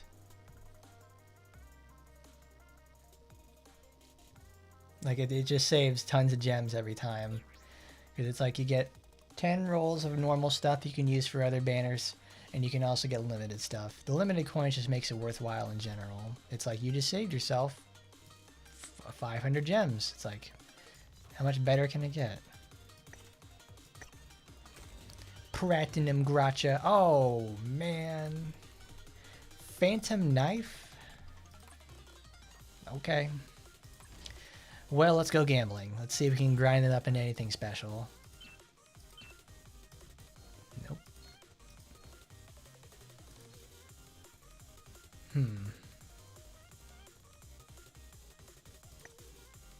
Oh yeah, I managed to pick up a Lawfreeze drop. Disappointments. 500 gems. That's almost 2 outfits. All right, let's go gambling for Francis again. We got a 1 in 3. Let's hopefully get it. Mirabbel, why are you saying these things to me? Let's clean out those. Get ADHD gaming in here.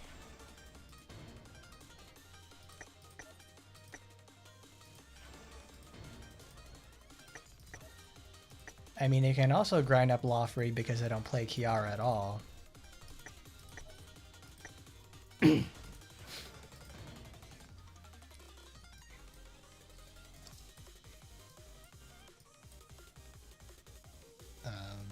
Where's the box forts? It's up here. Now there it is. 45. I'll need to make some more soon enough.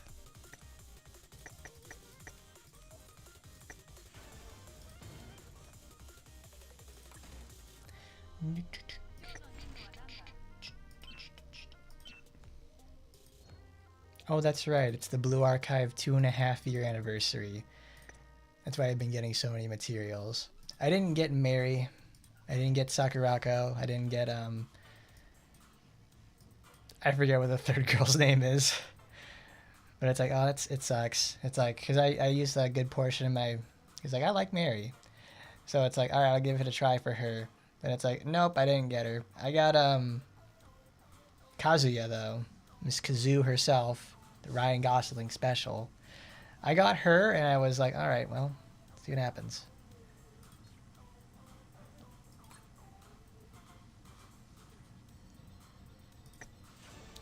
Ugh. Ugh. Let's try again. We need more. We need more. I mean, you get Idle Mind for the event? Okay. We'll try it. We'll get her.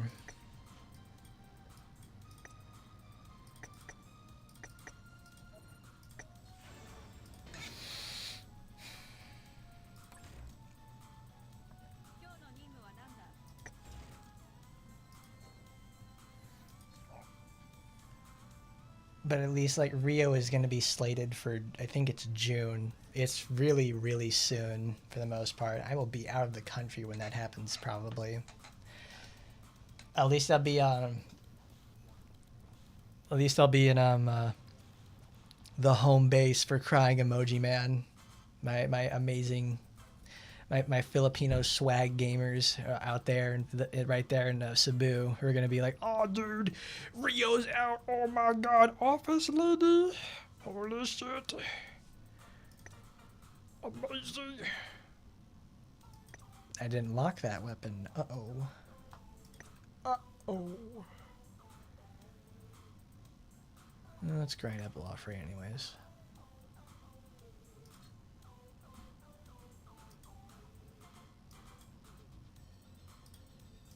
Oh my God, Miss Rio.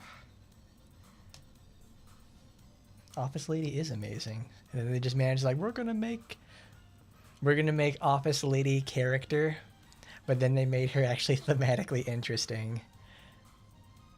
Because it's like, as much as I like Blue Archive is very good, but the one thing that's like Blue Archive has, it's got the pretty women, but it's also, these pretty women are actually like not totally stupid.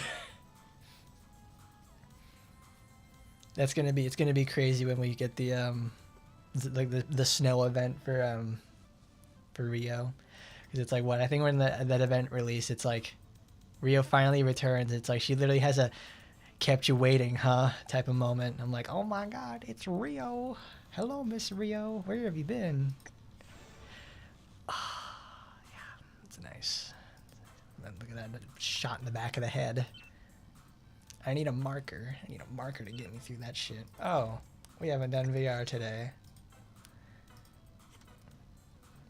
Nah, we don't need to go up that high. We'll just finish this here. What do you have equipped? Do you still have a machine?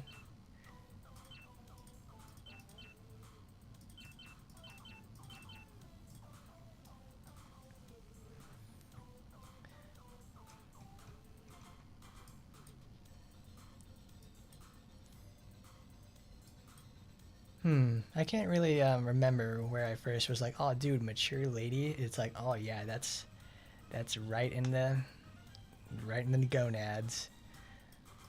I can't really remember. It's like, that's where I was like, that's amazing. It's MILF content. This is a tasty burger. It certainly wasn't hard to find that out. I think it was more or less, it's like, I want to say it was, what's the name of the lady from there? When you use the facility, you want to use 4 URs. If you want to do it with that, you need to have 4 UR weapons in order to get limited gear to roll. And I want a specific limited gear to appear for a character. It's a 1 in 3, and I've lost it like 8 times. Because like, I want Francis's limited weapon. You need 4 UR equipment or supporters to go in the exchange facility. Then you get 5 coins of the respective character, and you're able to get specific weapons related to them. That's like the only way you can do get this certain weapon without going to a banner again, because I was not buying that shit. I was not even going to roll for that. It's an immense betrayal. Betrayal. You have betrayed us. We need to change that.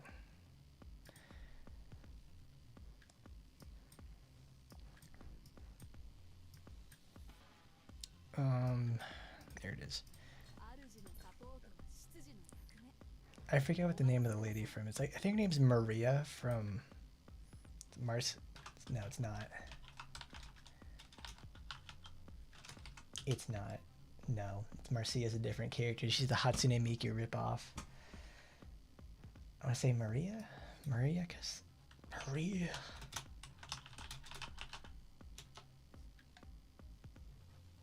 It's not Mary.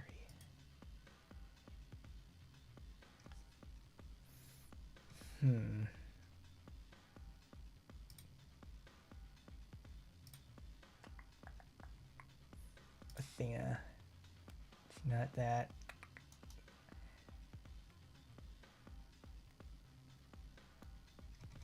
No, she uses a Lightning Sky model. Where is it? It's not Defender, Breaker. It's Tempest? No, it's some DS.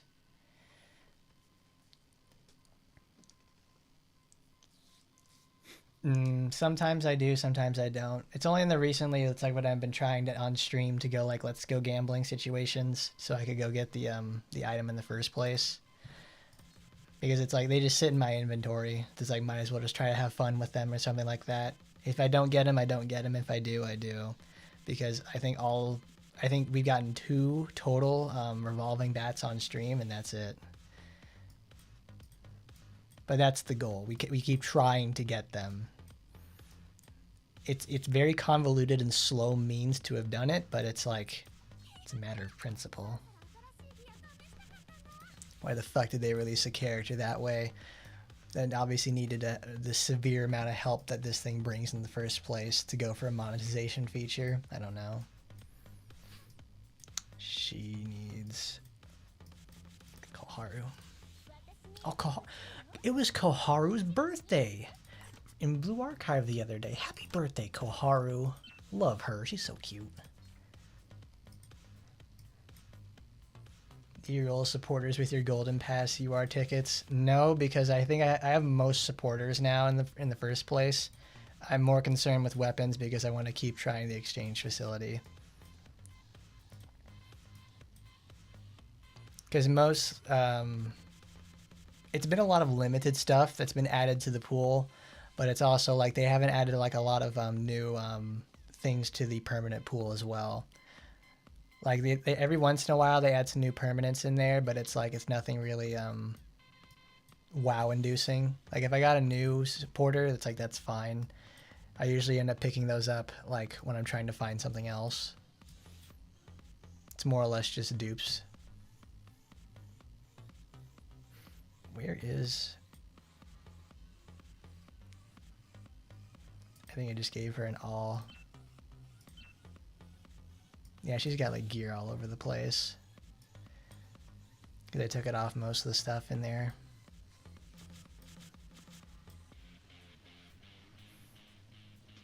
I just don't, yeah, I ended up picking the weapon. Phoenix? No.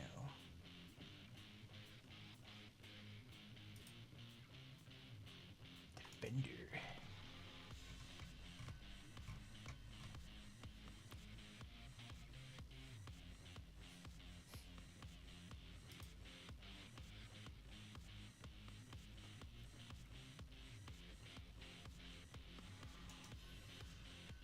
Where is it? I cannot find that character. Because it's like... Because that's like the earliest memory I have for like, oh dude, adult woman fetish gaming. Because she's from Custom Robo.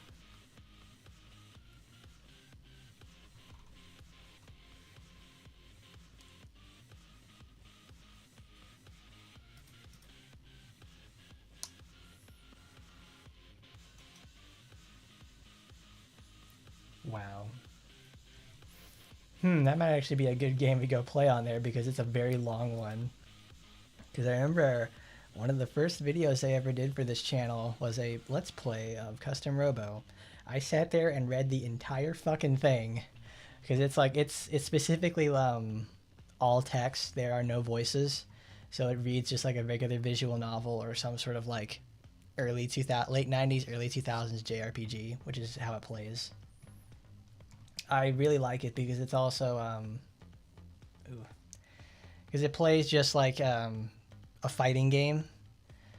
It's a very unique play style because it's like they could have just had this like, oh, the robos could just fought in like a Super Robot Wars style, like a tile based gameplay. No, it's like it's effectively like a fighting game, which is why it interests me so much. I'm like, man, it's cool.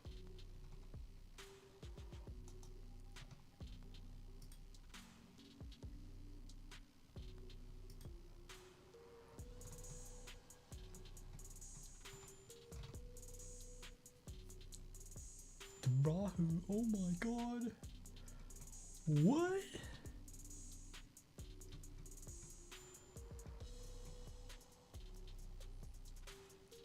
not Earth.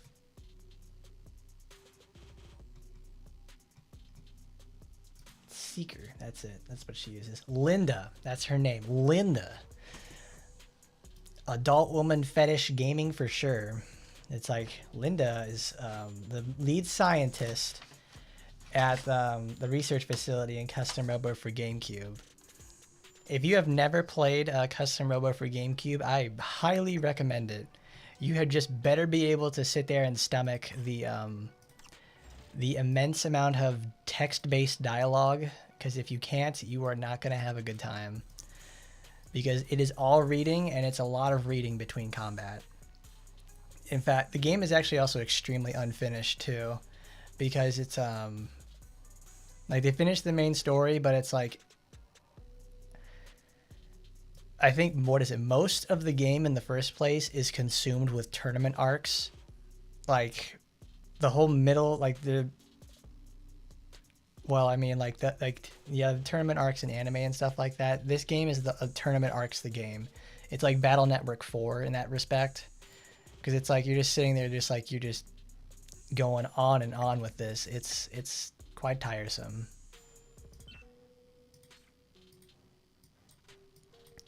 It's tiresome if you like try to take it too seriously, because you beat the game normally once, and then they give you effectively what's like Ultimate Tournament Arc Series, because it's just all tournaments and everything like that, and then you're ranked on your play, which is effectively like it's a whole new game mode essentially.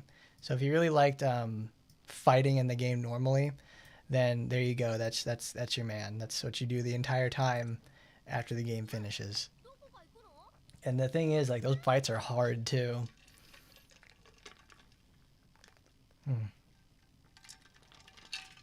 Like I would like I'd play the game, because typically what I like to do is I look up a speed run for the game if I want to learn how to play the game really efficiently.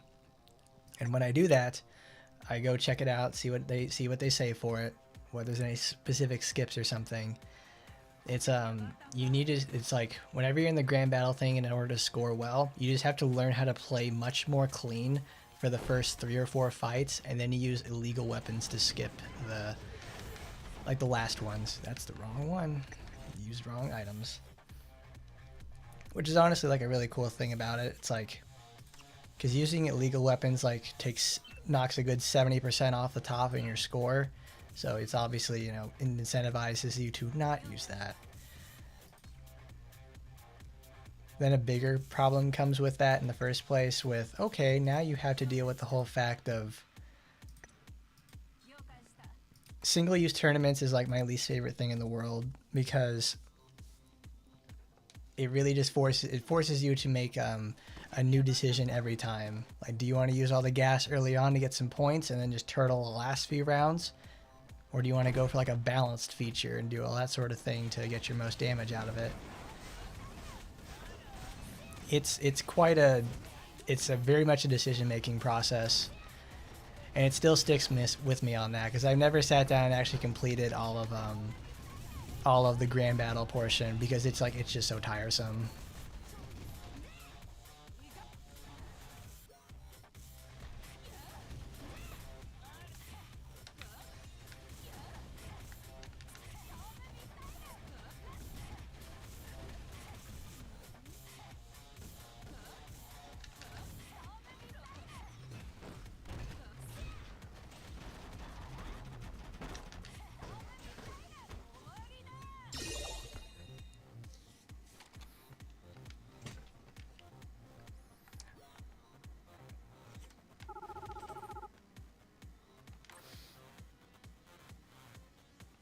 Damn, how did she take that much damage in the first place? She probably got kicked.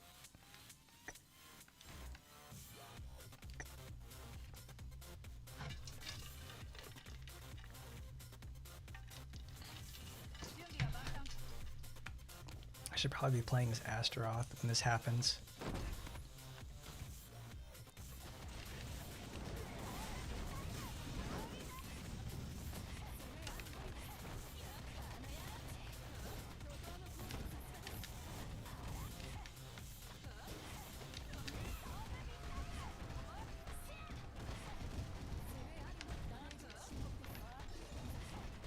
Hope she got hit by lightning. That was my fucking fault right there. Go get him, Astaroth. You know what to do. Supernova.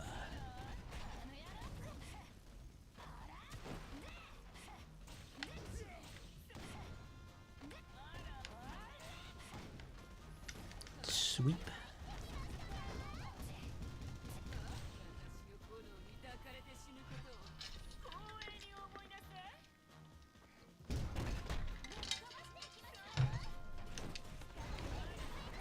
How much faster did they make them? That's my question.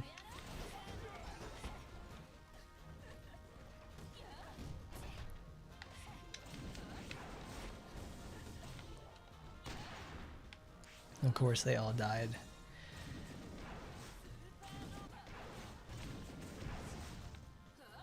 $143. Yeah, we'll make it. Here we go. Good old Astaroth clears. They made it so the little green bar automatically no longer moves up. It just auto shows the result. All right. Instant gratification.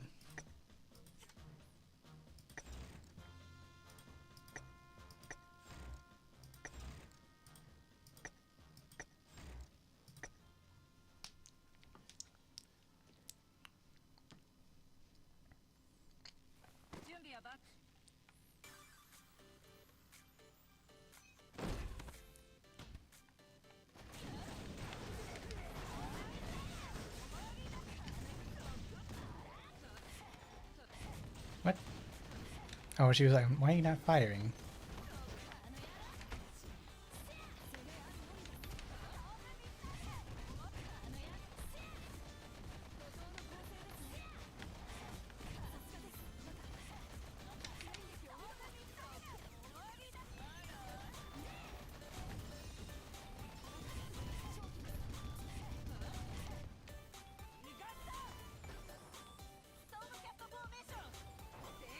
Oh look, she turns into the shield robots in Blue Archive. It's like, oh no, she's using her defensive skill. Get some CC on her.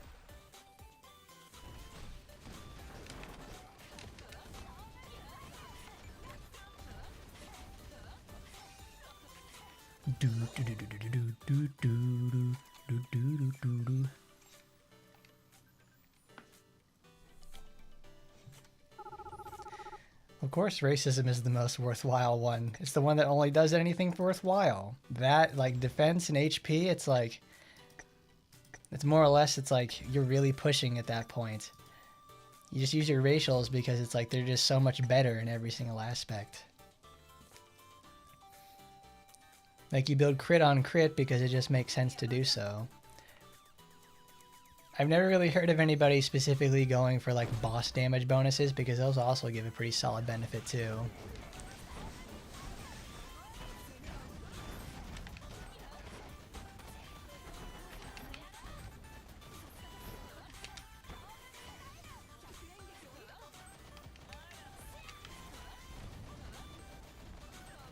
Oh yeah, that's good fight. Yeah, get in the fucking corner. Stop. Stop. No, Astaroth, no!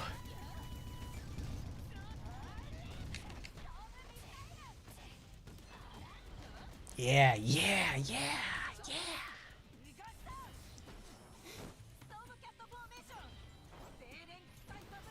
I think I've upgraded 2 Magatamas ever to UR.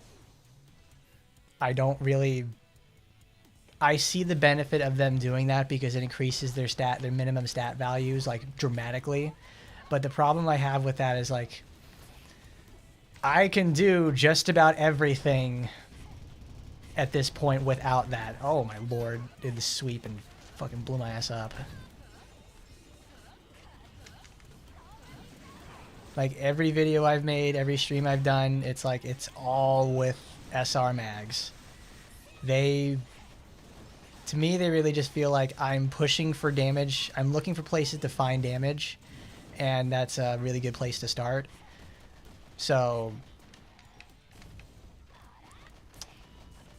Oh, Astaroth died. Son of a fucking bitch! Still, oh, we have decreased value, which is great. Boss damage is just worse in general, though. It's like, maybe for the meme.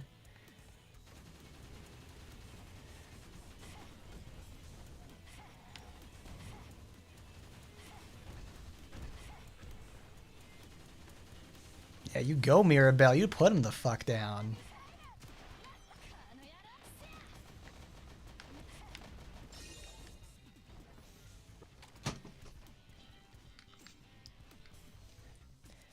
I forget why I don't put her in the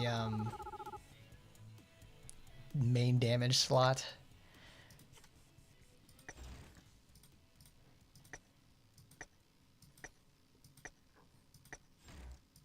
Even then, a lot of my Magatamas in the first place aren't anywhere near close to where I want them to be. Because most of the time, I just don't care. It's like, I'm able to get to 100 and clear tons of content with all the SR equipment. I am quite comfortable to where it is. If I really wanted to go, just start making more damage. Because if I really want to get serious about like progressing in Total War and actually ranking so I can get coins every week, I need to start making my Magatamas work. Like that's the first place you go to when you start increasing your damage, because it's super easy to acquire the resources for them for the most part, and you can just like upgrade them for next to nothing. It's like I don't have a problem with that. My problem, like, I don't have a supporters issue with them. I'm okay there, because I have the core needed, but I don't have the substats, which is where that sort of stuff lies. Like, I can honestly probably get another like 200 million damage out of Spinel if I did things the right way.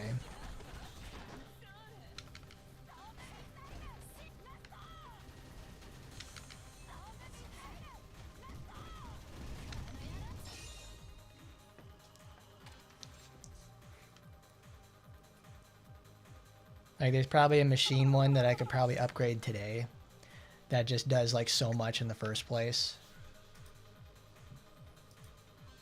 Like, they're all probably using like correct Magatama setups. It's like there's machine racials, they have water and lightning, they have the water and lightning set effects, and they put all their sub mags on that in the first place. I kind of find it a little hard to believe that they're using crits this high up, because they just don't exist for the most part.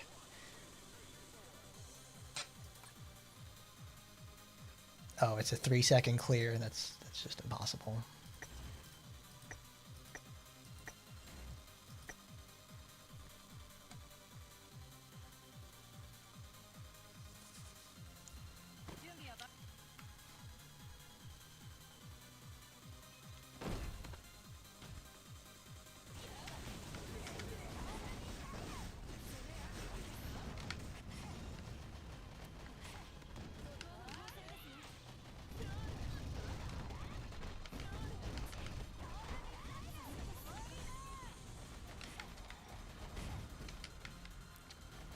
Buddy, I want you to walk this way. Hey, well, wait, there you go. I know, because it's like I've always been complaining about the inconsistencies about these sort of Total War setups and how I can't rank. So it's like I probably have to take it that seriously and just go bite the bullet and get the other and make a proper set of mags with the correct setups. Because the one thing I just don't really like about UR stuff is that you have to like the loops and the set effects. Because the set effects is like, from what I understand, is they're just, I think maxes out. It's like there's a speed one, and then there's like an attack, and there's a racial benefits one. And those are the ones you want, because it's like it gives speed, and it also gives like type specific damage, which is obviously very important in Total War. I mean, I certainly have the resources to go, like, I should just more or less finish properly making the sets, but it's like, I'm lazy. I'm being a lazy lazy Lenny over here, and I'm not doing right by my characters, because it's like, damn. Because I know exactly what it will take to make them just hit that much harder, and making clears easier. It's like they're missing like 15% on a lot of their sets because they're totally unoptimized. But it makes for good content when you clear that way. It also shows like you don't need super powerful mags and everything like that. It shit proves it.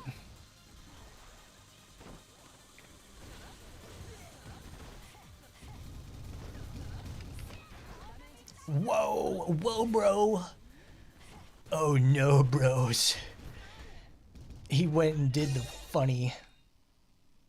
Oh, that's a cool glitch. When Mirabbel died, her skills icons passed on to the next character.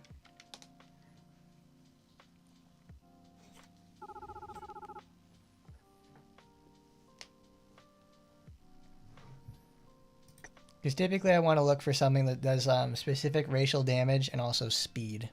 Because I think there's a speed one in the first place. I have to check.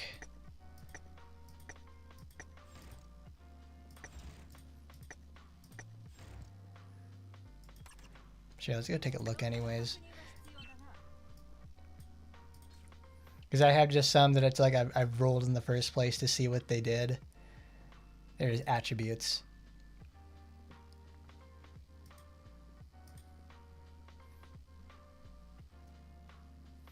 Looks like they have a damage reduction. Yeah, because like most of these are just like kind of crap. Because it's like you have to roll for the attributes, or just like you can do a select one. These are always the more valuable ones in the first place. That's why I have like... Because you have to unlock these too.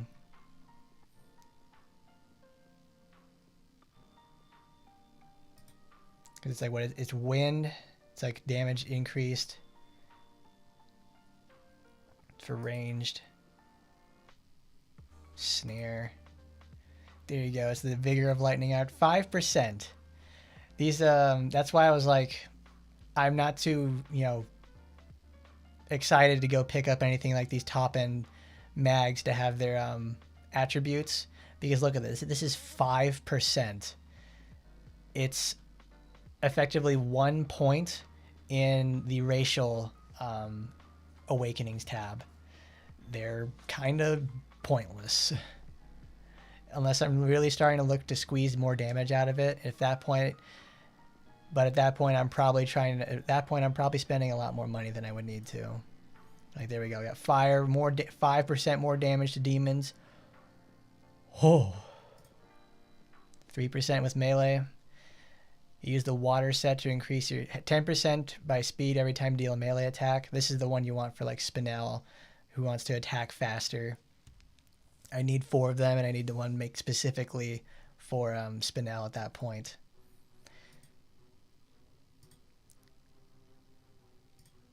It's like damage reduction, freeze. Ooh. You need to make 4, because water is really the only one that people want, because it makes you faster.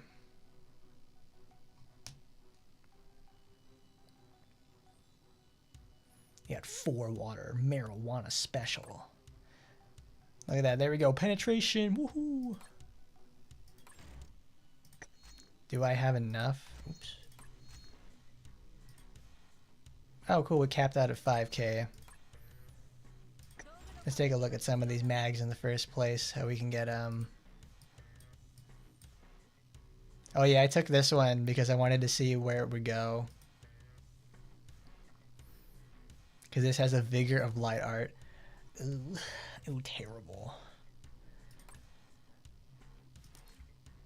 And this is nice. This is something I would end up taking to UR in the first place, because it's just they're within 0.1 of the end, and at this point it's like it's splitting hairs, because I'd be losing 2% off the top if I only did them at 0.1.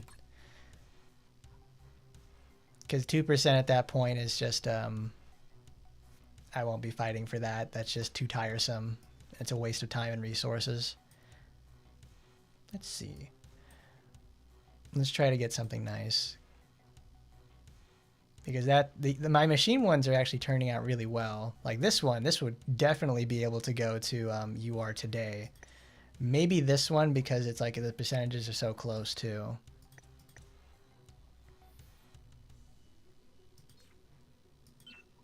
So let's try it and see. Let's see what it actually means for that.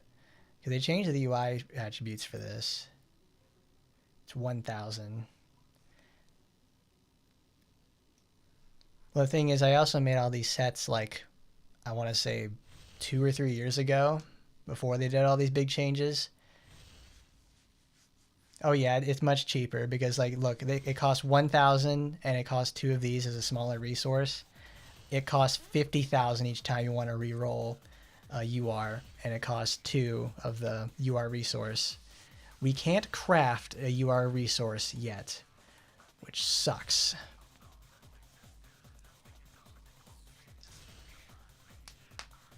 See, this is the time where you use cheat engine and you just like put speed hack on and just finish this in like 10 seconds.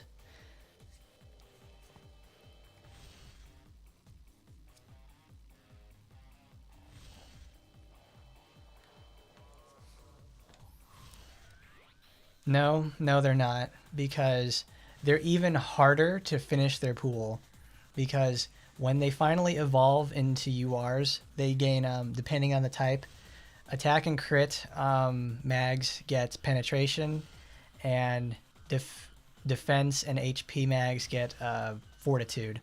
So if you're even wanting to re-roll at that point, you have your pool is even smaller at that rate. So it actually becomes even more annoying to one, get something like penetration or whatever, because it's like at this point it's like because racial has been the way. It's simpler to accomplish, and it's cheaper, because all our penetration we usually get nowadays is put onto the weapon or with a supporter effect or something, because those are just much more less hair pulling ways to get them in the first place. Other than that, though, it kind of sucks sometimes.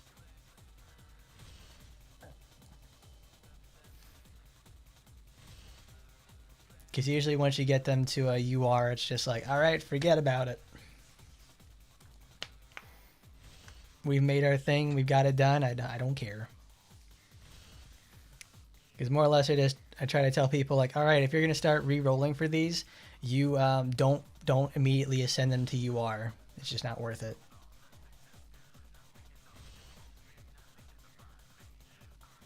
I mean, for the most part, it is better to do. Well, it's like you need them. Like when you ascend an SR into a UR, you still need those to uncap and like level them up. What's up, Ryu Saiga? But you still need those resources in general. I think UR mags enchantments, the enchantment spheres are like a once a week thing, and if you're doing your VR like you're supposed to, you'll get more than you'll have, I guess. They've also been very good about making sure you get the resources. They've been giving out those resources a lot over the years. They make it so that it's like you get them. It's like it's outside of VR too.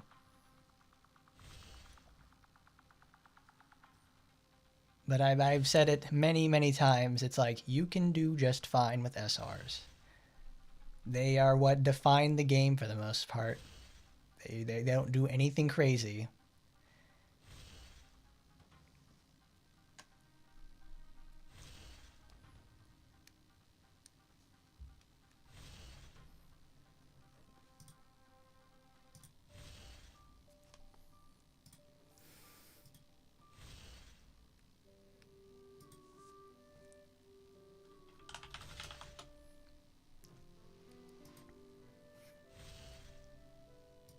Alright, I'll just keep it at a 2.8 because I'll just want to go roll something else.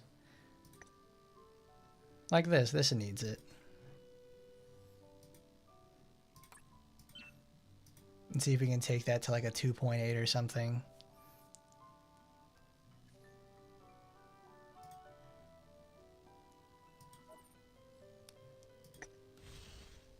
You get 35,000 coins a week from VR if you do them every day. So, and the crystal kits cost 20,000 if you buy all 4 each week. And even then, they've been giving those away for login rewards a lot. Cuz like I think I have now like 120 of them. And for the most part, it's like I haven't bought a crystal kit in VR for months. That's why I have like 260,000 coins, because I don't buy anything. If anything, I would probably need to start buying the rainbow crystal things for maximum ascendancy.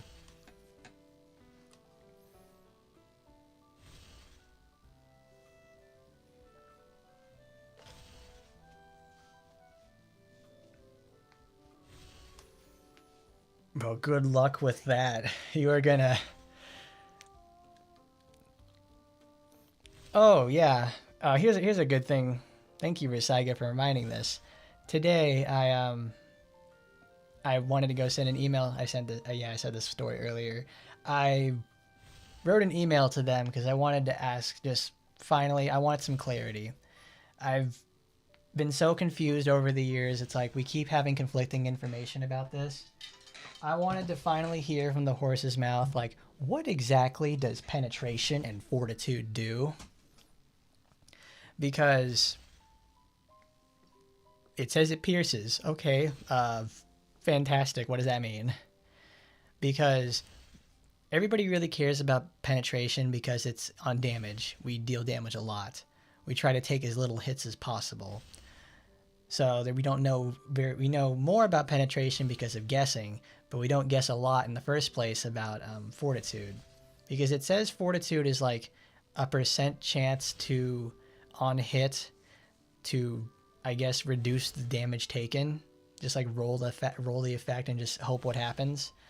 Because I'm like, I don't like that. It's kind of bad. Because every time that they've done something for fortitude, it's like, well, now I'm below, I'm in 25. Oh, nice. Good roll. I'm below 25% health. I kind of wish I don't really need the damage reduction. I'd like to heal.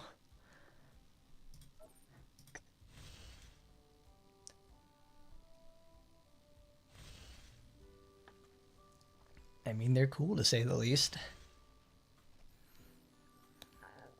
But in my email, I'll just read it.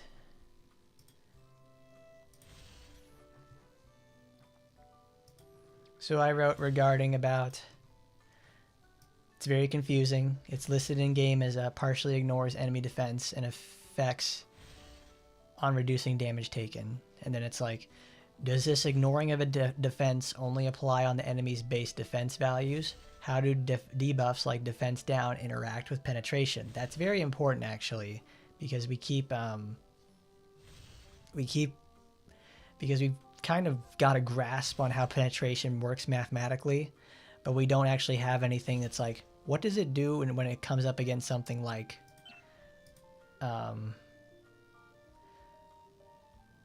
what does it do when it comes up against something like defense down?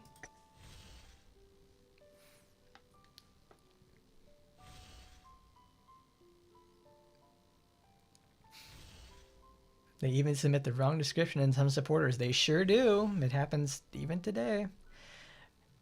You send it feedback to him because Phantasma did not list the duration, which the JP description did. I think I remember someone mentioning something about that at some point. It's like, check what they say in other languages. Because in other languages, they also describe like what happens with the supporter in the first place. Like you go from like native Korean or like Japanese, and they will list things probably more clearly than the English translation, because they certainly do they do their fair share of machine translation, for better or worse.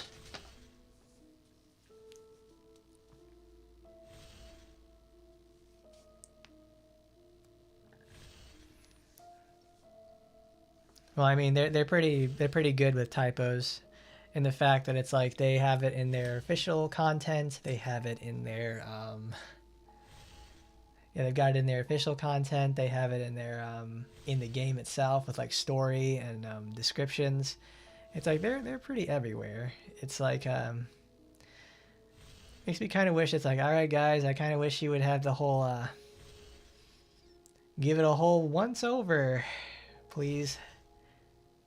Please just give it a once over so it actually makes it look like a better, more clean product.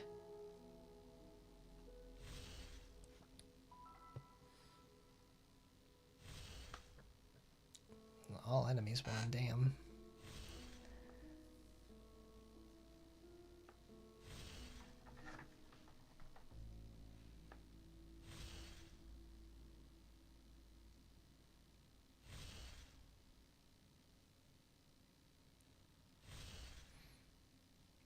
Alright, that's enough out of that one.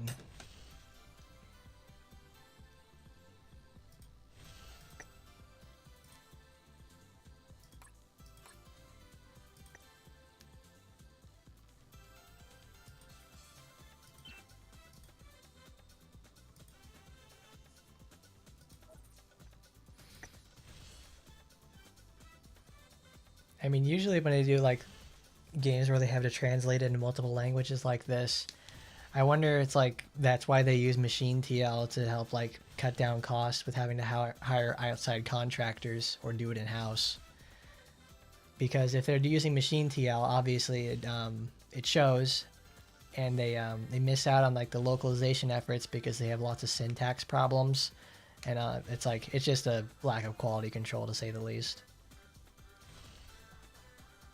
It's kind of annoying to see like, because for the most part, most of these their dialogue things and just like how the supporter reads, if they just like read things out loud or just again, they would not have a lot of these clarity problems, and also just what happens with them. Because now that you said that, the whole thing with like regarding, oh, what does this and this do, it's like the lack of quality control. It makes me think, what does the description for penetration and fortitude say in like Japanese or Korean? Because if they say something different or are more clear, like much more clear than the initial description, that would explain a lot about the state of what it is in terms of translating it to other languages.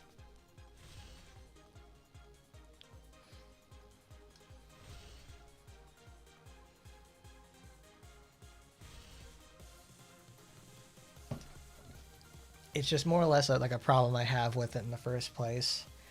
It's like, it's just, come on guys, all you gotta do is just read.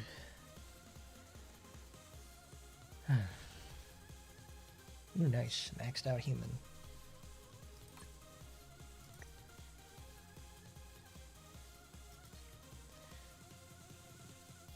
$150,000. Goodness gracious. Goodness gracious, dear bud. It's too much.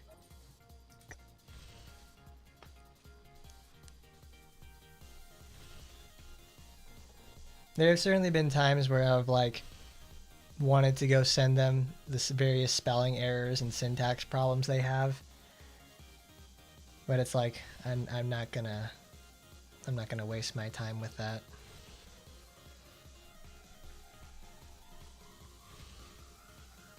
Like I have other things I want to do instead of correcting their mistakes.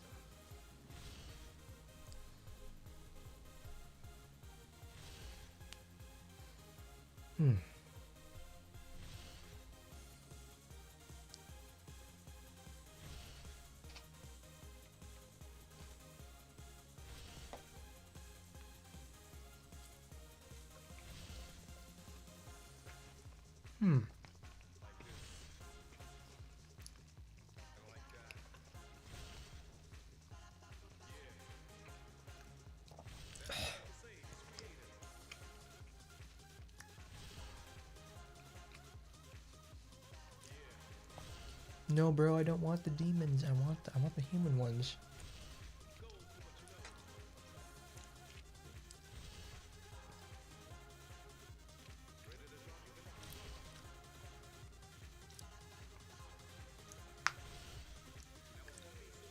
Alright there, later Raptor, and happy Easter, everybody. We're gonna see how far we can take this human mag. And then probably gonna hit the hay myself. I gotta go to work later.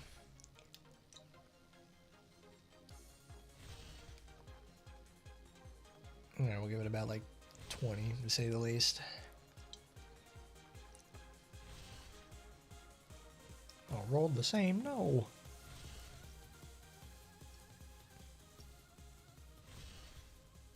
.3 demons? No.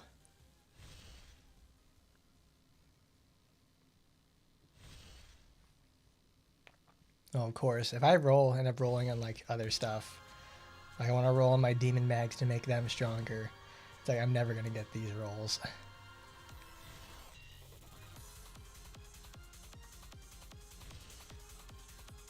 Alright, that's enough for that. I myself am getting tired. Alright. That's enough out of me for today. Thank you everybody for coming by. We worked hard today. We got all our stuff done for the event, showed off some tower content, and even got ourselves a little bit stronger along the way. Once again, thanks everyone. Don't forget to like, comment, rate, favorite, and subscribe. And as always, where is it?